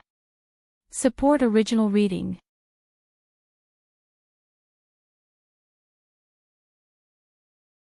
Chapter 470. Just as the people in Baoyue brothel had once said, Jingdo had been peaceful for a year. The biggest reason was because Fan Xian had been exiled to Jiangnan for an entire year. Following Fan Xian's return to the capital, the peaceful Jingdo could no longer maintain its apparent calm. For one, he just so happened to be at the point of conflict between various powers. For another, his style of doing things was completely different from that of a so-called immortal poet. It was even much more ruthless than the style of most of the nobles in the Qin kingdom. The attack in the valley, the assassination in the night in Jingdo, the silent deaths of certain people, and the humiliating imprisonment of certain officials made the nobles in Jingdo once again deeply feel Fan Xian's power and determination. It made them understand that Sir Fan Jr. had been raised in the spring sunshine of Jiangnan for a year, but it had not made his personality much gentler. After Fan Xian returned to the capital, shocking things happened one after another. The most recent thing was that the northern Qi court had shamelessly come over and shamelessly expressed their love for Fan Xian. With unusual disgust, they criticized the Qin court for not protecting Sir Fan Jr.'s safety. Everyone in Jingdo found this absurd and angry. To put it another way, this was Qin domestic politics. When was it the place for rotten northern Qi scholars to speak up? However, the northern Qi people had spoken up, and they had spoken up particularly loudly. In an instant, Fan Xian was pushed to the heart of the struggle. Although the clever people did not believe that he had any shameful collusion with northern Qi because northern Qi's methods were too childish, the nobles and common people of the Qin kingdom still felt uncomfortable in their hearts. The gazes they turned toward the Fan manor were complicated. The storm of this matter had not calmed. In just 2 days, on the first day of the new year, the entire Jingdo became fearful because of another matter related to the Fan manor. There was not a glimmer of light in the sky. Fan Xian sat in the carriage and rubbed his slightly sore eyes. He thought to himself, is there a need to be so sneaky about paying respects to the ancestors? Yesterday was New Year's Eve, and the whole family played mahjong through the night. After Fan Xizhe and Lin Wan divided up the family's assets, the mahjong game ended, and the whole family immediately got on the carriage and left the manor. Along the way, there were carriages from the other branches of the Fan clan converging together. Although each branch was calm, such a long line of carriages did indeed appear to be rather large. Fan Xian felt a faint excitement and nervousness in his heart. This was the first time he was paying respects to the ancestors, so he didn't know it should be at the 5th watch. Last year, when Fan Manor paid respects to the ancestors, he and Warner had stayed in the garden. He vaguely remembered that it should have been in the afternoon. He glanced at the sleeping Seja beside him and couldn't resist shaking his head with a smile. In his own carriage, presumably no Yaman in the Qing kingdom would be blind enough to search for Seja, this criminal. Thinking that he could finally enter the ancestral hall today, the smile on his face never faded. He did not know how his father had negotiated with the emperor when he entered the palace, but in the end, it was clear that the emperor had helplessly nodded and the empress dowager had maintained her silence. Speaking of which, since the royal family could not give him a title, did they want him to never have a reliable surname for the rest of his life? Fan Xian smiled coldly. In reality, he could guess the outcome of his father's negotiations with the emperor. The emperor had made him the Duke of Donbua. In his opinion, he had already given enough of an explanation. Furthermore, given the situation at hand, the emperor did indeed need Fan Xian to clarify his identity to prevent his son's fight for the family property from becoming more complicated. The Overwatch Council's reduction of power was far from enough. If Fan Xian wanted to continue walking the path of a powerful official, the first thing he had to do was remove himself from the ranks of the princes. The carriages traveled for an indeterminable amount of time and waited for a while outside the city gates. When the gates opened, they drove out under the soldiers' unconcerned gazes. Following the official road all the way west, they finally entered the country estate that Fan Xian had once visited, the Fan clan's ancestral property. Over 30 carriages lined up and stopped on the dam outside the ancestral hall. The people of the country estate had long come to receive them. It was like this every year. They had all become skilled workers. Temporary bamboo shelters for the women to sit in had long been put up. Lady Lu, Wan, Cici, and the elders and women of the other branches had all been received into the courtyard to rest. The present leader of the Fan clan, Minister of Revenue Fan Jian, stood at the bottom of the steps of the ancestral hall. He wore a tricolored formal robe and looked calmly at everything in front of him. However, a warm and happy feeling welled up in his heart. He had raised a son for the emperor and finally raised his own son. Could this be considered the most successful day of his life? The leading figures of each branch of the Fan clan had already disembarked from the carriages and stood in order of seniority outside the ancestral hall. They stole glances at the leader at the head of the table. Each of them had complicated emotions in their hearts. 30 years ago, the Fan clan was already one of the large clans in the capital. Fan Jian's branch was only a side branch and weak family. If it had not been for that old ancestor who had supported the present emperor and King Jing, how could Fan Jian have become the leader of the clan? After Fan Jian became the leader, he was very strict with the members of the clan. His own official position grew higher and higher. No one in the clan dared to disobey him. Furthermore, there was now another person called Fan Xian in the Fan Manor. Everyone put down the clothes they needed to worship the ancestors. Peace incense was lit. The sacrificial items had already been prepared. The monk who often served in the ancestral hall respectfully spread out a row of felt blankets and slowly pulled open the main doors of the ancestral hall. With a creak, the doors made of black wood were pulled open. A gust of cold wind surged out from inside. It was as if the ancestors of the Fan clan were coldly watching their descendants. The hundreds of men of the Fan clan lowered their heads and lined up. At this time, the door of a carriage behind them opened. Fan Xian, dressed in cloth clothing, calmly stepped out. Following his father's hand signal at the bottom of the stone steps, he slowly moved forward between the two groups of men. The atmosphere in front of the ancestral hall had been solemn. The men of the Fan clan didn't even dare to breathe too loudly for fear of disturbing the spirits of their ancestors. However, when they saw the man who walked down from the carriage, they still couldn't help but widen their eyes in shock and surprise. Their mouths gaped open as they let out countless sighs of surprise. At the back of the line were the teenagers. After seeing Fan Xian, they were even more frightened. These were the pitiful little overlords whose legs had been broken by Fan Xian outside Baoyue brothel and whose buttocks had been smashed by Lady Lu in the Fan manor. Fan Xian had also come to worship the ancestors. These little overlords of the Fan clan were so frightened that their legs trembled.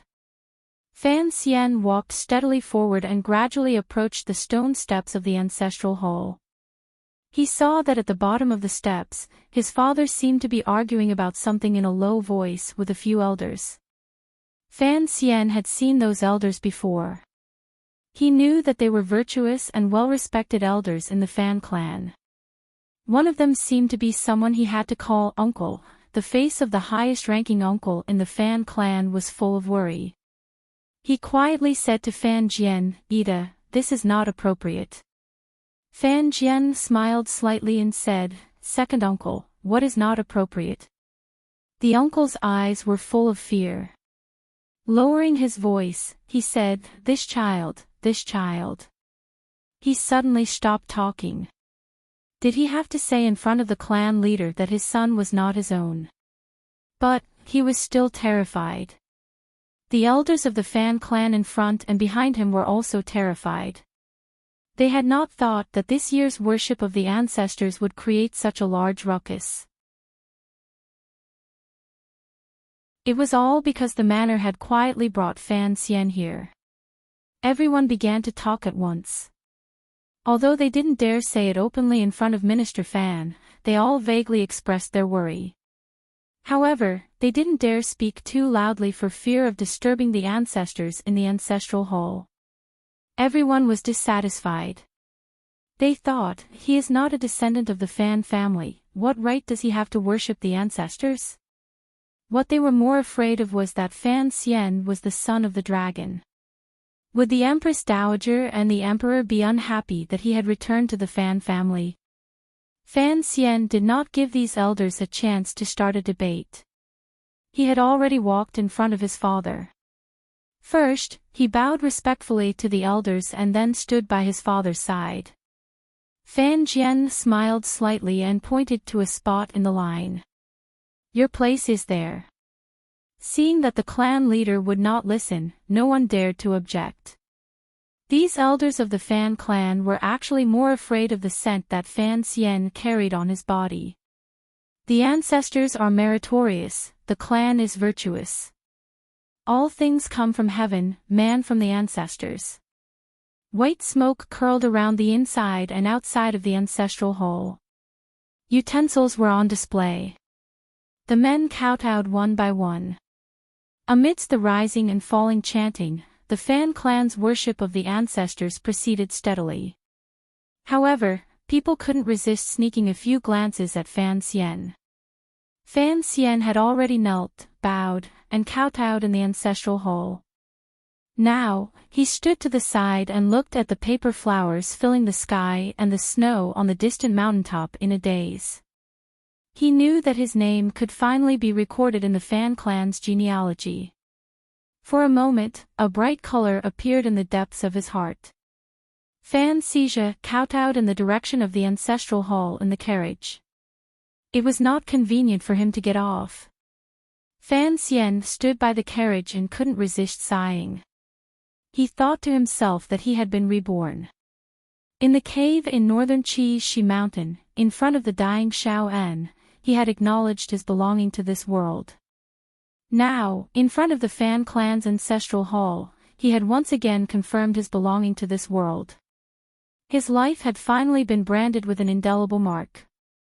He was intimately connected to this world and could no longer be separated.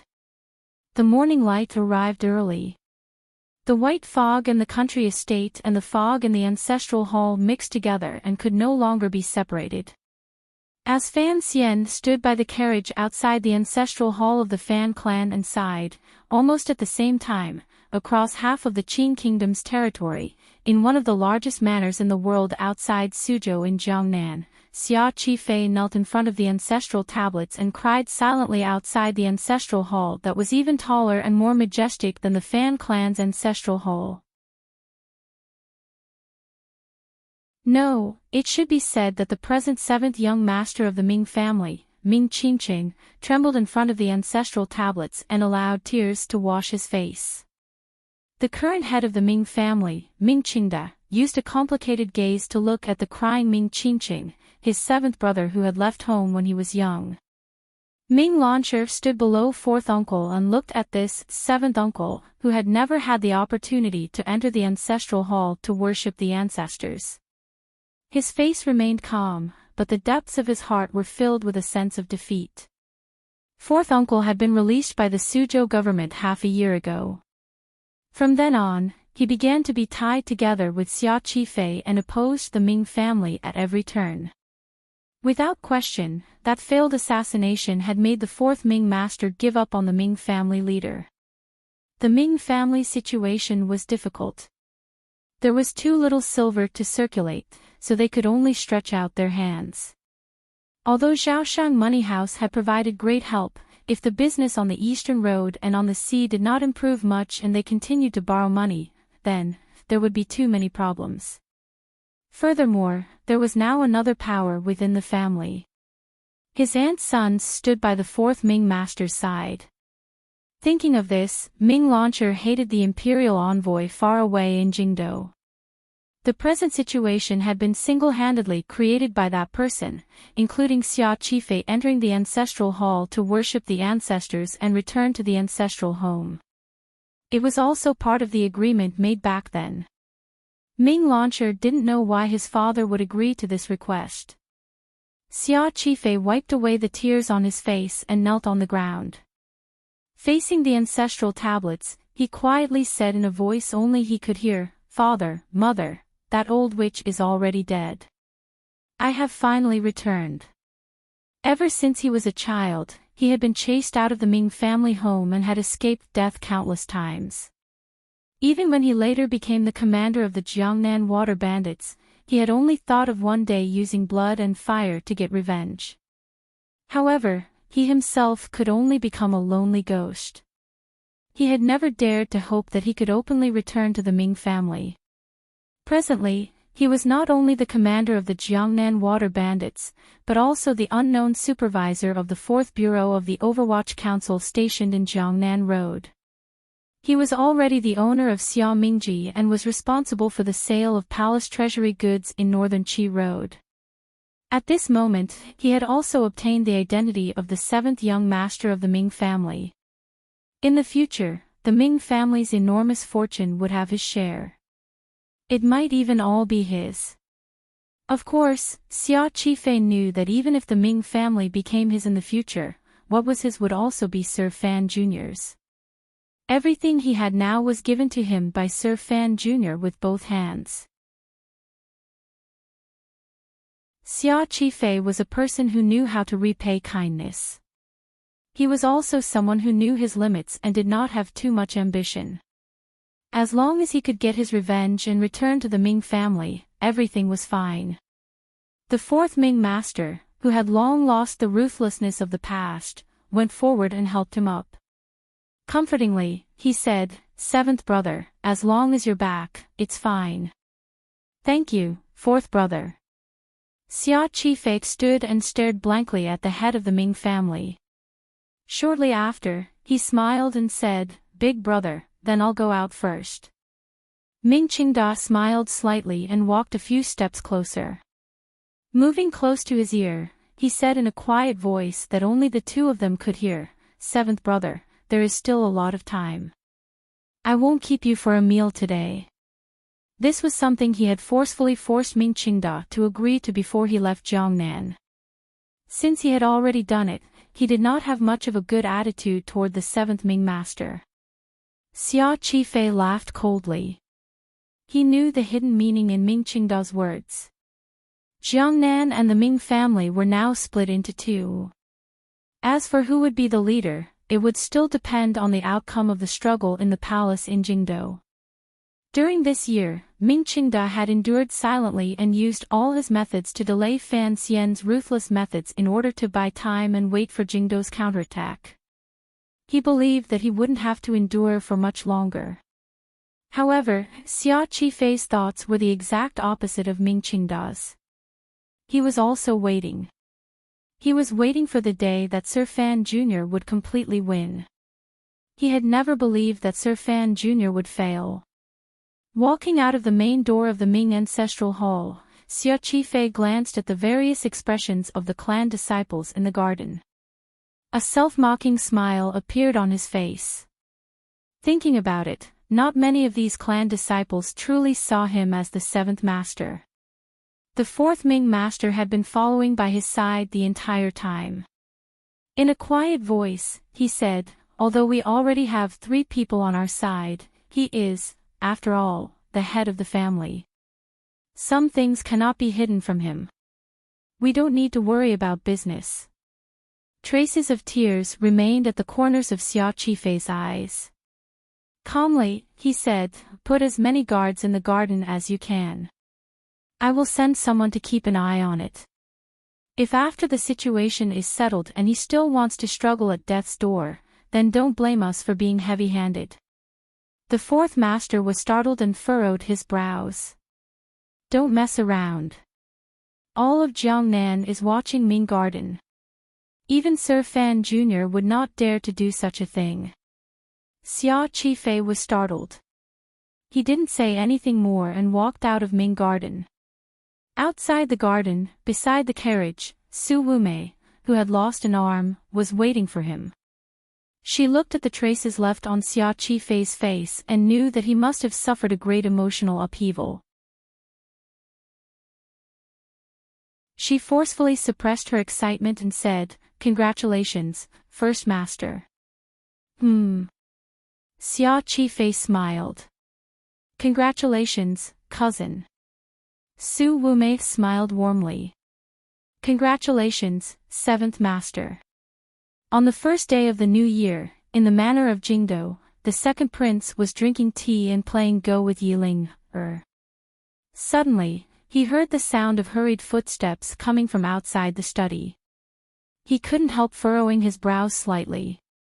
Although his power in Jingdo had been completely uprooted by Fan Xian, it was just as he had said in Baoyue brothel. He was not worried at all because these were only minor problems. As long as Fan Xian could not touch him, the root of the royal family, in the future, it would be Fan Xian's turn to be worried. The housekeeper knocked and entered. Disregarding Wang Fei sitting in her seat, he hurriedly moved closer to the second prince's ear and told him the shocking news he had just heard. The second prince's expression immediately changed. The black, matte chess piece between his 2 fingers fell into the teacup and made a pft. After the housekeeper left, Yiling asked with a smile, "What happened now?" In the eyes of this young imperial concubine who was not yet 20, the more wretchedly her husband was beaten by her teacher, the better. It would be best if he was beaten until his heart gave out and he no longer cared about the matter of the dragon chair. Fan Xian was beating the tiger in Jingdo while Yiling was secretly laughing in the manor. Seeing the shock on her husband's face, she thought that her teacher was doing something again, so she was not worried.